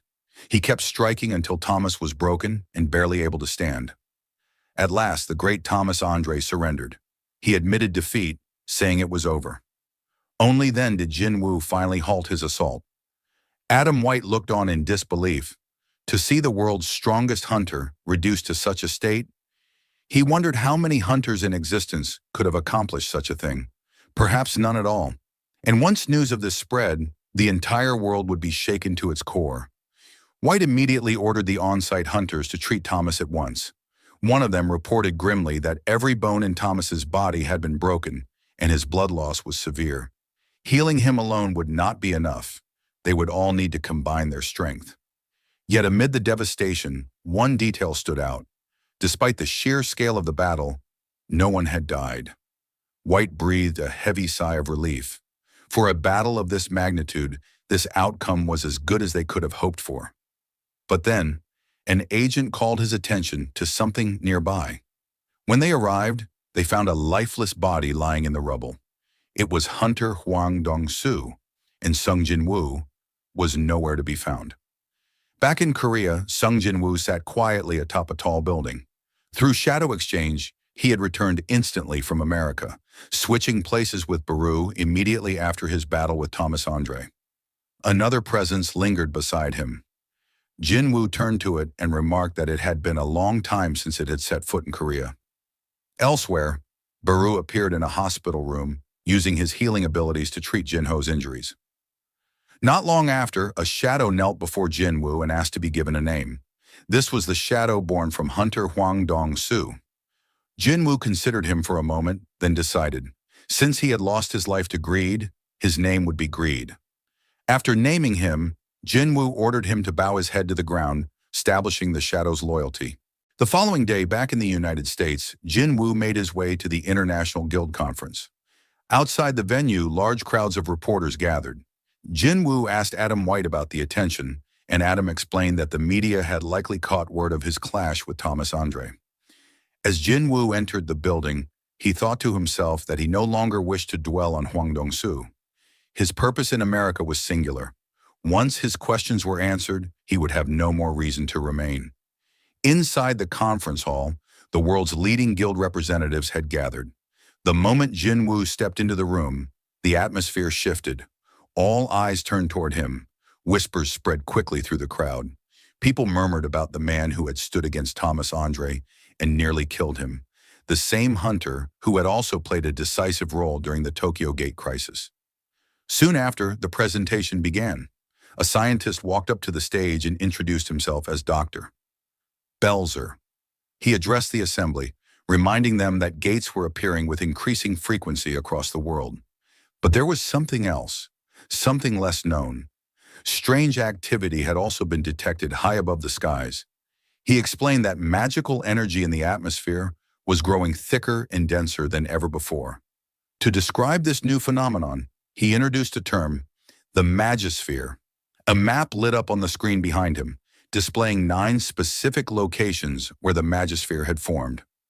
Out of all of them, the highest concentration of magical energy had been recorded above Seoul, South Korea. The revelation caused the entire hall to shift their gaze toward Jinwoo, their suspicion clear. Sensing the tension, Dr. Belzer quickly reassured them. There was no reason to believe that Sung Jinwoo was controlling the Magisphere. If he truly wielded such overwhelming power, he would already be something beyond hunters entirely. Meanwhile, Jinwoo silently considered the strange phenomenon. He wondered if the 9 locations that had appeared might somehow be connected to the number of rulers and monarchs. The doctor on stage concluded his report. He admitted that the cause of the disturbances remained unknown, and at the moment, there was nothing humanity could do to stop it. Still, he insisted that this uncertainty should not lead to inaction. The world, he warned, might soon face another great upheaval. When the doctor stepped aside, director David Brennan walked to the center of the stage. He asked the doctor if the presentation was finished. Once the man confirmed, David told the audience that he would continue from there. With a heavy tone, David began to address the hunters gathered before him. He revealed tragic news. Christopher Reed, one of the world's most powerful national-level hunters, had been assassinated 2 weeks ago. Shock rippled through the assembly. Murmurs spread across the room. Hunters whispered in disbelief. How could someone as strong as Christopher have been killed? Who could possibly overpower him? Some even speculated whether the mysterious man who fought Thomas Andre the previous day might be involved. Through it all, Sung Jinwoo sat silently, his expression unchanged. David then continued his report. The Hunter Bureau had identified a possible suspect, known only as Suspect S. A photo flashed onto the screen. The hunters stared in disbelief. The man looked exactly like Jinwoo's father, Sung Il-hwan. Confusion erupted across the room. Some hunters muttered in ignorance, claiming that all Asians looked the same. But others immediately noticed the uncanny resemblance to Jinwoo. At that moment, Jinwoo's mana flared slightly. Rage and conflict surged inside him as he glared at the image. In his mind, he questioned why the rulers had allowed a dungeon to produce a creature that bore his father's appearance. He recalled Kamish's final words, wondering if this revelation was somehow connected. David explained further. The suspect had been found inside a gate in the United States. Because the man spoke fluent Korean, the Bureau had brought in Hwang Dong-soo, a Korean-American S-rank hunter, to conduct an interrogation. But during questioning, the man suddenly became violent. He overpowered Hwang, destroyed much of the Bureau's headquarters, and vanished. Based on the incident and his immense strength, the Bureau concluded that Suspect S was likely a humanoid monster, and the assassin responsible for Christopher Reed's death. Footage of the interrogation appeared on the screen. Jinwoo watched as his father warned Hwang never to set foot in Korea again. The shadow soldier, Greed, standing by, confirmed it aloud. There was no doubt. The man was indeed Sung Il-hwan. David finished by announcing that the Hunter Bureau would request cooperation from guilds worldwide to capture Suspect S. He urged everyone to report sightings immediately. When asked if there was proof the man was not human, David answered that his mana emission was identical to that of a magical beast. Another hunter asked whether the suspect truly claimed to be a human who had gone missing inside a dungeon, and if that person had once existed. David confirmed both, but when pressed on why the man's identity had not been revealed, David admitted the truth. The suspect was connected to someone present in the room, and that was why the Bureau had withheld the details. At that moment, Liu Zhigang, China's 7-star hunter, raised his voice. He argued that revealing the suspect's identity would help the investigation. Looking directly at Jinwoo, Liu demanded to know what connection the monster had to him. Reluctantly, Director David admitted the truth. During interrogation, the man had claimed to be Sung Jinwoo's father. The room fell into stunned silence. Liu Zhigang turned to Jinwoo and asked what he would do if Suspect S truly was his missing father, and if other hunters attempted to hunt him down. Jinwoo's response was firm. He declared that hunters existed to hunt monsters. If Suspect S truly was a monster, then Jinwoo himself would deal with him. But if the man was not a monster, and truly his father, then Jinwoo would stand against anyone who tried to harm him. His voice hardened as he swore to protect his family, even if it meant making an enemy of every hunter in the world. Later outside the hall, Adam White approached Jinwoo. Curious, he asked if Jinwoo had truly meant those words. Jinwoo answered without hesitation. He did, Adam remarked that there were perhaps only 2 hunters in the entire world bold enough to speak in such a way before hundreds of the strongest hunters from over 120 nations. When Jinwoo asked who the other was, Adam replied that it was Thomas Andre, currently recovering in the hospital. Adam then invited Jinwoo to attend the feast the Bureau had prepared for the hunters. But before Jinwoo could answer, Liu Zhigang and several Chinese hunters approached. Liu spoke in Chinese, and Adam translated. Liu was telling Jinwoo that he had once caught a giant monster on the coast, the same creature that Jinwoo had let slip away. Liu explained that the battle had been far more difficult than expected, especially since it was fought over water. From that day onward, he admitted, he had been eager to meet Jinwoo, curious about the kind of hunter who could defeat such powerful foes with ease. Liu extended his hand, and Jinwoo accepted it. As he watched Liu walk away, Jinwoo thought to himself that his first impression of the man had been wrong. Beneath his gruff exterior, Liu Zhigang was actually an interesting person. Adam then explained that Liu had also expressed hope that Suspect S was not truly part of Jinwoo's family. Jinwoo replied calmly that it was all right. He understood. Soon after, Director David approached Jinwoo and asked if he had a moment to talk. The scene shifted, showing Jinwoo seated across from Miss Sellner. She greeted him politely, remarking that it had been some time since they last met. Jinwoo studied her carefully, wondering what the upgrader wanted with him now. He replied that he had never expected her to come find him again. Sellner's expression turned serious. She confessed that she had been haunted by the same recurring dream every night. In that dream, the world's top-ranked hunters were hunted down one after another by a mysterious figure. A few days later, the dreams that Mrs. Sellner spoke of began to come true. Jinwoo questioned her carefully, wondering if she had meant Christopher Reed. Director David Brennan answered in her place.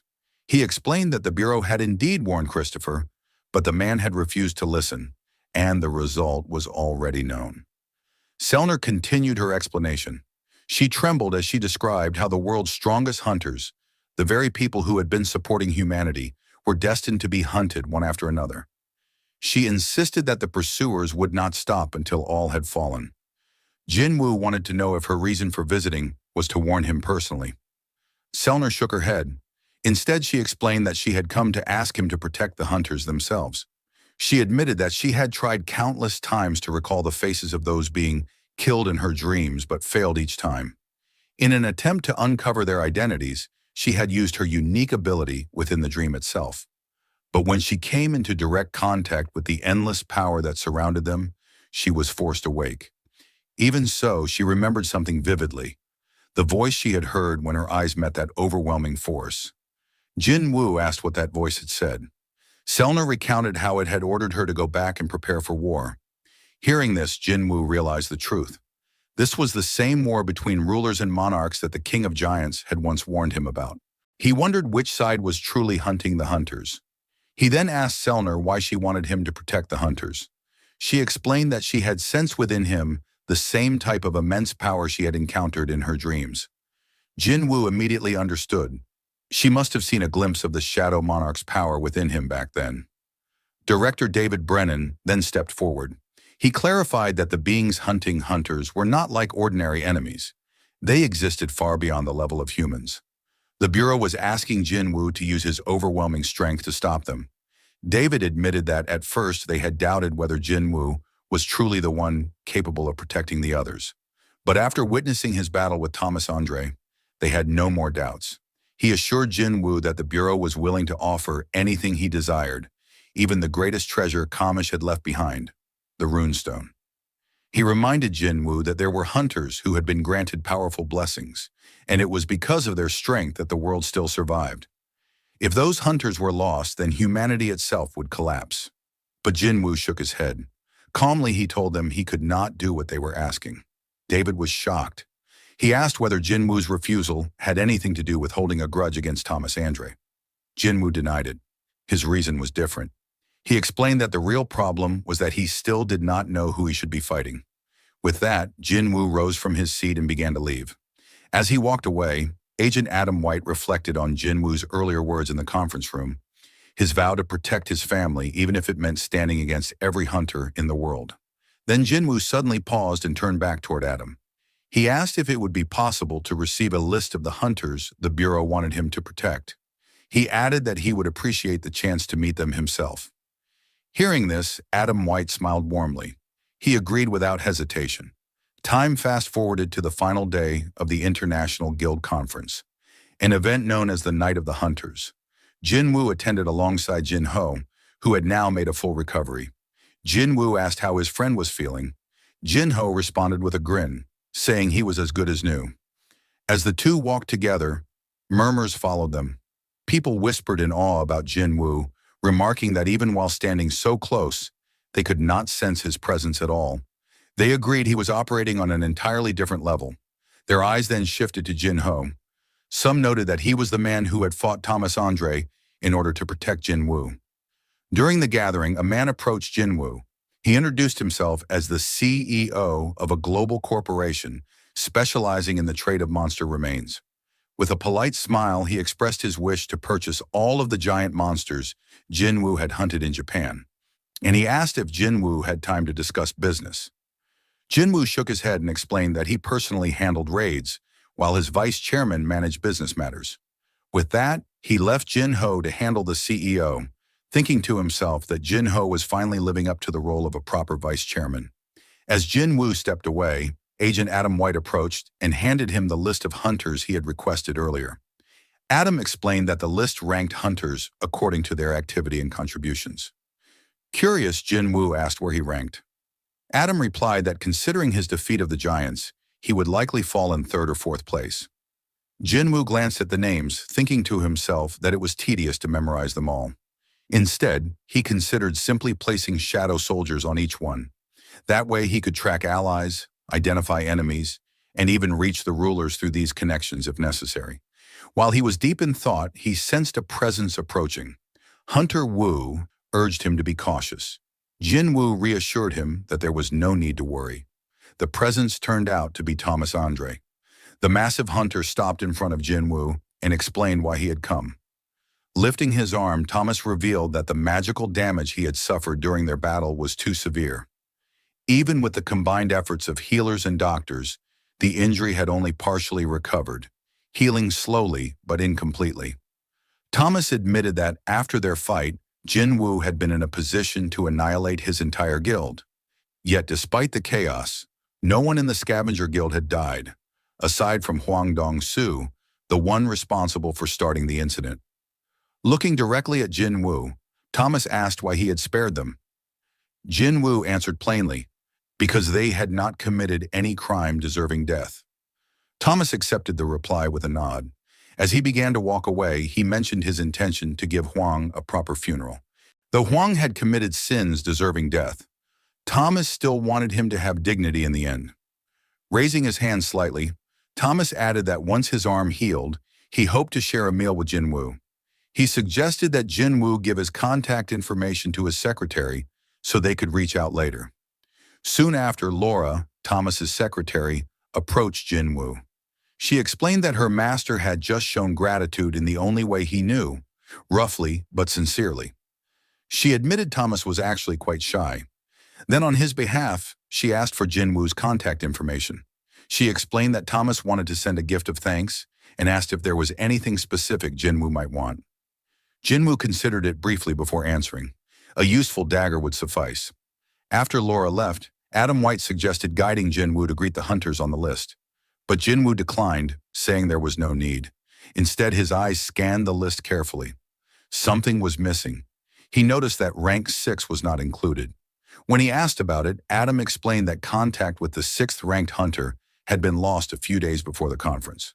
Both the Brazilian government and the Bureau's secret agency were still searching for him, but no trace had been found. Hearing this, Jinwoo wondered if the missing hunter had already fallen into enemy hands. That left only 7 names on the list. Back in Korea, Chairman Go Gun-hee sat alone in his office, pressing a hand against his chest. His heart trembled, and he could not ignore the unease coursing through him. For years, his body had carried this burden, but recently the tremors had grown worse. He wondered if he had finally reached his limit. The doctors had warned him long ago that continuing his work would end his life within 6 months. Yet 2 years had already passed, and somehow he had endured. For that, he felt he should be grateful. His phone rang, and it was his wife checking in on him. After assuring her he was fine, he smiled faintly, thinking how she worried too much. He was about to leave for home when a sudden chill filled the office. A presence appeared without warning. Chairman Go turned his head and saw the monarch of frost, Sillid, standing silently in the room. Startled, the chairman realized he had not sensed his arrival at all. Judging by the immense aura surrounding him, it was clear that this was not someone he could handle alone. The monarch calmly informed him that the office had already been isolated from the outside world. The chairman wondered if he was dreaming, but the thought was quickly shattered when a shard of ice tore into him. The sharp pain proved this was all too real. Struggling, he demanded to know the intruder's identity. The monarch scoffed, remarking that he had expected recognition without introductions. To him, Go Gun-hee was nothing more than a human host. Releasing a wave of freezing mana, Sillid called out to what he referred to as the fragment of luminosity. He taunted that the fragment might be hiding out of fear that its vessel would shatter. But if that was the case, he continued, this entire conversation was meaningless. Another ice strike slammed into the chairman. As the dust settled, glowing eyes emerged from within Go Gun-hee, and the monarch's next attack was deflected with ease. For the first time, Sillid smiled, calling him the brightest fragment of luminosity. Go Gun-hee rose to his feet, pointing out that the monarch had trapped his office in a dimensional rift. Sillid admitted it was a clever tactic. He revealed that the monarchs had already tracked down all 7 fragments of luminosity and destroyed 2. What he wanted now was to see the humiliation on the fragment's face before finishing him off. Enraged, the chairman declared that if Sillid truly wished to destroy him, then he should try. The monarch of frost mocked his defiance, comparing him to a parasite borrowing the body of a human, while boasting that he had fully conquered his own vessel. The room filled with ice as the battle began. The monarch launched attacks, but the chairman shattered them with brute force. He lunged forward, landing a headbutt and throwing a punch. Yet Sillid was too fast, dodging with ease and countering with ice spikes that nearly pierced the chairman's head. The chairman fought back with relentless strength, but each movement drained his failing body. He knew he had to end it quickly before his body gave out completely. Gathering his remaining energy, he launched a devastating punch. The impact sent Sillid crashing backward, but immediately afterward, Go Gun-hee collapsed to one knee, his strength faltering. Seeing him weakened, Sillid sneered, declaring that his human vessel had reached its limit. With chilling speed, the monarch thrust an ice sword through the chairman's chest. Smirking, he mocked how long it would take to find another host. 1 year, perhaps 2, insisting the world would already be destroyed by then. Despite his injuries, the chairman smiled. He revealed that he had not fought aimlessly. There was something the monarch had overlooked. With the last of his strength, he hurled a fireball. Though it missed its target, it struck the wall, cracking the dimensional barrier that trapped the room. From the breach, one of Jinwoo's shadow soldiers emerged, the ant soldier he had left behind to guard the chairman. Sillid scoffed, dismissing it as insignificant, but his expression shifted the moment he sensed something dangerous about it. Before he could stop it, the soldier slipped into the real world. Enraged, the monarch prepared to cut it down, but his attack was halted, blocked by Jinwoo, who had suddenly arrived. Jinwoo stood firm, catching the icy blade with his bare hand. He grabbed Sillid by the throat, demanding to know who he was. Recognizing Jinwoo as the Shadow Monarch, the Monarch of Frost mocked him, sensing the countless soldiers hidden within his shadows. He commented that Jinwoo must be the one he had heard about, the missing piece. Ice began creeping up Jinwoo's arm, but he simply summoned his dagger and shattered it without effort. The monarch smirked and admitted that he had no intention of dying here. Pointing toward the wounded chairman, he offered a cruel choice. Fight him or save the dying man. An ice blade shot toward Go Gun-hee. Jinwoo tried to stop it with his ruler's authority, but a system message appeared. The monarch's magic resisted the skill. Desperate, Jinwoo hurled a dagger, but the sword twisted in midair, avoiding it and continuing toward the chairman. With no other option, Jinwoo focused on deflecting the blade away from the chairman. He succeeded, but in that moment, Sillid had already opened a portal to retreat. Before disappearing, Jinwoo unleashed Dagger Rush, sending countless blades after him. One struck the monarch's shoulder, drawing blood. Furious, Scylla declared that he would retreat for now, but promised to return. Before vanishing, he mocked that the half-dead chairman could serve as a gift for Jinwoo's shadow army. When the monarch was gone, Jinwoo rushed to the chairman's side. The wounds were far too severe. He summoned Baru, ordering him to heal the man at all costs. The ant general tried desperately, but his magic had no effect. Refusing to give up, Jinwoo produced the holy water of life, intending to save him. But the chairman stopped him with a weak hand. He thanked Jinwoo for coming, telling him not to waste such a precious item. He explained that no treatment could reverse wounds inflicted by the monarchs. With calm acceptance, Go Gun-hee expressed his gratitude that Jinwoo possessed such strength. He warned that one day, Jinwoo would have to choose between sides, and he begged him to stand with humanity. The chairman smiled faintly, proud that he had lived long enough to fight alongside young hunters like Jinwoo. He confessed that his only regret was leaving the future unfinished, but he also found relief, knowing it was in capable hands. As his final moments came, he revealed that the reason his heart had never stopped beating until now was so he could meet Jinwoo. With a peaceful smile, his life quietly faded. His last words were filled with gratitude, whispering that it was a relief to have met him. The following day, devastating news shook the world. Brazil's strongest hunter, Jonas, was discovered dead in a nearby river. At the same time, reports confirmed that Korea's Hunter Association chairman, Go Gun-hee, had been brutally murdered, his heart pierced in the attack. The shocking announcement spread like wildfire across global media. Headlines blared the deaths of high-ranking hunters, sending the entire world into panic. News outlets everywhere focused on this unprecedented tragedy. Even the United States Hunter Bureau released a joint statement. They emphasized that hunters were humanity's protectors, but posed a sobering question: who would protect the hunters themselves? The deaths of world-class hunters signaled a threat unlike anything seen before. Amid this turmoil, Sung Jinwoo attended the funeral of Chairman Go Gun-hee. Standing beside him was Hunter Woo Jin-chul, grief-stricken and barely able to contain his sorrow.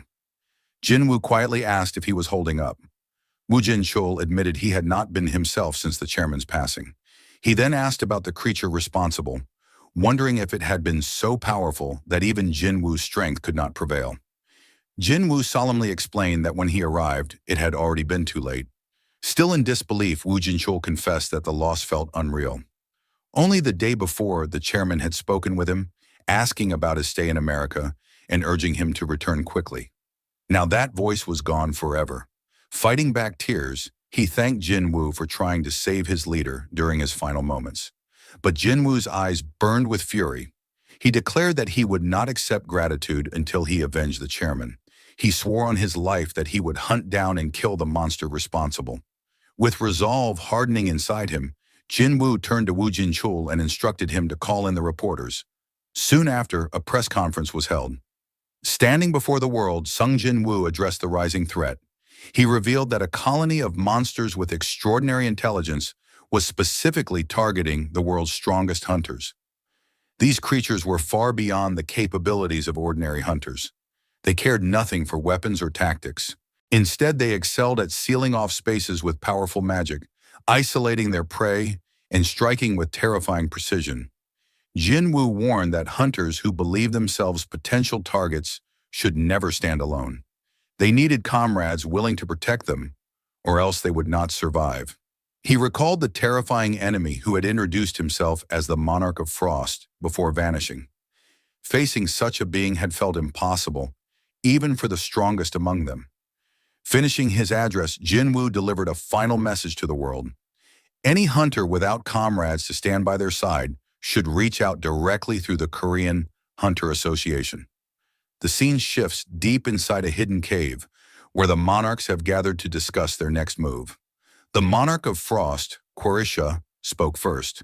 He informed the others that the Shadow Monarch had finally appeared on the surface of the human world. Hearing this, the Monarch of Transfiguration, the king of demonic specters, voiced his doubts. He questioned whether it was even possible for a human vessel to contain the full power of the Shadow Monarch. After all, wasn't that the very reason the Dragon King, Monarch of Destruction, could not freely remain in the human realm. But the Monarch of Frost countered that the Shadow Monarch had become a greater threat than even the fragment of brilliant light. He made it clear that he intended to deal with Sung Jinwoo himself, and he demanded to know if the others would lend him their support. The Monarch of the Iron Body, Tarnak, quickly dismissed the idea. He warned that picking a fight with the Shadow Monarch was nothing short of suicide. Among the 9 monarchs, Jinwoo now stood as one of the strongest, and Tarnak insisted they should instead wait for the Dragon King's return. The Monarch of Frost rejected this suggestion. He reminded them that they were monarchs, beings born of destruction. Even if they were scattered and on the run, their duty was to fight. Their only chance to kill the Shadow Monarch was now, while his power was still tied to a fragile human vessel. He promised that he would take full responsibility and erase Jinwoo from existence. But Tarnak, along with the Monarch of Transfiguration, both refused. They reminded him of what happened to the Monarch of White Flames. At that moment, the Monarch of Beasts, Rakan, stepped forward. Unlike the others, he agreed to side with the Monarch of Frost. Tarnak immediately warned him that if they failed, the Shadow Monarch would enslave them, just as he had enslaved the fallen monarch before. Rakan dismissed the warning, insisting that the Shadow Monarch could not transform them into shadow soldiers in their original forms, but Tarnak then revealed the truth. Jinwoo was not fighting alone. He had joined forces with the Architect, the system's administrator. With their combined power, there was indeed a chance that even monarchs could be forced into servitude. Unmoved, Tarnak and the Monarch of Transfiguration turned their backs and left the cave, declaring that they refused to become tools for the Shadow Monarch's growing dominion. Once they were gone, Rakan demanded proof that Jinwoo was still nothing more than a human vessel. In response, the Monarch of Frost revealed the dagger he had used during battle. He explained that it had been coated in poison, something the true Shadow Monarch would never need to rely on. This revelation caught the attention of Kureisha, the Monarch of Plagues and Queen of Insects. She pointed out that if Jinwoo had full control over his powers, he would never have needed to use poison as a weapon. When asked if she would lend her support, the Queen of Insects agreed. Together, they vowed to hunt down and kill the Shadow Monarch. Meanwhile, Sung Jinwoo stood high above the city, gazing from the rooftop of a tall building. He focused his senses, trying to track down the Monarch of Frost, Kureisha. Yet no trace of her magic power could be felt. He recalled their earlier battle and remembered her words. She had claimed to be in her original form, and during that time, he noticed she left behind no shadow. This reminded Jinwoo of what the Monarch of Giants once told him, that monarchs and rulers, when in their original bodies, could never be turned into shadow soldiers. Back at the Korean Hunter Association, a meeting was underway. Woo Jin-chul, along with the directors, gathered to discuss appointing a new chairman. It had been a week since Go Gun-hee's death, and the seat remained empty. The officials debated how crucial the position was. With Go Gun-hee being an S-rank hunter, his presence had carried immense symbolic weight. Now that the association had lost its figurehead, they feared the 5 great guilds would be difficult to keep under control. While strong hunters carried influence, the directors stressed that leadership required more than power. It required trust and authority. After thorough discussion, the directors reached a unanimous decision. Woo Jin-chul should take the role of chairman. Startled, Woo asked why they were placing their faith in him. The officials explained their reasoning.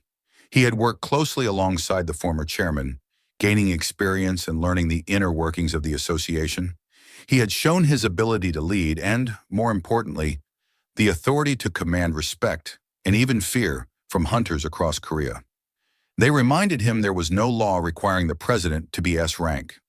What the association needed now was stability, and he was the best candidate to provide it. Though they could not force him, they urged him to accept. After a long pause, Woo Jin-chul gave his answer. He would consider their proposal.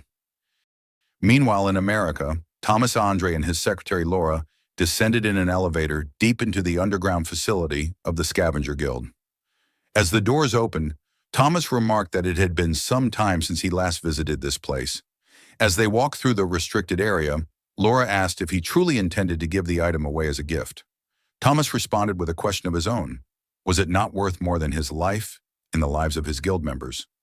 Laura clarified that wasn't her concern. Thomas then asked if she believed Jinwoo lacked the skill to wield it. Stopping in front of a weapon sealed away in storage, Thomas admired its brilliance, remarking how incredible it still looked after all this time.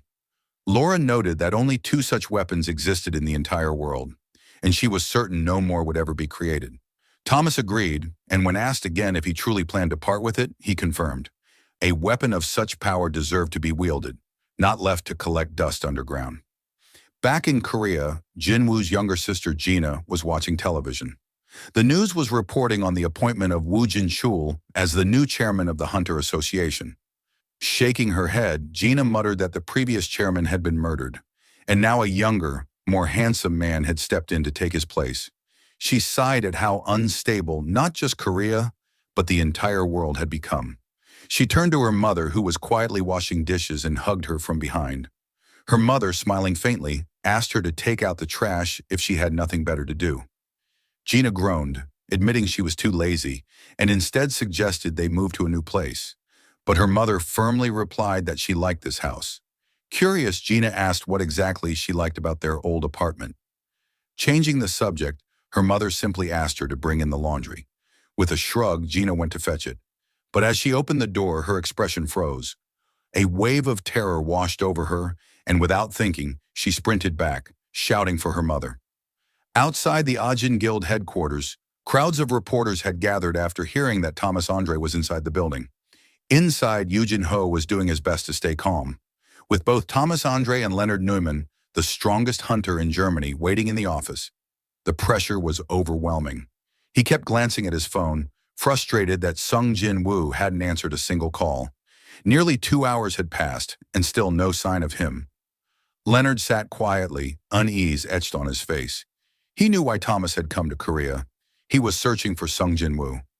Leonard wondered if today might finally be the day he met the man himself. Breaking the silence, Thomas asked a question in English, which Laura translated. He wanted to know whether Sung Jinwoo was currently in a raid. His absence from the office seemed unusual. With a shaky voice, Jin Ho confirmed it, saying Jinwoo often didn't come in regularly because of constant gate activity. Just then, the office doors opened.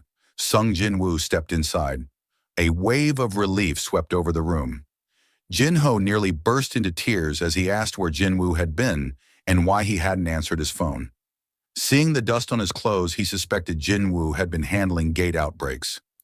Jinwoo simply replied that there had been too many to ignore, and he couldn't afford to rest.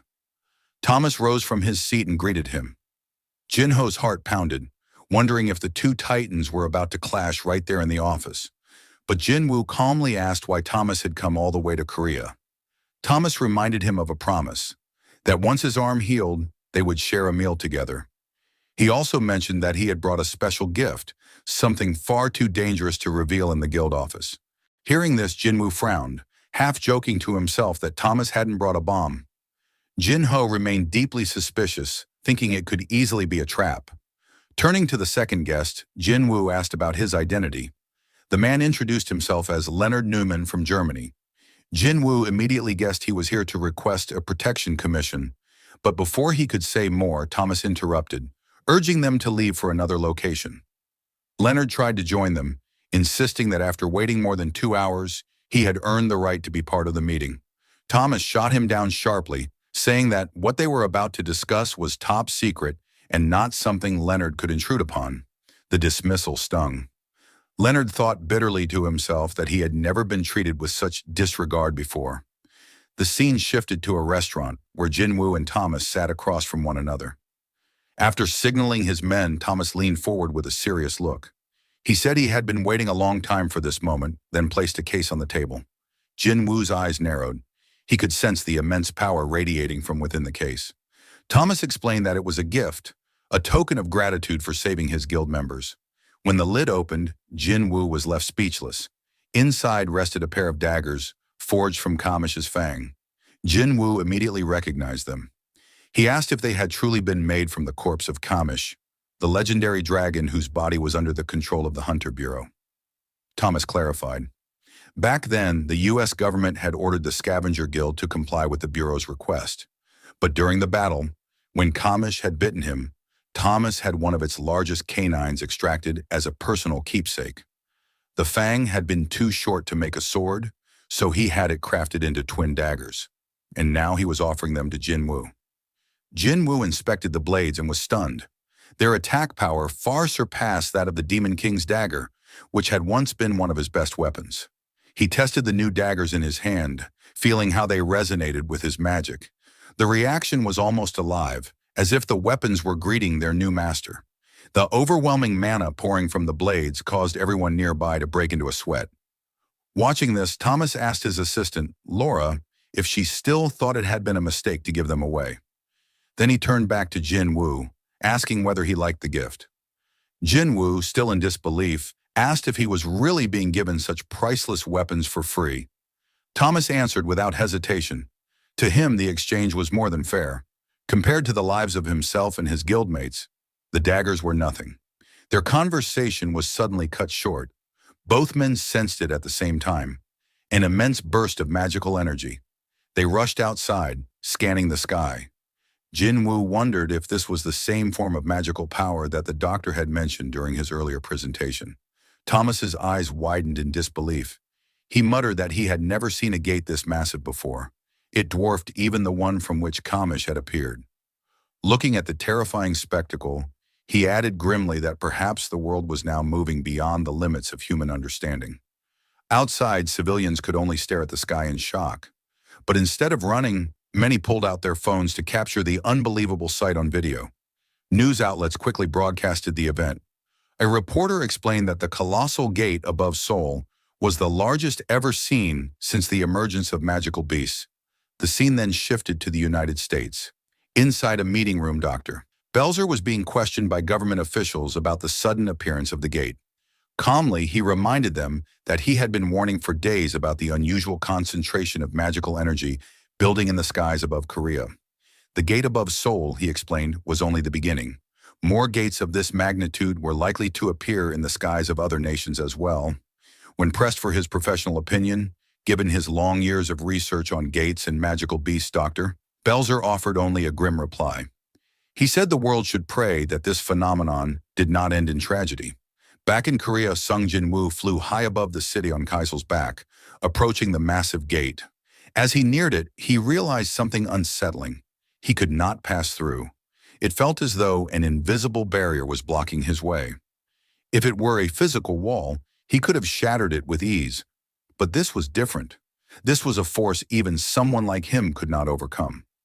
Jinwoo wondered what kind of existence could be sealed inside such a gate. It was unlike anything he had encountered before. Looking down at the countless people beneath the shadow of the rift, he thought of his friends and family. He steeled himself with a silent vow that whatever lay inside, he would not allow it to reach them. As he pondered his next move, his phone rang. Chairman Woo Jin-chul was on the line. Jinwoo asked whether the Hunter Bureau had investigated the request he had made earlier. The chairman confirmed they had. Jinwoo had asked the Bureau to conduct a satellite scan of the world, searching for any other gates that might have appeared. Woo Jin-chul reported that none had shown up apart from the one above Seoul. He added that the authorities were already preparing to evacuate civilians living near the massive gate. Then in a cautious tone, he asked Jinwoo what he planned to do next. Jinwoo gave a quiet, resolute answer. Even if no one knew what would happen tomorrow, he would continue forward, just as someone plants an apple tree without knowing if they will live to see it bear fruit. The next day, inside the Hunter Association's gymnasium, Sung Jinwoo sparred against Beru. The ant soldier launched a flurry of attacks, his movements fast and precise, but not a single strike could touch Jinwoo. Since their last battle, Jinwoo had grown tremendously stronger. Blocking one of Beru's strikes with just a single hand, he asked whether Beru was truly giving it his all. The loyal ant lowered his head and admitted that he would never dare to fight his king with full force. Jinwoo smiled at the humility of his soldier. He explained that it was fine since all he wanted was to break a sweat, and Beru was the only one capable of helping him do that. At his command, the spar resumed. Beru lunged forward once more, but Jinwoo effortlessly avoided his claws. When Beru attacked again, Jinwoo countered with ease, and noted that his soldier had indeed grown stronger after being promoted to commander rank. Jinwoo then pointed out something important. In an army, there could only be one commander. He warned that once Igris and Greed advanced to general rank, it wouldn't be long before they would also have the right to challenge for the position of commander. If Baru wanted to keep his place, he would need to continue working hard. Motivated by his king's words, Baru pushed himself to the limit, striking with all the strength he could muster. But Jinwoo quietly thought to himself, it was still not enough. Even though Baru was the strongest among his shadow soldiers, he was still not strong enough to face the enemies that were coming. As Baru attempted a heavy strike, Jinwoo suddenly caught his arm and slammed him into the ground. While the ant struggled to rise, Jinwoo followed with a devastating punch to his ribs, sending him crashing into a nearby wall. Baru staggered back to his feet and humbly praised his master, expressing his amazement at Jinwoo's overwhelming strength. Jinwoo, half amused, joked that perhaps he should block the historical drama channels to stop Baru from learning such exaggerated speech. With the sparring session over, Jinwoo decided to clean up the aftermath.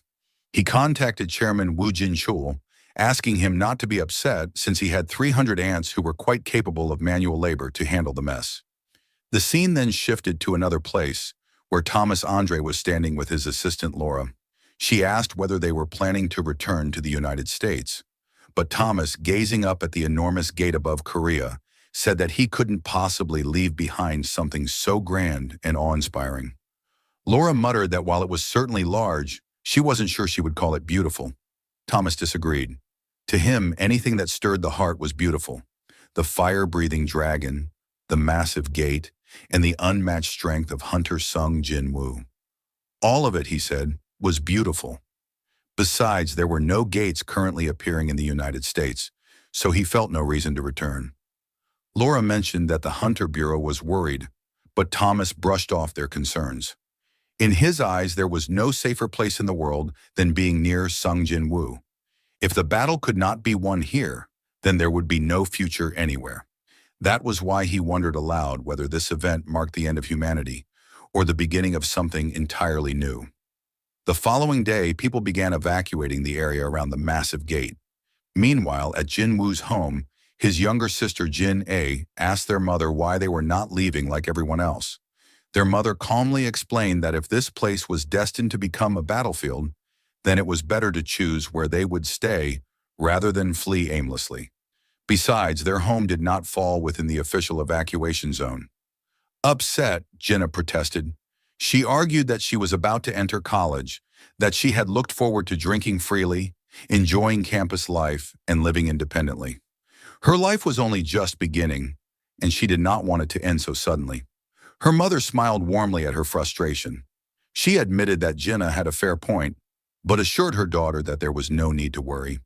Sung Jinwoo would protect them, just as their father once had. The scene shifted back to Sung Jinwoo, who sat silently atop a tall building, gazing up at the colossal gate hanging in the sky. His thoughts grew heavy. Could he really close something like this without anyone getting hurt? He pulled out his phone, wondering who he would want to spend his final moments with if this battle truly became his last. Far away inside a quiet dojo, Cha Hai-in was training under the watchful eyes of her master. As she practiced her sword forms, the old instructor observed a slight hesitation in her movements. He voiced his concern, noting that fear seemed to be growing inside her strikes. Just as he was about to continue, her phone began to ring. She quickly went to answer it, and her master smiled, telling her that a hunter should never ignore their calls. After speaking briefly on the line, Cha turned back and explained that something urgent had come up. She bowed respectfully before leaving. Left alone, her master smiled knowingly to himself. Time passed, and the next scene showed Jinwoo and Hai-in walking side by side through an amusement park. The crowd buzzed with excitement at the sight of the two famous hunters together. Jinwoo, looking around at the lively atmosphere, commented that there were more people than he had expected, given the looming threat of the gate. Hai-in asked whether he liked places like this. Jinwoo admitted that he didn't particularly enjoy amusement parks, but he had always wanted to visit at least once. Curious, she asked why he chose to bring her here of all places. His answer was simple, because she was the only friend he had. Hai-in stopped for a moment, taken aback by his words. Jinwoo reminded her of the time inside the double dungeon, when she had called them friends in front of the architect. With a faint smirk, he mentioned that he had excellent hearing and caught every word back then. As she thought about it, Hyen realized how quickly 2 years had passed since she first awakened as a hunter. For the first time in a long while, she felt lighthearted, enjoying a simple moment outside of battle. When she glanced at Jinwoo, she sensed something different, a presence, a scent, something uniquely his that set him apart from anyone else. Soon after, Jinwoo asked if she wanted to try everything the park had to offer. Smiling, she agreed. Seeing her expression, Jinwoo thought that perhaps he wasn't the only one who had always wanted to visit a place like this. But despite their efforts, the rides weren't as thrilling as they had hoped. Even the fake monsters scattered around the park trembled in fear at their overwhelming auras, ruining the experience. Eventually, they sat down to eat. Jinwoo noticed her quiet demeanor and asked if she was truly having fun. She insisted that she was, but he pressed further, pointing out that she hadn't screamed even once. Realizing that the rides must have felt too tame for an S-rank hunter, Jinwoo teased her, asking if it had all been boring. Hyen reluctantly agreed. With a grin, Jinwoo suggested they try something truly exciting. Moments later, Kazel soared through the open sky with Jinwoo and Hyen riding on his back. The wind rushed against them as the dragon cut through the clouds. Jinwoo asked how this compared. Hyen's face lit up as she admitted it was fast, high, and breathtakingly beautiful. She laughed and wondered aloud why he had even bothered with the amusement park when he had such a magnificent ride at his disposal. Jinwoo's eyes softened as he explained that the park had been built on the very spot where his father had disappeared. He had wanted to visit it at least once, not for the rides, but to properly say goodbye. Hyen looked at him warmly, touched by the depth of his words. She thanked him, telling him he had done nothing but show her kindness since the day they met. Jinwoo responded quietly that there was still one more thing he wanted to show her. The final scene revealed the two of them sitting beneath the open night sky, side by side as stars glittered above them. A shooting star streaked across the heavens, and in that fleeting moment, the world's chaos faded into silence. For a brief while, they shared peace together, an unspoken bond forming beneath the endless sky. The next day, a hunter walked down the street, lost in thought. He reminded himself that a massive gate was set to open within a few days. As a newly promoted B-rank hunter, he felt he couldn't afford to let his guard down. But as he walked, he bumped into a stranger. Irritated, he demanded the man stop. Not recognizing who stood before him, the hunter began to shout in anger. People nearby, thinking a fight was about to break out, started to gather around. The hunter puffed out his chest, declaring that he was now a B rank, a relatively high rank among hunters, and demanded an apology. But the stranger was no ordinary man. He was Raken. Without a word, Raken suddenly opened his jaws wide and bit the man's head off in a single savage motion. The crowd froze in horror. Gasps filled the street as hunters and civilians alike realized what they had just witnessed. Then Raken released a surge of mana. The sheer force of his aura crushed everything around him, sending hunters flying through the air as debris shattered and scattered. His monstrous presence loomed over all. He declared to the terrified hunters that from this moment on, they would become his prey. His teeth and claws would tear through their fragile skin and flesh. Raising his voice, he announced his true identity. He was the king of beasts, the beast monarch. With arrogance, he dared anyone to try and stop him if they could. Meanwhile, in a quiet forest, Cha Hyen bent down to drink water from a lake. She looked up as Sung Jinwoo approached her. He casually mentioned that he knew of a hotel nearby that served an excellent breakfast, suggesting they head there to wash up and have a proper meal. With a wave of his hand, he summoned Kaisel, preparing their departure. Back at the Hunter Association headquarters, Chairman Woo Jin-chul was being briefed on the sudden chaos. An agent rushed in, reporting that a monster was outside, viciously attacking every hunter in sight. Jin-chul asked immediately about the casualties. The agent replied that the numbers were still unclear, but the situation was dire. Frustration welled inside the chairman. By his calculations, there should still have been several hours before the dungeon break occurred. He was already overwhelmed managing the massive gate, and now a powerful monster had appeared without warning. He asked where Sung Jinwoo was, but the staff member regretfully informed him that they had been unable to reach the hunter. Moments later, another agent burst into the room with an urgent update. A hunter capable of confronting the monster had appeared on the scene. Jin Chul asked if it was Jin Woo, but the man shook his head. Instead, he explained that it was a world-class hunter who had happened to be nearby. At the scene, Leonard Neumann stood face-to-face with the Beast Monarch. The German hunter narrowed his eyes, unsure if he could truly stand against such an enemy. Still, he thought perhaps fate had kept him in Seoul for this very reason, to challenge this monster. But before he could act, a massive hand grabbed his head and shoved him backward. It was Thomas Andre. Towering with unmatched presence, the American national-level hunter stepped forward. He told Leonard bluntly to stay out of the way, otherwise he would only become a burden. Back at a quiet restaurant, Sung Jinwoo was sharing a meal with Cha Hai-in when his phone began to ring. It was Chairman Woo Jin-chul, finally able to reach him after repeated attempts. The chairman asked urgently where he had been, explaining that no one had been able to contact him until now. Jin-woo replied calmly that he had been outside the service zone. Without delay, Jin-chul briefed him on the situation unfolding in the city. A powerful monster was rampaging in the middle of Seoul. Jin-woo asked how many enemies there were.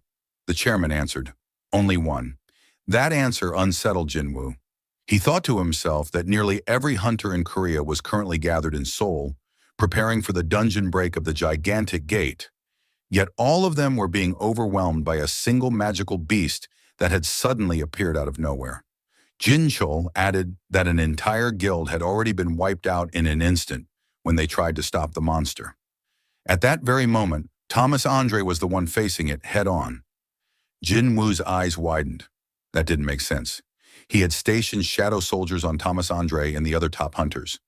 Those shadows were supposed to immediately report even the smallest disturbance, but when Jin-woo tried to connect to them, the signal was faint, weak, as though something was deliberately suppressing the shadows. The discovery left him both puzzled and concerned. Turning to Cha Hai-in, he explained that there was a serious problem unfolding in Korea. She immediately asked if the dungeon break had already begun. Jin-woo shook his head. This was something else entirely. He quickly asked Chairman Woo for confirmation. They needed to know if the monster had a shadow. He stressed how important it was to confirm, because if it did, it could mean a colossal beast hidden within invisible shadows. Something far worse than it appeared. Meanwhile, at the battlefield, Leonard Neumann called out nervously to Thomas Andre.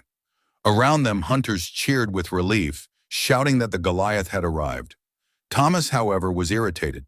He snapped at the hunters, ordering them not to waste time watching, but to focus on evacuating civilians. His eyes locked onto the beast before him. To Thomas, it looked like a wild animal that didn't understand its place. Both he and Rakan released immense amounts of mana, the clash of their auras shaking the air as the battle began. Rakan lunged at Thomas, but his attack had no effect. The American national-level hunter retaliated with a devastating punch, sending the Beast Monarch flying back. Thomas followed up with another heavy strike, but this time Rakan dodged. Just as the Monarch prepared to counterattack, Thomas seized him and slammed him brutally into the ground. Elsewhere, Hunter Choi Jong-in arrived on the scene. He quickly asked for a status update, and another hunter explained that evacuation efforts were still underway. Both the Fiend Guild and the White Tiger Guild had already been dispatched to assist. As Choi sensed the battle raging nearby, his expression grew tense. Thomas Andre was holding back a mysterious magic beast, yet the aura radiating from the creature, it was even heavier, even more suffocating than the mana he had once felt during the Jeju Island raid. He couldn't help but wonder, what kind of monster could even the Goliath be fighting against? Back in the fight, Rakan was sent flying through the air, crashing violently into a nearby building after receiving a heavy blow from Thomas Andre. But that strike wasn't enough to put him down. The beast leapt back toward Thomas with frightening speed and landed a solid hit to his chest. The impact was powerful, yet Thomas managed to block it. Without hesitation, Thomas grabbed Rakan and slammed him into the ground. For a moment, it seemed the battle was over, until Rakan twisted his body and kicked Thomas in the face, launching him into the air. Thomas quickly regained his footing and began reinforcing his body with mana. The scene then shifted to the White Tiger Guild, who had just arrived at the battlefield. Guildmaster Baek Yoon-ho commanded his members to stay sharp and be ready for anything. But before he could finish, Something massive flew past him and crashed into a building with thunderous force. As the dust cleared, Beck finally laid eyes on the magic beast that had been terrorizing the city. At the same time, Thomas had completely transformed into his reinforced state. He shouted to the White Tiger Guild, urging them to retreat and take cover. Beck studied the creature carefully. It was unlike any monster he had ever seen, clearly no ordinary beast. He considered transforming himself, but before he could act, Riken suddenly appeared right in front of him. The pressure was suffocating. Instinct warned Bach not to move, not to draw attention, as if even being noticed would make him pray. Riken ignored him and continued forward. With a flick of his power, he lifted dozens of cars into the air and hurled them at Thomas. But then something strange happened. Instead of being overwhelmed, Riken felt himself being pulled closer. It was Thomas, dragging the beast toward him with sheer force. As Riken closed in, Thomas slammed him into the ground and unleashed a relentless flurry of punches. Yet even as he struck, a disturbing thought ran through his mind. Something was wrong. A deep uneasiness filled him, the kind that whispered he might not win this fight. Riken suddenly caught Thomas's fist mid-strike.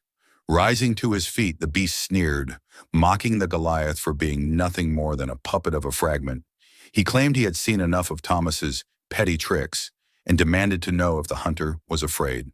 With that, Riken launched a furious counterattack, forcing the hunters nearby to watch in horror. During the clash, Riken noticed something unusual. Reaching into Thomas's shadow, he felt a presence, the mark of Jinwoo's soldier. With a cruel grin, he dragged out a shadow ant and crushed it in his hand, declaring that it was in his way. Then, gripping Thomas by the neck, Riken taunted him. Since the hunter seemed so confident in his strength, he suggested they test it in a contest of raw power. With a surge of force, Riken shattered Thomas's reinforced armor.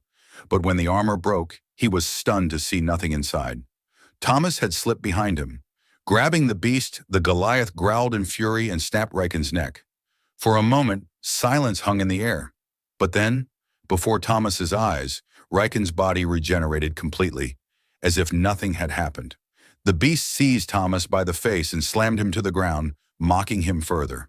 He said he was beginning to feel hungry again. But before Riken could act, a blast of mana struck him from behind. As the smoke cleared, Leonard Neumann stood there, trembling yet defiant.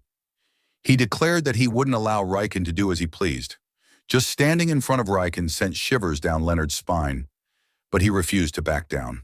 Behind him, Thomas warned Leonard to run, insisting he would be killed if he stayed. But Leonard answered firmly. He knew the danger, yet he was still a hunter. In his heart, he accepted his fate. He told himself he would rather die with pride than live a meaningless life. Over and over again, he reassured himself that his choice was right. But as Riken advanced, Leonard's confidence faltered. His expression twisted in despair as he muttered that perhaps this was the wrong choice after all. Just as death closed in, a shadow descended from the sky. Kaisel, Jinwoo's wyvern, swooped down and struck Riken. The beast turned, catching sight of something in the air. It was Jinwoo. With blinding speed, he descended, landing a devastating kick to Riken's head and slamming him deep into the ground. Jinwoo ordered Leonard to take Thomas to safety. Riken slowly rose from the rubble, his eyes locking onto Jinwoo. With a grin, he remarked that the scent of the Shadow Monarch lingered on this human. Jinwoo studied him carefully. The killing intent rolling off Riken was immense, but he wasn't alone. Behind Jinwoo, another presence materialized. It was Queresha, the monarch of plagues, who licked her lips and spoke eagerly. She wondered aloud what it would taste like to devour the body of another monarch. And then Psychos, the monarch of frost, emerged as well. The monarchs closed in, surrounding Jinwoo on all sides. Their combined mana could be felt from miles away, but Jinwoo did not back down. With a command, he summoned his entire army of shadow soldiers to charge. Psychos released a freezing breath, instantly trapping the soldiers in ice. He mocked Jinwoo, saying that his army couldn't even take a single step within this prison. Queresha sneered, accusing him of overstepping by daring to use such forces against monarchs. Psychos added that Jinwoo had yet to fully absorb Ashbourne's power. He admitted the original Shadow Monarch had been the greatest of them all, but reminded him not to underestimate the other monarchs. But in the next moment, Jinwoo shattered the ice, imprisoning his soldiers. The Frost Monarch's expression twisted in rage. Jinwoo pointed at him with burning determination and declared that no matter what happened, he would kill at least him. The battle escalated as the Frost Monarch, Silid, summoned towering ice golems to the field. Beside him, Quretia, the Monarch of Plagues, unleashed her own twisted powers, raising fallen hunters and forcing their corpses to march against Jinwoo. They swarmed him all at once, but Jinwoo moved too quickly for them to keep up. With effortless precision, he weaved through the attacks and leapt directly towards Silid. The Frost Monarch's eyes widened at Jinwoo's speed. But before the Shadow Monarch could land his strike, Raken, the Beast Monarch, intercepted him mid-air. The two clashed with devastating force, exchanging blow after blow. Raken sneered as his gaze fell on the blade in Jinwoo's hand. He mocked the hunter, scoffing at the idea that such a simple piece of metal could ever harm him. His confidence shattered instantly when Jinwoo swung and sliced clean through his hand. Jinwoo coldly remarked that he would have been right if it were just any ordinary piece of metal. Before Jinwoo could finish the fight, Quretia intervened, pulling Raken to safety. In the distraction, the Beast Monarch calmly reattached his severed hand, his grin returning. Now Jinwoo found himself surrounded, not only by the three monarchs but also by their countless minions. At that moment, a sudden crack echoed through the frozen battlefield. One of Jinwoo's shadow soldiers had broken free from Psychos's prison of ice. It was Baru. The Ant Commander let out a piercing cry of rage as his eyes locked on Quretia. Furious that she had dared to lay a hand on his master, Baru charged straight for her. Both Silid and Raken faltered in shock. They could hardly believe that a commander-class being like Baru was under the control of a mere human. Quretia smirked at first, raising her hand to strike. She mocked him, saying a child who refused to acknowledge his mother deserved to be punished.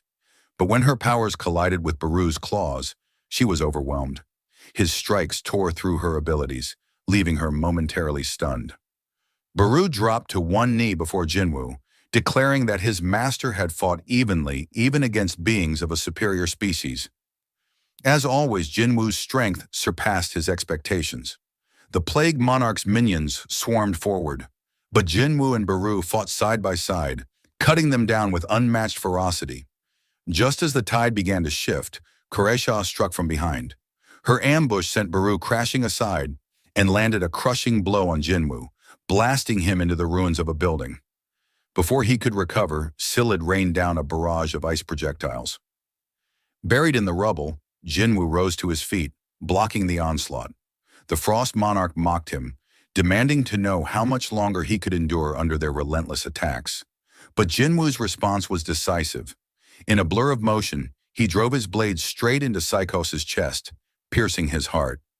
Cold determination filled his voice as he declared that the Frost Monarch would not leave this battlefield alive. Furious, Silid ripped the weapon from his body, bellowing in outrage that a mere human dared speak such words to a monarch. Jinwoo noted grimly to himself that even a strike to the heart wasn't enough to kill them. Without hesitation, he moved to strike again. But this time, Raken appeared behind him. With brutal speed, the Beast Monarch slashed across Jinwoo's back, drawing blood. Seeing their liege wounded, Baru's rage spiraled out of control. He prepared to charge again, but before he could, Quretia appeared behind him.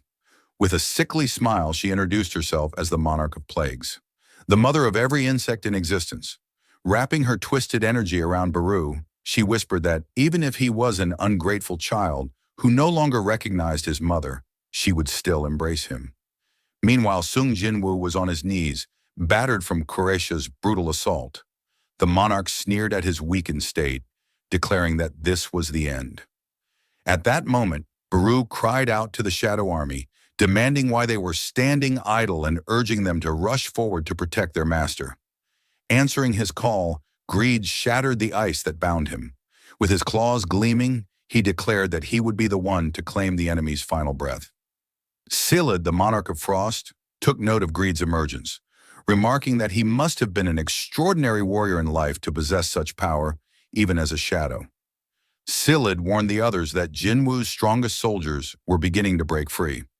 Soon after, Tusk, Igris, and Iron tore through their icy prisons, their dark forms emerging one after another. Witnessing this, Scylla turned his focus back to Jinwoo, preparing to strike. He declared that Jinwoo's wounds were fatal and that playtime was over. Yet Jinwoo smirked as he slowly rose to his feet. Both monarchs froze in shock as they realized his injuries had vanished, erased completely by his status recovery skill. Across the world, the battle was being broadcast live, leaving humanity in awe. The city had become a war zone as monarchs and shadows clashed with earth-shaking force, their battle erasing everything in their path. From a distance, Leonard Neerman could only watch in horror, overwhelmed by the sight before him. Meanwhile, Thomas Andre, barely regaining consciousness after being healed, asked Leonard about the situation. Leonard's voice trembled as he explained that it felt as though he was witnessing the end of the world. Among the observers was Hunter Bak Yunho. His eyes were locked on the battlefield, struggling to comprehend what he was seeing. He wondered aloud if the Sung Jinwoo before him was the same man he once knew. Though he had always understood Jinwoo's potential for growth, the scale of power Jinwoo had achieved in such a short time left him stunned. Back on the battlefield, Jinwoo pressed forward with his shadow army at his side. Together they overwhelmed the monarchs, their relentless assault outpacing even the monarch's formidable regeneration abilities. Enraged, Kureisha found herself pushed back as Baru relentlessly tore into her, forcing her into a corner. Furious, she resolved to put an end to him. But before she could strike, Jinwoo appeared at her side. He recalled the prophecy the architect once revealed, that he would meet his end beneath the pillar of flames that supported the world. Yet as he stood before Kureisha, he reflected that the prophecy never stated whether that pillar would truly fall. His words carried a weight that unsettled the monarch. Elsewhere, Lim Tegyu, guildmaster of the Fiend Guild, observed the battle from atop a nearby building. He had been waiting, his sniper rifle prepared, yet hesitation lingered.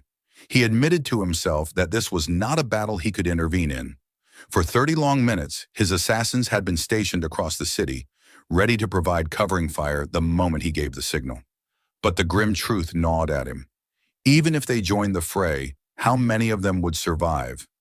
If Thomas Andre himself had failed against these monsters, what hope did they truly have? As Lim wrestled with the decision, a hand suddenly reached out from behind, placing itself firmly on his shoulder. A voice told him to simply sit back and watch. Startled, Lim spun around, demanding the stranger's identity, only to be left speechless by the sight of the person standing before him. All the while, countless hunters who had gathered with hopes of subjugating the beasts could only stand by helplessly. None dared to approach the battleground. All they could do was wait for the dust to settle, knowing that their strength meant nothing in the face of the clash unfolding before them. Back on the battlefield, Jinwoo managed to land a decisive strike on Kureisha, but the Monarch of Plagues was far from defeated. Her body quickly began to regenerate, restoring itself with horrifying speed. She retaliated, unleashing a wave of poison that spread across the field. A system notification confirmed what Jinwoo already sensed. Venom still lingered thick in the air. Yet he remained calm, for poison held no effect on him. This realization enraged Kureisha. With fury in her voice, she charged toward him, determined to tear him apart. Before she could finish her attack, however, she felt her body being dragged against her will. Jinwoo was pulling her closer with overwhelming authority. Struggling against the force, she realized that she could not undo it. Her body was pinned down, helpless beneath his control. In that moment, Jinwoo unleashed his skill, mutilation. His power ripped through her, and her form began to break apart, dissolving into the air itself. As her existence faded, Kureisha accepted the inevitable. She reflected that even beings born from darkness were humbled before a greater, deeper darkness. With that final thought, her body scattered into nothingness. A notification appeared before Jinwoo, declaring that the Monarch of Plagues had been defeated. The other monarchs looked on in disbelief. Silid, the Frost Monarch, muttered that such a feat should have been impossible. Jinwoo was not supposed to be capable of wielding the Shadow Monarch's power to its fullest. Raken, the Beast Monarch, agreed but remained unfazed. He assured his ally that Jinwoo was still incomplete, his strength not yet perfected. To prove his point, Raken seized Baru by the throat.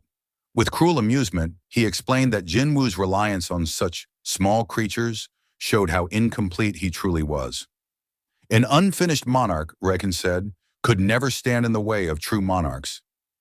Baru's body began to break apart, his existence crumbling under the beast monarch's grasp. Jinwoo realized in horror that Raken was severing the connection between him and his shadow, the same way he had once removed the shadow binding Thomas Andre. Desperate, Jinwoo attempted to cancel the summon, commanding Baru to return. But a chilling notification appeared before him. The subject could not be retracted. Acting instantly, Jinwoo struck at Raken, forcing him to release Baru. He quickly recalled his soldier, relieved to have prevented Baru's complete erasure. But his relief was short-lived. The Frost Monarch stepped forward, his body shifting as he transformed into his true form. Scylla declared that Jinwoo's ability to control shadows meant nothing if the connection could be cut. His plan was to trap Jinwoo's soldiers beneath layers of ice, forcing them into a cycle of destruction and regeneration. By doing so, they would become nothing more than parasites, draining Jinwoo's mana until he was powerless. He unleashed his authority, encasing the battlefield in ice and preparing his assault. Jinwoo braced himself, but Scylla was merciless. He slashed at Jinwoo, wounding his arm, then lifted him and slammed him into the ground with crushing force. Yet Jinwoo endured. He burst from the rubble and retaliated, striking at the monarch. Scylla dodged and countered with terrifying speed, launching Jinwoo backward. Jinwoo steadied himself, but he quickly realized how fast his opponent was. The Frost Monarch studied him carefully, noting that his stealth ability must burn through enormous amounts of mana. With cold certainty, he lunged forward, vowing to end the battle quickly. Their clash shook the air. Jinwoo analyzed every movement, thinking that he could read Yogamun's attacks but lacked just enough speed to close the gap. Determined, he pushed harder. The monarch scoffed, dismissing Jinwoo's efforts, and summoned waves of ice magic. But by then, Jinwoo had already slipped behind him. For a moment, Jinwoo believed he had finally gained the upper hand, but Scylla only smirked. Something was wrong. Observers all around the battlefield froze in shock, their eyes widening in horror. Even Leonard Neerman could hardly believe what he was witnessing. Behind Jinwoo, the beast monarch had appeared. Raken struck with ruthless precision, driving his massive claws through Jinwoo's chest. Mocking him, Raken declared that Jinwoo was nothing without the speed he so relied on. Jinwoo looked down at the claws piercing his body as his daggers slipped from his grasp, clattering to the ground. Yet even in this dire state, his thoughts remained defiant. His level had risen again, he reminded himself. Compared to that growth, such wounds were nothing. The Frost Monarch picked up one of Jinwoo's fallen daggers. With icy cruelty, he plunged it back into Jinwoo, mocking him as he asked whether Jinwoo could heal as he had before. He reminded him that he was still incomplete, not yet a true monarch, and demanded to know if this was as far as he could go. With the entire world watching the broadcast, Scylla proclaimed what awaited humanity. Once the monarch army set foot in this world, human corpses would rise in mountains, and rivers of blood would flow endlessly. Yet he had a different fate planned for Korea, the land Jinwoo called home. He vowed to personally freeze every man, woman, and child. They would endure eternal agony, trapped in bodies that could neither die nor truly live. Their suffering, he declared, would become his joy. As his icy power consumed Jinwoo, the hunter's body froze, and his vision dimmed. He told himself he only needed to endure a little longer. Then a chilling notification appeared. His HP had dropped to 0. The player had died. But in that very instant, another message appeared. The system declared that the player possessed the Black Heart and had fulfilled the conditions for a passive skill. The skill activated. The battlefield was suddenly engulfed in radiant light. Jinwoo's eyes slowly opened. He found himself lying in a hospital bed, his mind clouded by confusion. Sitting up, he began to panic. Memories of the brutal battle with the monarchs came flooding back. The beast monarch's claws, the Frost Monarch's dagger piercing his chest. He thought to himself, had all of that been just a dream? He clearly remembered the sensation of his heart being pierced. Yet somehow he was still alive. The door opened, and Woo Jinchul entered the room alongside another man. They asked if Jinwoo had regained consciousness. Startled, Jinwoo looked at them and immediately asked what had happened to the monarchs. He even called him Chairman Wu, demanding to know how he had survived. Wu Jinchul froze at the words. He calmly corrected Jinwoo, explaining three things. First, he was not the chairman, but the chief inspector of the surveillance team. Second, he needed to ask Jinwoo about the strange moving statues. And third, he wanted to know how Jinwoo already knew his name. Jinwoo was stunned. None of this made sense. Wu Jinchul continued, saying that when they had arrived at the scene alongside the White Tiger Guild, everything was already over. But Jinwoo shook his head. This wasn't what he was talking about. The more he listened, the more Jinwoo realized something impossible had happened. Somehow he had traveled back in time. Wu Jinchul, sensing his confusion, asked if he was all right. Jinwoo told him he simply needed time to process everything. Checking his status window, Jinwoo was shocked to see that nothing had changed. His stats and inventory remained exactly as they were before. Even Kamish's wrath was still in his possession. Just then, a familiar voice called out. His sister, Jin-ah, entered the room, scolding him for not resting. She asked if he had hit his head in the dungeon too. Looking him over, she frowned in confusion. She even questioned if she had entered the wrong room, asking who he was. Jinwoo realized she didn't recognize him because his appearance had gradually changed in the future. Jinna hesitated, staring at him. Was this really her brother? He looked so different, taller and far more mature. Jinwoo brushed it off, telling her it was probably her imagination. He stood and told her he was busy. He needed to head to the Hunters Association. When Jinna asked why, he replied that he planned to give up being a hunter. Before leaving, he told her to go back to school, knowing she had skipped class to check on him. He then turned to another girl nearby, Han Song-yi, and firmly told her not to even think about giving up her studies to become a hunter. Han Song-yi was stunned. How did he know her name? Jinwoo pulled his hood over his head as he left. His thoughts raced. He no longer had his shadow army. He would need to rebuild it from scratch. None of this made sense. Arriving at the association, Jinwoo requested a re-evaluation of his rank. The staff whispered in awe. He was the first S rank to appear in 2 years, but even with their device, they couldn't measure his magical power. Jinwoo interrupted, saying that before the test was repeated, he wanted to meet the chairman. Though the staff offered to guide him, he walked away, stating that he already knew where the office was. The employees were left whispering among themselves. How could an outsider possibly know the location of the chairman's room? While riding the elevator, another man stood beside Jinwoo. His name was Kang Tae-sik, and he was deep in thought. He wondered what kind of excuse he should prepare this time. It wasn't his first time lying to the association, but if he ever got caught by Chief Inspector Wu, he would be in serious trouble. Then, without warning, Jinwoo spoke to him. He revealed that Tae-sik possessed a stealth ability, yet had failed to report it. Startled, Tae-sik reached for his weapon, demanding to know how Jinwoo could possibly know that. Jinwoo calmly warned him. In the near future, someone would ask Tae-sik to avenge their daughter. Jinwoo didn't care how he handled criminals, but if Tae-sik ever harmed innocent hunters in the process, Jinwoo himself would kill him. "This is my first and final warning," Jinwoo said. Shaken to his core, Kang Tae-sik nervously asked who Jinwoo truly was, but Jinwoo only walked away, leaving him speechless. "He's like a ghost," Tae-sik muttered. Jinwoo finally entered the office of Go Gun-hee, the association's chairman. His eyes softened. It had been so long since he had last seen him alive. Jinwoo greeted the chairman, who remarked that coming straight to him after a test result suggested Jinwoo was already familiar with the procedure. He sensed Jinwoo's heavy emotions and gently asked if he was all right. Jinwoo brushed it aside, insisting it was nothing. Interrupting the formalities, Jinwoo made a bold request. He proposed that the regulations be changed so that summoned creatures could be officially counted as raid members. In exchange, Jinwoo promised something incredible. He would go to Jeju Island and personally exterminate the ants. Go Gun-hee was shocked. He reminded Jinwoo of the countless failed raids and the hunters who had died there. He warned him not to speak so recklessly, but as he looked at Jinwoo more closely, he was overwhelmed by the vast mana radiating from him. Jinwoo stated with calm certainty that this was something only he could accomplish. He would take care of the ants.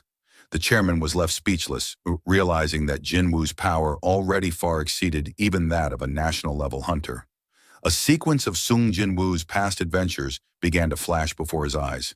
He saw himself saving Li Juhi during the early days, surviving the deadly Red Gate incident, and defeating the High Orcs. He remembered turning Tusk into a shadow soldier, freeing his mother from her eternal slumber, and finally the Jeju Island raid, where he defeated Baran and transformed the insect monsters into shadows. But then, Jinwoo frowned. Something wasn't right. He clenched his fists and shouted into the void. "Enough! Stop this! I know this is nothing but an illusion. Show yourself." At that moment, the fabricated world shattered like glass.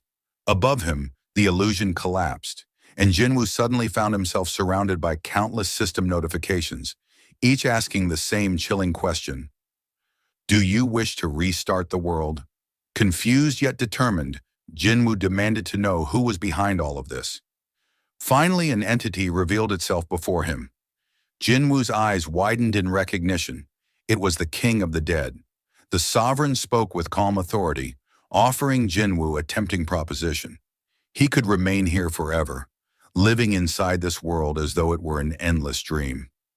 Jinwoo narrowed his eyes. So, what you're suggesting is that I allow myself to be trapped inside this false reality you've created. The King of the Dead shook his head. No, I didn't create this. You did. This world was born from your own desire to correct the mistakes of your past, fueled by my power. In other words, this domain is mine. This is eternal rest.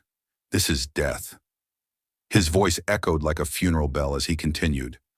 I have been watching you longer than you could ever imagine. You who always walked closest to death, yet resisted it with everything you had. I am the record of your struggles, the proof of your defiance, and the reward for your suffering. I am you. The King of the Dead explained that within this territory, Jinwoo held limitless power. He could turn the monarch's own servants into shadows, absorb their strength, and even alter reality itself, though only inside this domain. Jinwoo raised his voice again. So you're saying you and I share the same power? The figure nodded slowly. I have waited an eternity for this moment. I am the Shadow Monarch, the administrator of the deepest darkness. Jinwoo's next question carried both suspicion and curiosity. Then why was I chosen? The Shadow Monarch's answer was chilling. I shall show you our beginning, our end, and your true beginning. The perspective shifted back to the battlefield in the real world. Sung Jinwoo's body was frozen by the power of the Monarch of Frost. Observing him, the Monarch of Beastly Fangs muttered coldly, he's dead for sure. Meanwhile, Thomas Andre informed Leonard Newman that Jinwoo's presence had vanished. Upon hearing this, Hunter Baek Yunho refused to believe it. That's impossible. If he's truly gone, then there's no one left who can stop those beasts. From atop a building, Lim Tig-yu clenched his teeth in regret. I shouldn't have listened to that person earlier, he thought. Looking down at the horde of magical beasts, he wondered if bombardment could still stop them. Finally, he decided, prepare to fire. We'll unleash everything we have on my signal. Our target is that beast that resembles a White Walker. But just as the hunters prepared their attack, something changed. Within the prison of ice, Jinwoo's body began to radiate a massive surge of mana. The Monarch of Frost's expression hardened in shock as he noticed Jinwoo's heart, black as night, burning with dark flames. Both the Monarch of Frost and the Monarch of Beastly Fangs realized what was happening. Their voices rose in alarm. We must stop him. We cannot allow the true king to descend now that the false king is gone. They charged straight toward Jinwoo, determined to strike him down before it was too late. But in that moment, before their attacks could land, an overwhelming force intervened. The beastly monarch was suddenly struck in the face, sent crashing into the Frost Monarch. Both were hurled across the battlefield, smashing into a nearby building. As the dust settled, a towering figure appeared before Jinwoo's frozen body. His presence radiated a power that dwarfed even the monarchs. Looking down at the fallen sovereigns, he declared in a thunderous voice, "None shall lay a hand on this child." A new vision unfolded, reaching back into the deepest memory of the world. In ancient times, an absolute being tore reality into two halves, light and darkness, and shaped from them emissaries and sovereigns. From those shards were born 8 great monarchs, emissaries meant to preserve the world, and sovereigns destined to unmake it. Those two forces clashed without mercy. Whole armies bled away as emissaries and sovereigns slaughtered each other in an unrelenting war. Exhaustion and despair settled over the battlefield, and at last the brightest of the light fragments could no longer remain silent. It stepped forward to the Absolute and demanded an answer. Why did the Absolute ignore the screams of the countless soldiers who died for its purpose? It begged the Absolute to lend its strength so they might fight on in the Absolute's name. The Absolute did not answer. That silence revealed the truth. To the Absolute, the war was merely sport, something to watch, not to stop. The fragments finally understood that so long as the Absolute existed, their suffering and the conflict itself would never end. If they continued to obey, only death waited for them. Faced with that futility, the brightest fragment and those who followed drew their swords. Thus the rebellion began. The vision tightened, and the monarch who stood before Jinwoo pointed into the past. "That is me," he said.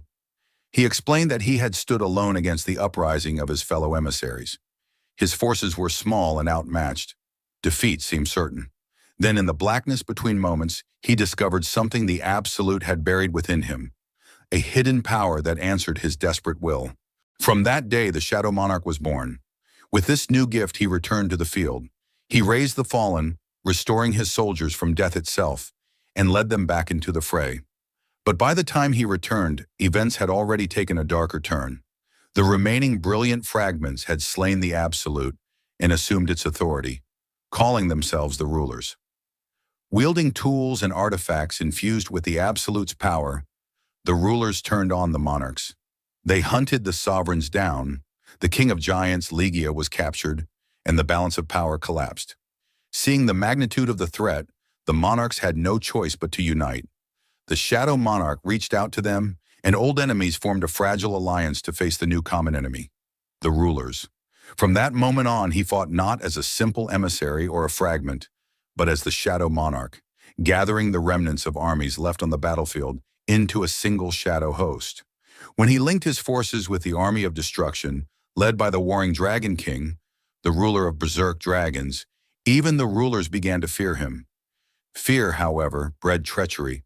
2 monarchs who came to dread his growing power betrayed him. Their betrayal tore his ranks apart and nearly annihilated the Shadow Army. In the chaos, the Beast Monarch abandoned his soldiers and fled, while the White Flame Monarch, Baron, paid with his life. Then the rulers descended from the sky. They surrounded the Shadow Monarch and, to his astonishment, dropped to their knees and begged for forgiveness. They claimed there was no longer reason to fight. Though they possessed the power to erase him on the spot, they chose to spare him, an act that, if nothing else, carried the weight of respect. He had stood at their side on the front lines, fighting while commanding the army of brilliant light. But the Shadow Monarch could not forget what had happened. Turning to those who now begged him, he asked in a voice that hardly concealed his pain, had they not once raised their blades against his liege? Their answer was blunt. The slain had been their master as well. Anger flared in the Shadow Monarch. If their former lord had been master to them too, then their betrayal was all the more unforgivable. One of the fragments tried to explain. They had rebelled because they wanted to end the war, to stop the endless slaughter. They pleaded that they had acted for a higher purpose. The Shadow Monarch did not soften. He challenged them with one final terrible proposal. If they truly desired the end they had sought, then finish it. Pierce his heart with their spears and claim the conclusion they begged for. Let him be the end that would make them victors at last. But the fragments recoiled from such a fate. Instead of driving their spears home, they dropped their weapons and fell before him, begging for mercy and surrounding him in a show of contrition. They bowed and offered their respect, asking him to forgive what they had done. The Shadow Monarch told Sung Jinwoo that he had been overwhelmed and found no way to break the cycle, so he chose to withdraw and bide his time for vengeance. While hiding, he carried within himself the Monarch of White Flames, a sealed power he intended to unleash once he had recovered enough strength to strike back at the Beast Monarch's forces. But things had not gone as he planned. The other monarchs, already weakened from endless war, were crushed by the rulers while he lay in hiding. When he finally reappeared before those who had fled into the gaps between dimensions, conflict did not reign. The dragon monarch forbade any fight. He understood that the monarchs needed time to rebuild, and so he welcomed the Shadow Monarch into their ranks. Together they began searching for a new world where they could rebuild their armies.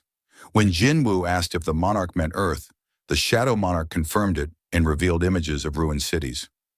Jinwoo recognized one scene immediately, the Demon Castle, and wondered whether the vision showed what would happen in the future. The Shadow Monarch corrected him. It was not the future, but a recording of the past. He explained that the rulers had once been slow to detect the monarch's movements. By the time the rulers arrived, the monarch's destruction was already complete. Furious, the rulers resorted to a forbidden artifact, the Cup of Reincarnation, an instrument empowered by the Absolute that could rewind time by 10 years. In desperation, the rulers sacrificed everything to undo their mistake. Even so, the current Earth was far too fragile to endure a full-scale clash between monarchs and rulers. Regardless of which side won, the planet itself would have been devastated. Faced with that cost, the rulers made a grim choice. If they could not save everyone, they would at least preserve a remnant so life could continue. To that end, they set out to create humans capable of surviving such cataclysms. Hunters designed to stand between the world and annihilation.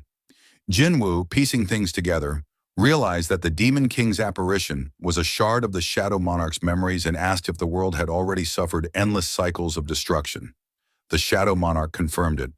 While supreme beings could not rewrite the flow of time, they could perceive the changes made by the Cup of Reincarnation. Now the Cup's power was exhausted and unusable. Jinwoo asked how that could be. The Shadow Monarch answered that the Cup, like all power, had limits. Even the Absolute could be destroyed by its creations. The monarchs had been made to fight and were strong enough to overthrow their creator. The fragments had turned on the Absolute, just as humans can be undone by the tools they forge. The monarchs soon realized they could not face the rulers head-on, so they adopted a strategy similar to their enemies. Just as the rulers had bestowed fragments of their strength upon humans to fight against magical beasts, the monarchs devised their own plan. They would descend into the human world by borrowing mortal bodies as vessels. Through this method, they could appear much earlier than the rulers had anticipated, bringing their armies with them. Their ultimate goal was to transform Earth itself, now overflowing with magical energy spread by the rulers, into a colossal battlefield and trap. But there was one major problem. To become vessels for monarchs, human bodies needed to withstand enormous power. And among all mankind at that time, there were none capable of containing the might of the Shadow Monarch or the Monarch of Destruction. The strength of these two beings far surpassed that of their counterparts, and no vessel yet existed that could endure them. That was when a brilliant mage in the Dragon Monarch's service, the architect, stepped forward with a solution. He offered to find a suitable host, but in return demanded a perfect, imperishable vessel. Because no natural body could hold death, the architect designed a system to search the human race for an individual with a rare combination of traits: a keen sense for magic, exceptional physical potential, indomitable spirit, and iron mental resilience. He built games and simulations to probe human limits and discover the one person who could match a monarch's power. The system eventually identified someone who shattered expectations: Jinwoo himself. Though he had always seemed weak and repeatedly skirted death, he survived where many would have perished. The architect's algorithm was outmatched. Even he could not predict what Jinwoo would become. The Shadow Monarch told Jinwoo plainly he had watched him, even against the architect's intent, and had chosen him. The Shadow Monarch described himself as the record of Jinwoo's struggles, the living proof of his defiance, and the reward for his pain. Jinwoo asked whether, even so, he had been insufficient to contain the Shadow Monarch's power. The Shadow Monarch explained that the architect tailored the system to Jinwoo's human skills and preferences. Games and trials that would both entertain and strengthen him. The system, powered in part by the Shadow Monarch's own energy, slowly leveled Jinwoo up until his body could approach the needed threshold. Why had the Shadow Monarch betrayed the architect and the rulers? Jinwoo pressed. The monarch admitted he had debated loyalties and finally made a choice. He refused to stand with the rulers. He had hidden instead because he could not bear to lose what he had found in Jinwoo. Over time, their identities had fused. The Shadow Monarch became Jinwoo, and Jinwoo became the Shadow Monarch. Ownership of the body, the monarch said, had become irrelevant. They had become one. He then gave Jinwoo a choice. He could remain inside the domain of death, an eternal dreamscape crafted from Jinwoo's desires, and live forever in that endless reverie. Or he could return to reality, to a world where enemies still waited and battles were not yet finished. Jinwoo answered without hesitation. This place was not where he belonged. The Shadow Monarch smiled and began to walk away. When Jinwoo asked if this would be their last meeting, the monarch replied that he would return to his rest. Jinwoo, now the new Shadow Monarch in truth, would live on in an imperishable state. The chances of their paths crossing again were slim. The monarch added that, with Jinwoo's death, his power had become absolute. And then Jinwoo cut him off, saying simply he already understood. The Shadow Monarch gave a final, knowing smile and told him the truth plainly. Because I am you. Meanwhile, the Frost Monarch Salad and the Beast Monarch Raken stood frozen as they witnessed Sung Jinwoo's rebirth. Before them appeared a glowing entity, one of the fragments of brilliant light, protecting the human vessel at the center of this catastrophe. The monarchs demanded answers. Was the fragment truly willing to bring disaster upon this world with his own hands? Was he risking everything to help the Shadow Monarch return? But with no time left, Raken urged Scylla to act. They moved to strike, while the fragment readied himself to buy Jinwoo just enough time to awaken. In a flash, battle erupted. Scylla lunged forward with his trident, but the fragment slipped aside with ease. Raken dove down from above, claws outstretched, yet his target vanished again, reappearing behind Scylla to drive a blade into his shoulder. Shocked, Scylla realized their opponent was reading his movements, adapting to his attacks in real time. Raken noticed it too. The fragment fought like a veteran of countless wars, avoiding every frost technique while parrying each of his assaults. As Raken pressed forward, Scylla attempted to freeze their enemy in place, but once again the fragment proved faster. With a brutal kick to the chin, he sent the Frost Monarch crashing into a nearby building. Raken seized the opening, charging with jaws wide to rip the fragment apart, but instead pain exploded through him as the light pierced his face. An elbow followed, slamming into his ribs and hurling him backward. Roaring in fury, Raken ripped the weapon free, vowing to tear the fragment apart. But even as he spoke, his body trembled. The reason became clear. From behind them surged an overwhelming tide of mana, terrifying in its weight. Raken instinctively leapt back, putting distance between himself and that unfathomable power. Recovering, Scylla declared the fragment's tricks would not work again, then ordered Raken to continue attacking. But Raken refused. The air itself was crying, he said. The Shadow Monarch was coming. Opening a portal, he announced he would go no further. Scylla shouted in disbelief, accusing him of cowardice and betrayal. But Raken answered coldly. His promise was only valid while Jinwoo remained human. With the true monarch awakening, he had no reason to stay. As he vanished through the portal, he left Scylla with one final remark, that he could never understand the terror of facing the Shadow Monarch's real power. Enraged and abandoned, Scylla chose to fight alone. Slamming his trident into the ground, he unleashed his full strength. A monstrous storm of frost tore across the battlefield, forcing even the human hunters to retreat under Lim Tigu's command. Spears of ice rained down, driving the fragment into desperate dodges while Scylla conjured an attack of apocalyptic scale. High above, an enormous glacier formed, swelling larger and larger until it blotted out the sky. With a roar, Scylla vowed to bury both the fragment and the monarch inside an eternal void of ice. The fragment's eyes widened in horror as one of the frozen lances pierced him, severing his arm. He braced himself for the mountain of ice that was about to fall. But before it could strike, a shadow soldier leapt into the sky and shattered it in midair. Baru had returned, stronger than ever.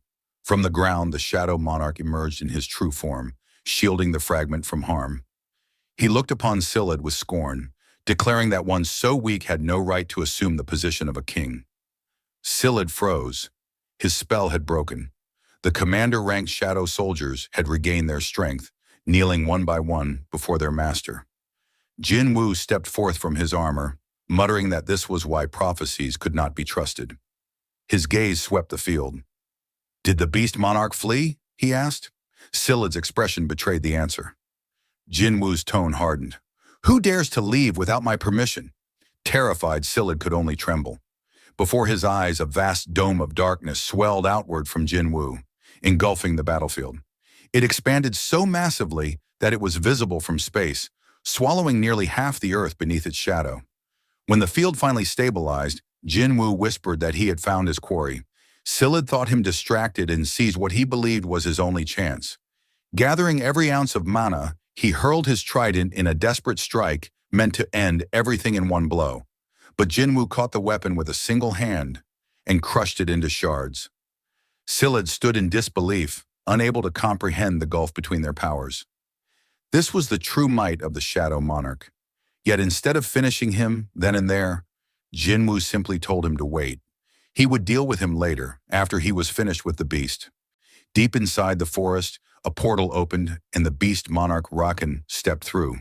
He felt an oppressive aura of death closing in and chastised himself for wasting time arguing with the frost monarch Silid. That delay had forced his retreat too late.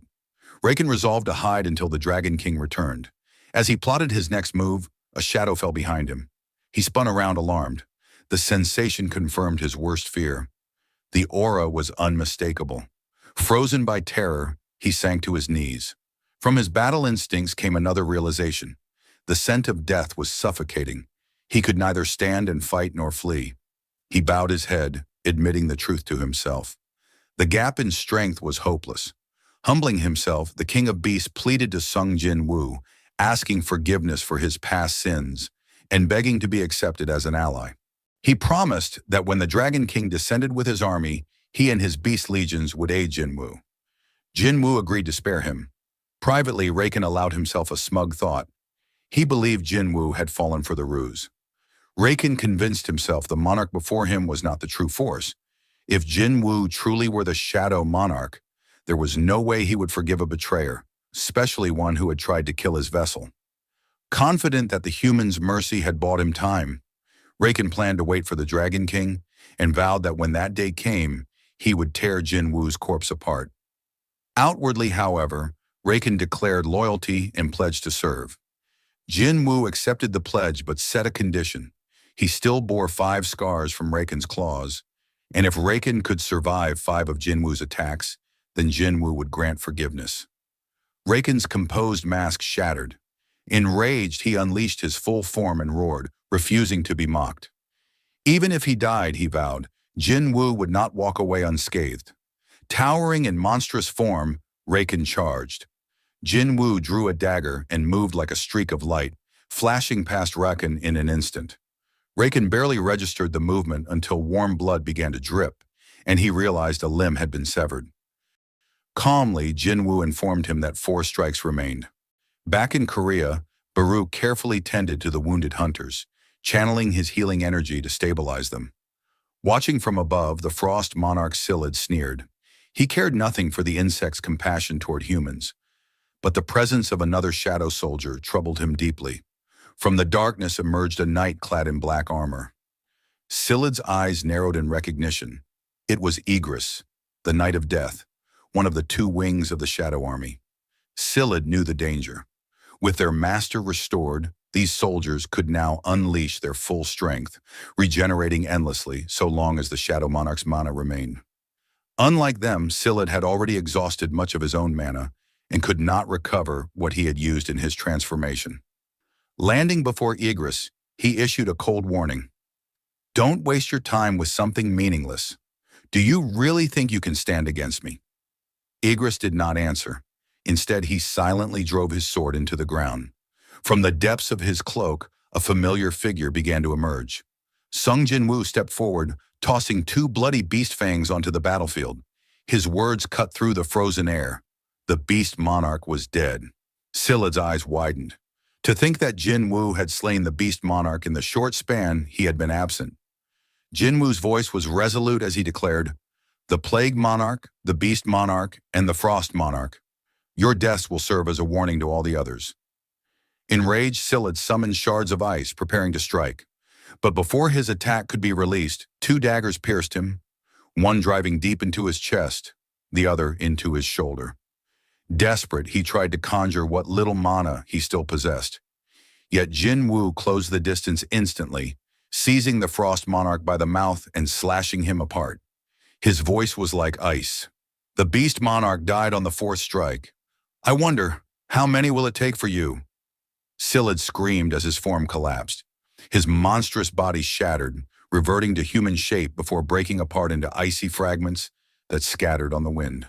With the battlefield now silent, Jinwoo turned toward Baru. Where is the man who was protecting me earlier? Baru lowered his head. He disappeared all of a sudden, my king. Elsewhere, that same man staggered away from the battlefield. His body was failing, his hand breaking apart into fragments of light. He understood the truth. This was the cost of wielding such power within a human vessel. Yet he accepted it calmly. This, he thought, was how it should end. A dagger suddenly landed in the ground beside him. He froze as a familiar voice reached his ears. Did you really think I wouldn't notice if you slipped away? Jinwoo stood before him. His words softened as he asked, Why did you leave without saying a word? Then, in a tone both heavy and tender, Jinwoo addressed him with a single word. Father. The story shifted back to the dimensional prison where Sung Jinwoo had been trapped, and Jinwoo began to tell Jinwoo what had happened on that fateful day. He explained that after a party clears a dungeon boss, hunters must escape the gate within an hour. In his case, however, Jinwoo had been forced to remain inside the dimensional rift with no ordinary way out. At that moment, the rulers intervened. They lent him a portion of their strength and tasked him with stopping the monarchs, including the Shadow Monarch, whose birth was imminent. With no other choice, Jinwoo accepted the ruler's offer and returned to Earth as their emissary. The responsibility weighed heavily on him, and he confessed that he had ultimately failed. Although he realized that the gravest threat to humanity lay inside Jinwoo's body, he could only watch from afar and could not fully prevent the calamity. Over time, the ruler's priorities shifted. Their original aim had been to prevent the Shadow Monarch's full awakening, but they concluded that to halt the Monarch's plan, they might need the Shadow Monarch's own power. The brightest fragment of brilliant light eventually gave Jinwoo a new order: protect the Shadow Monarch. The rulers reasoned that only the Shadow Monarch's army could stand a chance against the Dragon Monarch, who would arrive before the ruler's forces. It was a desperate gamble, uncertain whether the Shadow Monarch would side with humans or monsters. In the end, the rulers received their answer, and that was why Jinwoo had aided Jinwoo. He had chosen the path the rulers set before him. Jinwoo admitted he had never wanted to reveal the side of himself. Hearing the confession, Jinwoo's eyes filled with tears. Jinwoo tentatively asked if Jinwoo had hated him. Jinwoo answered that he had at times and apologized. Jinwoo recalled his early days as a hunter. When death had been near and his only thought was getting back to his mother, resentment toward his father had been strongest. But so had longing. He asked his father if he had missed them.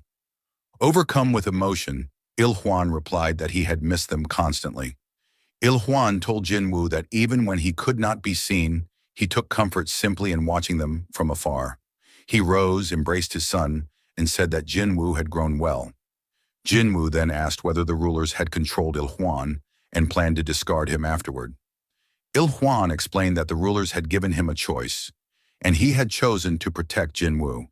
He did not regret that choice. He said he wished only to speak a little longer and to stay, apologizing for not being a better father. After those words, Sung Jinwoo dissolved into the air, vanishing and leaving Jinwoo alone. Jinwoo let out a raw, anguished scream. The scene cut to his mother and sister. His mother, staring out the window, called to Jana and urged her that it was time to move, repeating through tears that they could leave now. Fueled by rage and loss, Jinwoo shouted at the remaining monarchs that they would surely pay for what had transpired. The Shadow Monarch's cry had echoed across the world. The day it shook the planet marked the true beginning of war. We then see a drone flying over the ruined city.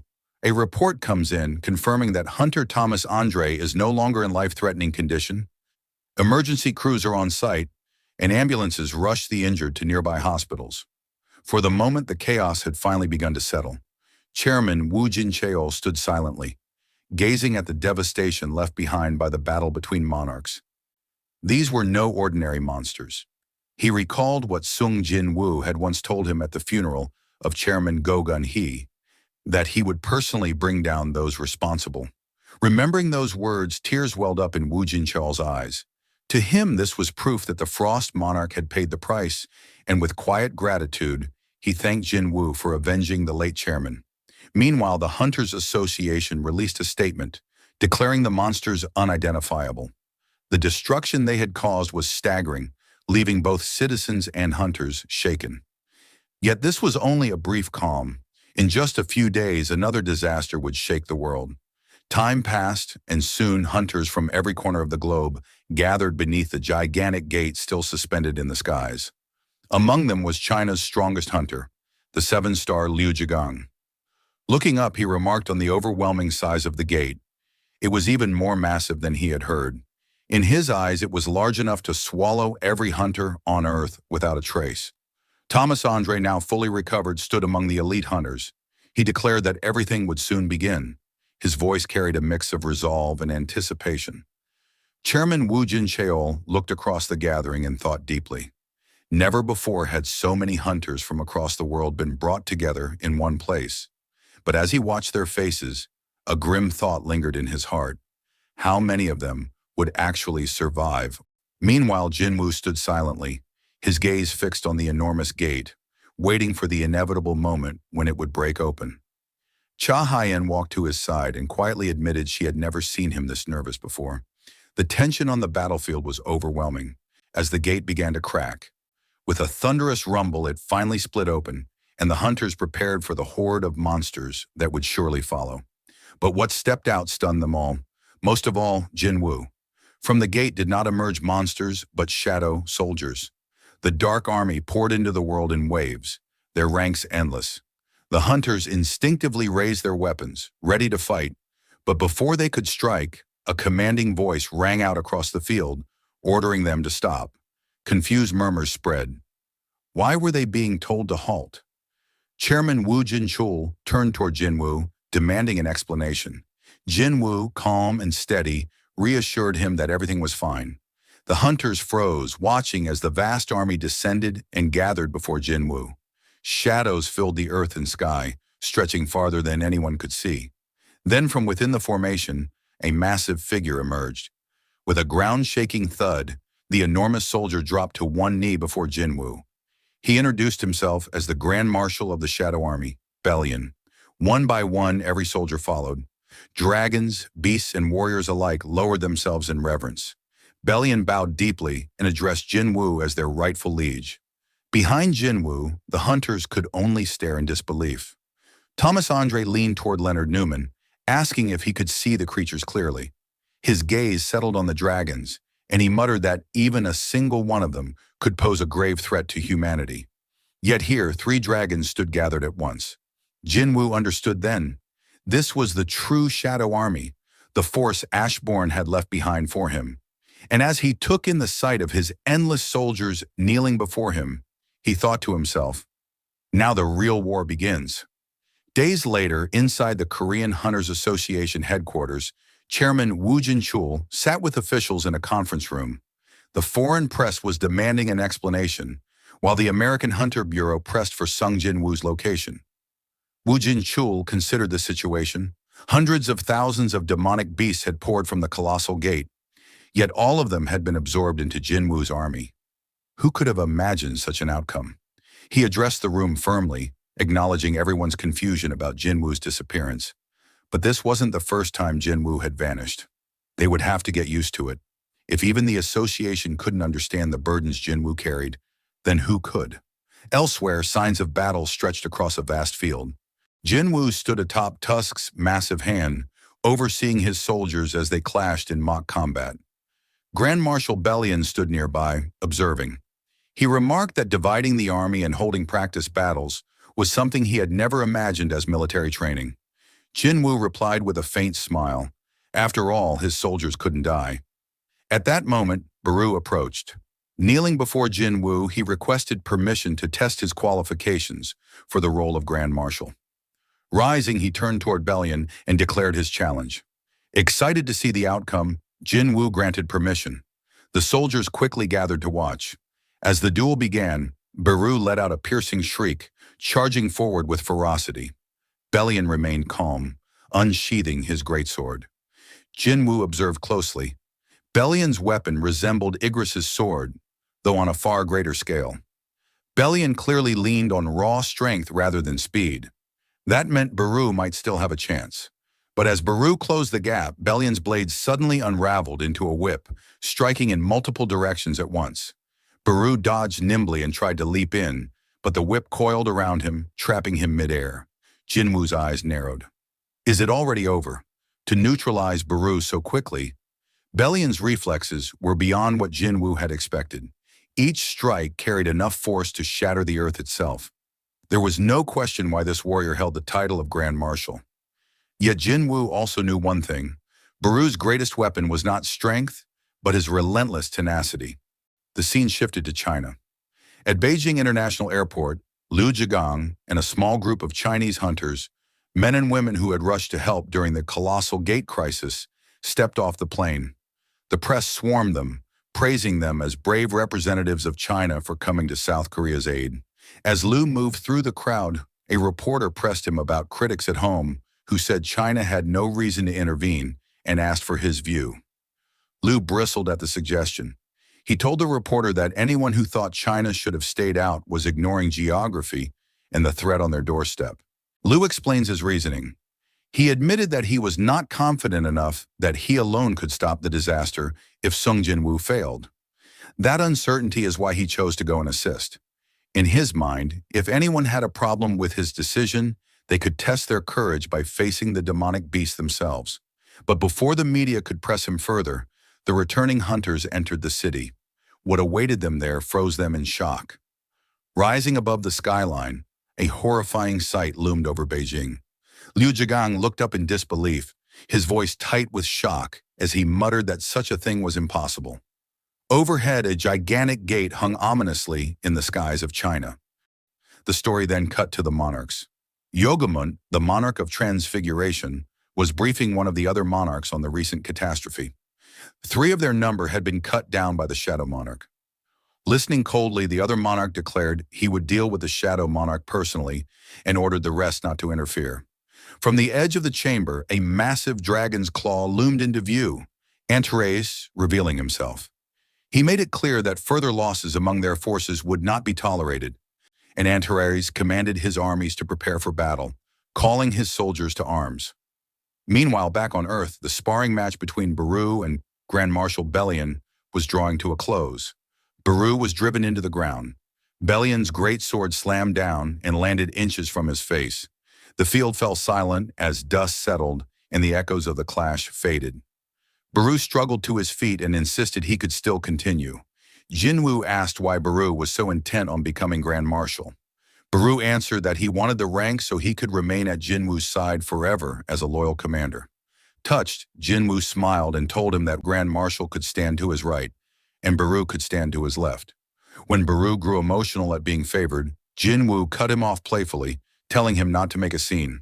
Igris then stepped forward, asking for permission to challenge Bellion next, but Jinwoo waved him off and told Igris to take a position behind him. The tone was relaxed, camaraderie undercutting the raw power that had just been on display. Attention shifted as the dragons in Tusk readied a show of strength. The dragons combined their breath into a colossal blaze aimed at the sky. A demonstration meant to overwhelm the field. Tusk, however, only smirked. Wielding the orb of avarice, he answered with a single, enormous wave of fire that dwarfed the dragon's combined assault. The eruption of flame lit the island and could be seen from far across the sea, prompting cheers from Jinwoo's soldiers. Watching the spectacle, Jinwoo thought it felt a little like cheating to let Tusk use the orb during a contest. Noting soldiers carrying supplies nearby, he asked Bellion what they were doing.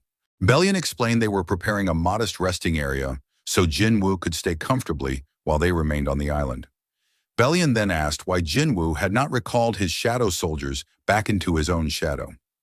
Jinwoo replied that he wanted to give them time to relax after being trapped in the dimensional rift for so long. Jinwoo turned the conversation toward a more personal question. Didn't Bellion miss Ashbourne, the former Shadow Monarch?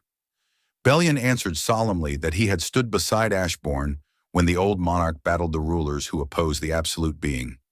He said he had proclaimed himself Ashbourne's first soldier when Ashbourne gained the power of the Shadow Monarch, and that he had remained loyal for what felt like an eternity, never once doubting his master's decisions. Moved by Bellion's account, Jinwoo asked him to tell the story of his time with Ashbourne.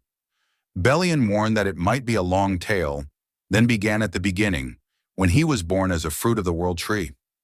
He explained that many of the soldiers of the heavens originated from the World Tree's branches, first manifesting as fruits that later became the mighty warriors who filled the sky.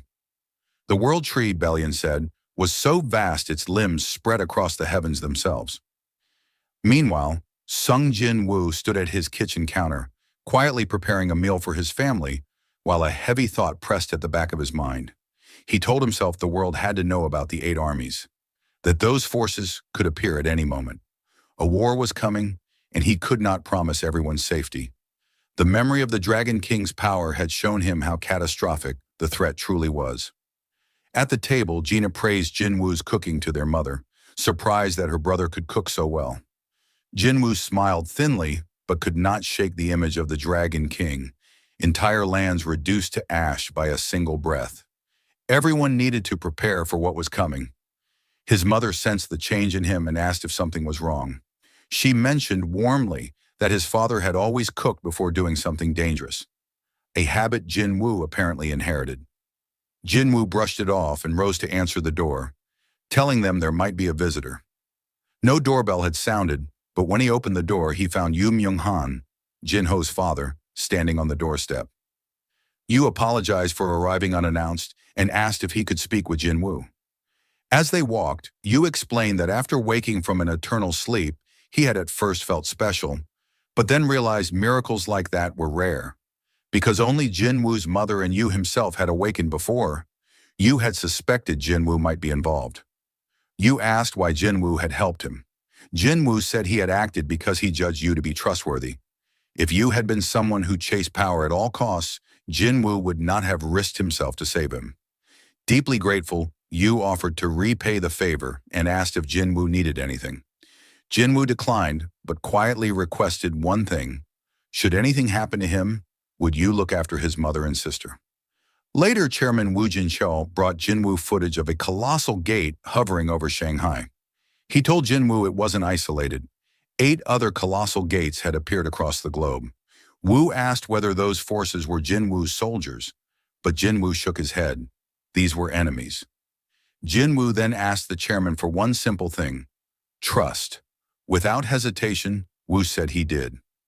Jinwoo placed a finger on Wu Jinchou's temple and poured a flood of memory into him. Visions of the Dragon Monarch, the ruler's armies, ancient wars and dungeons, and the sheer terrifying scale of power Jinwoo had faced. The images overwhelmed Wu. When Jinwoo withdrew his finger, the chairman gasped, shaken and pale. Confronted with those memories, Wu confessed how wrong his old assumptions felt. He had believed hunters were humanity's shield, simple protectors against monsters. Now he understood the truth. The awakened were not just guardians. They were the ones capable of surviving the real war. The conflict was not merely humans versus beasts, but monarchs against rulers, forces beyond ordinary comprehension. Sweat on his brow, Wu asked if Jinwoo truly intended to face such enemies alone. Jinwoo answered calmly that he would.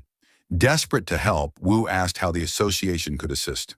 The scene shifted to a large hall filled with representatives and hunters from around the world. Wu asked whether any additional contingents were en route. He was told no. Only the delegates from the 152 countries he had notified that morning. A man in the room remarked on how pale Wu looked and asked what Jinwoo had told him to produce such a reaction. Wu's mind replayed the image. An army of dragons emerging from darkness. A single colossal dragon flying behind them, its presence so overpowering that even the combined hunters of the world could not scratch it. Its breath alone could scorch entire continents. How, Wu wondered, did Jinwoo plan to fight that? He called Jinwoo and told him, "I've gathered the representatives from every country, as you asked. Where are you right now?" Before Wu could finish his sentence, Jinwoo materialized behind him and replied, "I've just arrived," making the chairman's question about location instantly meaningless. Wu warned that revealing the truth would trigger chaos. Some nations would not cope. Jinwoo acknowledged the risk. Wu, still wrestling with the revelation, warned that if Jinwoo acted on what he believed, the truth would inevitably come to light. Meanwhile, Director David Brennan sat in the conference room, quietly observing the gathering. Presidents, prime ministers, guild masters, and association chairmen had all assembled. So many powerful figures in one place. Brennan thought they all must be feeling the weight of whatever Hunter Sung Jinwoo was about to reveal. He wished Jinwoo would say the gates would not cause much harm, just like the previous time. But deep down, he feared the opposite. If Jinwoo declared the worst, then everyone in that room would be facing grim times ahead. After a long pause, Jinwoo finally began to speak. He told the gathered leaders that no one would be able to avoid the coming battle. The enemy would reveal themselves before the eyes of the world and bring destruction everywhere. Some officials shook their heads, unable to believe his words. They asked whether he was claiming that even national-level hunters would not be enough. Jinwoo replied firmly. At least a few hundred demonic beasts would appear, and each one would be on par with Kamish, the greatest disaster in human history. Against such a force, not even national-level hunters would be able to stop them. The crowd grew restless and demanded proof. Without proof, they said, they could not believe him. In response, Jinwoo raised his hand. Gasps of terror erupted across the room as multiple gates suddenly appeared behind him. Panic broke out. Officials assumed Jinwoo had gained the terrifying ability to create gates at will, but he calmly explained that it was not his own power. Their true enemy could create gates whenever and wherever they desired, just as he had demonstrated. The only reason they had not yet acted was because their army was too large to mobilize all at once. A man sitting beside Director Brennan suddenly shouted in fear. He accused Jinwoo of being one of the enemy. He asked if the soldiers Jinwoo had brought from the last gate were meant to kill them. But as the words left his lips, he trembled, realizing what he had just said. Shaking, he corrected himself immediately, declaring that of course he trusted Hunter Sung Jinwoo. Director Brennan, gathering his composure, asked Jinwoo the crucial question. "Now that we know what will emerge from the gates, what must we do?" Jinwoo's answer was clear. He told them, "Stay away from the gates. Get as far away as you can." The scene fast forwards. Cities around the world stood nearly empty. Jinwoo's speech had created a ripple effect across nations. His warning spread quickly. Humanity could not withstand the flood of demonic beasts that would come through the gates. People did everything they could to put distance between themselves and those portals. The narrative cuts back to Sung Jinwoo, who orders his shadow lieutenant Beru to land. Beru obeys instantly and sits down beside him, calm and attentive. As Jinwoo surveys the colossal fortress around them, he wonders aloud whether a place so vast and imposing could truly be meant for him to live in. The scale and atmosphere make the idea feel surreal. Beru answers with a simple confidence. Anything less would not suit Jinwoo, his liege. Jinwoo notices a flag aloft and questions why it had been raised. In that moment, Belian collapses to the ground nearby, drawing Jinwoo's attention. Jinwoo asks whether Belian had engineered the display, then turns the conversation to a more troubling question. What would happen to the Shadow Army if the Shadow Monarch himself were to die? Would Belian assume command? Belian explains plainly that the Shadow's existence is bound to the Shadow Monarch. The instant Jinwoo dies, their lives would be extinguished as well. They are not independent beings but extensions of the Monarch's life force. Jinwoo discussed the upcoming war with Igris. The knight spoke with brutal honesty, telling his master that they did not stand a chance in an all-out war. On the ground nearby stood Beru and Belian. Jinwoo turned to Belian and asked how much larger he believed the enemy's army would be compared to their own. Belian answered without hesitation. Their numbers would be at least 100 times greater. The realization hit Jinwoo hard. If Belian was correct, then they would be facing an enemy force of at least 10 million soldiers. The scene opens in Canada, S-rank hunter Jay Mills stands for an on-camera interview and dismisses the warnings that had been raised by Sung Jinwoo at the recent gathering of world leaders. The interviewer points out that Sung Jinwoo is widely regarded as one of the greatest hunters alive, and asks whether it wouldn't be prudent to take his warnings seriously. Jay Mills shrugs off the suggestion, insisting that even the greatest hunters do not always speak the truth, and that caution should be applied to every claim. Later, Woo Jin-chul shows Jinwoo a television interview with Jay Mills. On screen, Mills dismisses Jinwoo's warning and vows that Canadian hunters will stand and fight whatever emerges from the gates. Woo explains that hunters have been convening in Canada under Jay Mills's leadership, and that elite forces from other countries are also positioning themselves for a major raid. Woo asks Jinwoo what his plan will be. Jinwoo replies that he will first travel to China to assist with a dungeon break there. Inwardly, Jinwoo acknowledges the harsh reality. He cannot possibly confront all 8 monarch armies at once. He must prioritize. His first duty is to protect Korea and his family, so he will eliminate the nearest threat before turning to the others. Jinwoo reasons that prolonging the conflict on favorable terms will increase humanity's odds. The longer the battle can be fought with careful strategy, the better the chance for Jinwoo and humankind to prevail. Time jumps forward. Jinwoo arrives in China and is greeted on the tarmac by hunter Liu Zhigang. Jinwoo asks why Liu, rather than government officials, is meeting him. Liu admits the officials had been occupied with pomp and ceremony, the trivial placards and formalities. So Liu came personally to escort Jinwoo. As they move toward the staging area, Jinwoo notices the gate looming on the horizon. So enormous it can be seen even from the airport. At the gate, Liu shows Jinwoo the assembled force gathered for the raid. He proudly describes the contingent as China's army of 100,000 hunters. Jinwoo takes in the vast numbers and allows himself a rare flicker of hope. With this many fighters, perhaps humanity has a fighting chance in the war to come. Liu stresses that the strength isn't only in numbers. These are China's elites, the most skilled hunters drawn from every province and division, gathered for a single decisive operation. When preparations finish, Liu tells Jinwoo the raid will begin soon. Jinwoo nods and begins summoning his shadow army. The sheer volume of shadows that answer Jinwoo's call leaves Liu speechless. It becomes clear that Jinwoo operates on an entirely different level. Baru steps forward among the summoned shadows and makes his presence known, asserting aloud that the king's left flank belongs to him. Jinwoo quickly quiets the tension. The gate begins to crack and fissure as everyone braces for monsters to pour forth from the sky. Jinwoo steels himself, ready for the storm. For a moment, nothing erupts. Balian approaches Jinwoo and reports that he senses no life or presence within the gate. The emptiness is not limited to this site. Jinwoo asks Balian about the other colossal gates that had appeared worldwide. Balian replies that from the reports gathered by the shadow soldiers, every gate around the globe appears the same, silent and empty. Jinwoo's mind works quickly. He deduces the enemy's strategy.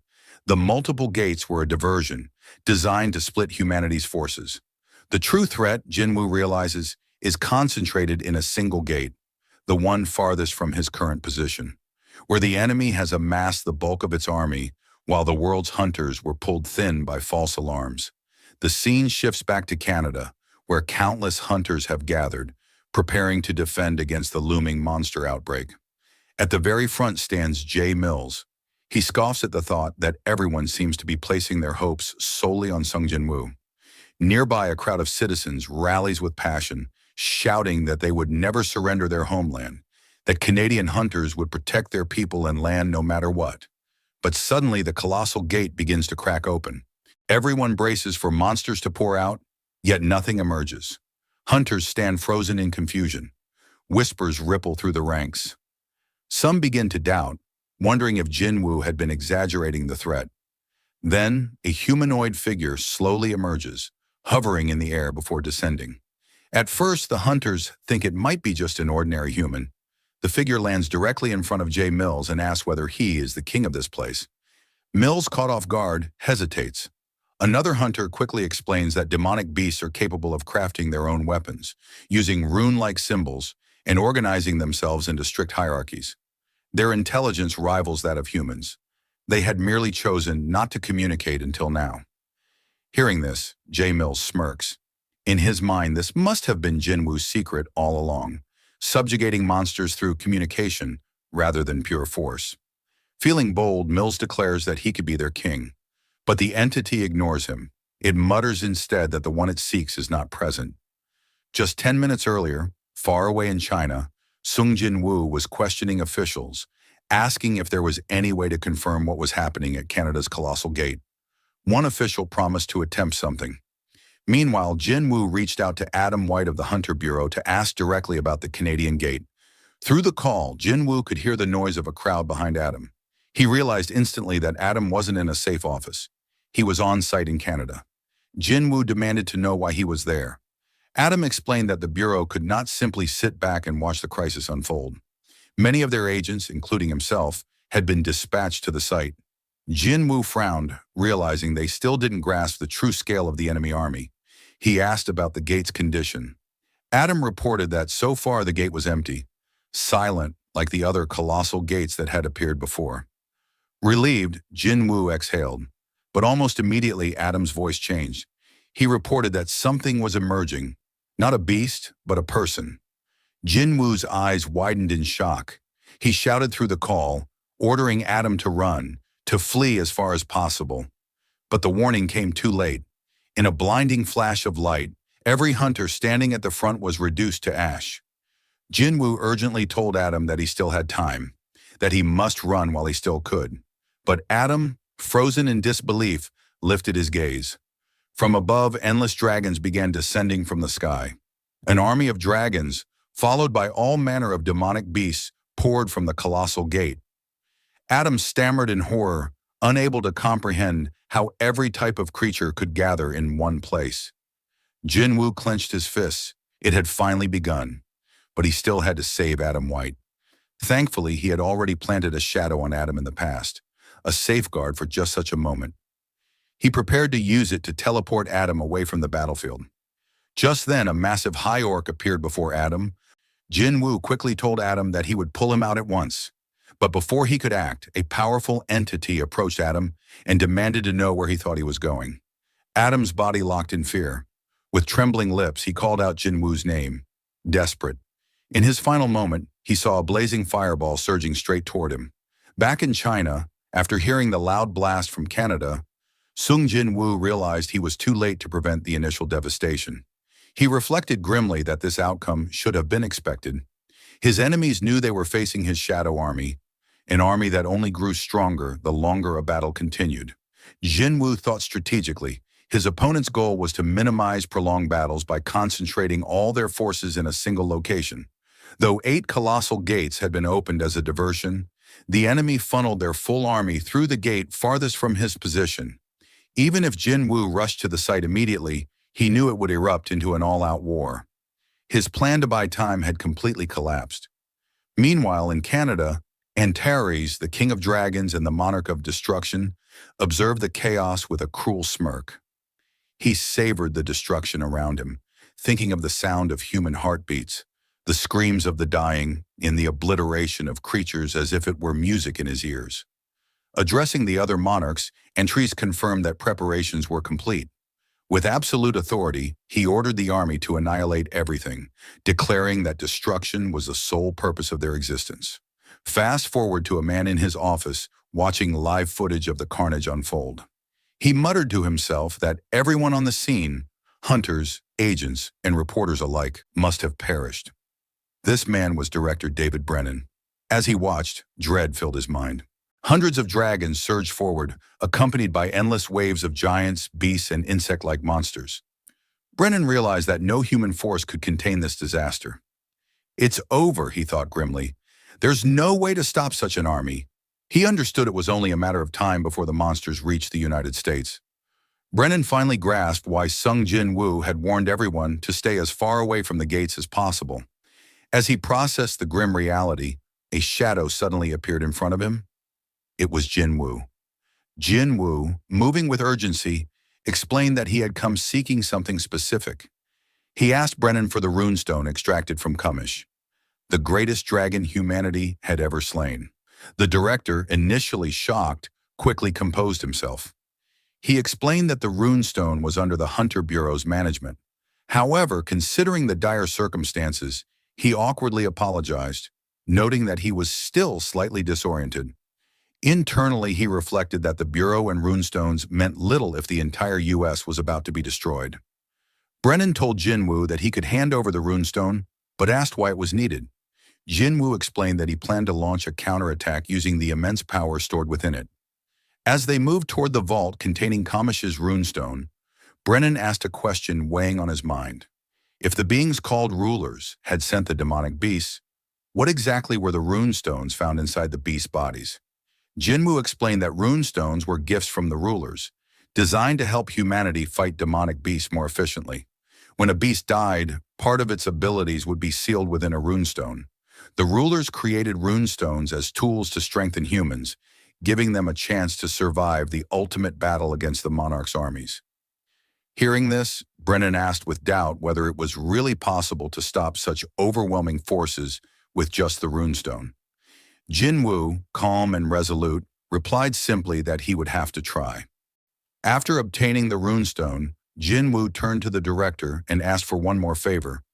The scene shifts to Lady Selner, who speaks with quiet astonishment. She admits that she never imagined anyone would come seeking her at a time like this. She studies Jinwoo carefully and questions his identity. She remarks that he is no longer the person she once knew, that in the past, darkness existed only deep within him, but now he has become darkness itself. Jinwoo responds calmly, telling her that he is still the same person she knew, only that he has fully embraced the darkness she had once glimpsed. He then asks her if she can truly see the future and requests that she look into what lies ahead for him. Lady Selner nods, acknowledging his request, and gently takes his hand. Moments pass in silence.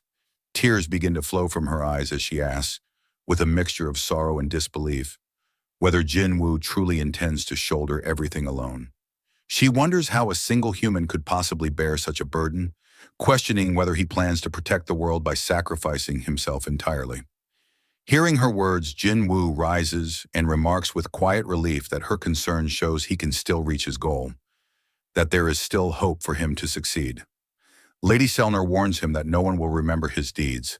The fight ahead will be lonely, one he must face entirely on his own. Despite this, Jinwoo begins to teleport away, determined to continue his mission. The scene shifts to Jinwoo standing atop a tall skyscraper. He pulls out his phone and places a call. On the other end, a familiar voice hesitantly asks if it is really him. Jinwoo apologizes for his absence, explaining that he has been busy. The voice belongs to Hunter Cha Hyen, who reassures him that it is fine, admitting she has been busy as well. Jinwoo comments that it has been a long time since they last met and promises that they will see each other soon. Cha Hyen requests a promise that Jinwoo will indeed come to see her. He replies firmly that he will. Upon hearing this, she smiles, comforted by his assurance. Their moment is interrupted when Hunter Choi Jong-in approaches and tells them that it is time to move forward. The camera pans out to reveal hunters from across the globe gathering for the impending battle. The Asian Hunter Alliance, the European Hunter Alliance, the African Temporary Guild Union, and the Chinese Emergency Response Alliance have all mobilized. Hundreds of thousands of hunters prepare to march to the battlefield, each one aware of the stakes ahead. The story shifts back to Canada. Antares, the monarch of destruction, stands atop countless corpses of fallen hunters. He channels a massive wave of mana, deliberately sending it across the world for Jinwoo to sense. With his power resonating through the skies, he declares that he is right there. The magnitude of Antares' mana wave is so immense that it reverberates across the entire world, reaching Jinwoo wherever he is. Antares speaks with deadly confidence, proclaiming that he has already claimed the lives of tens of millions of humans. He taunts Jinwoo, asking how much longer he plans to hide. Jinwoo, calm yet resolute, replies that he will come to face him soon. The season finale ends here. Thank you so much for watching. I really appreciate it. If you haven't subscribed yet, please consider subscribing. Thanks again for your support, and I'll see you next time.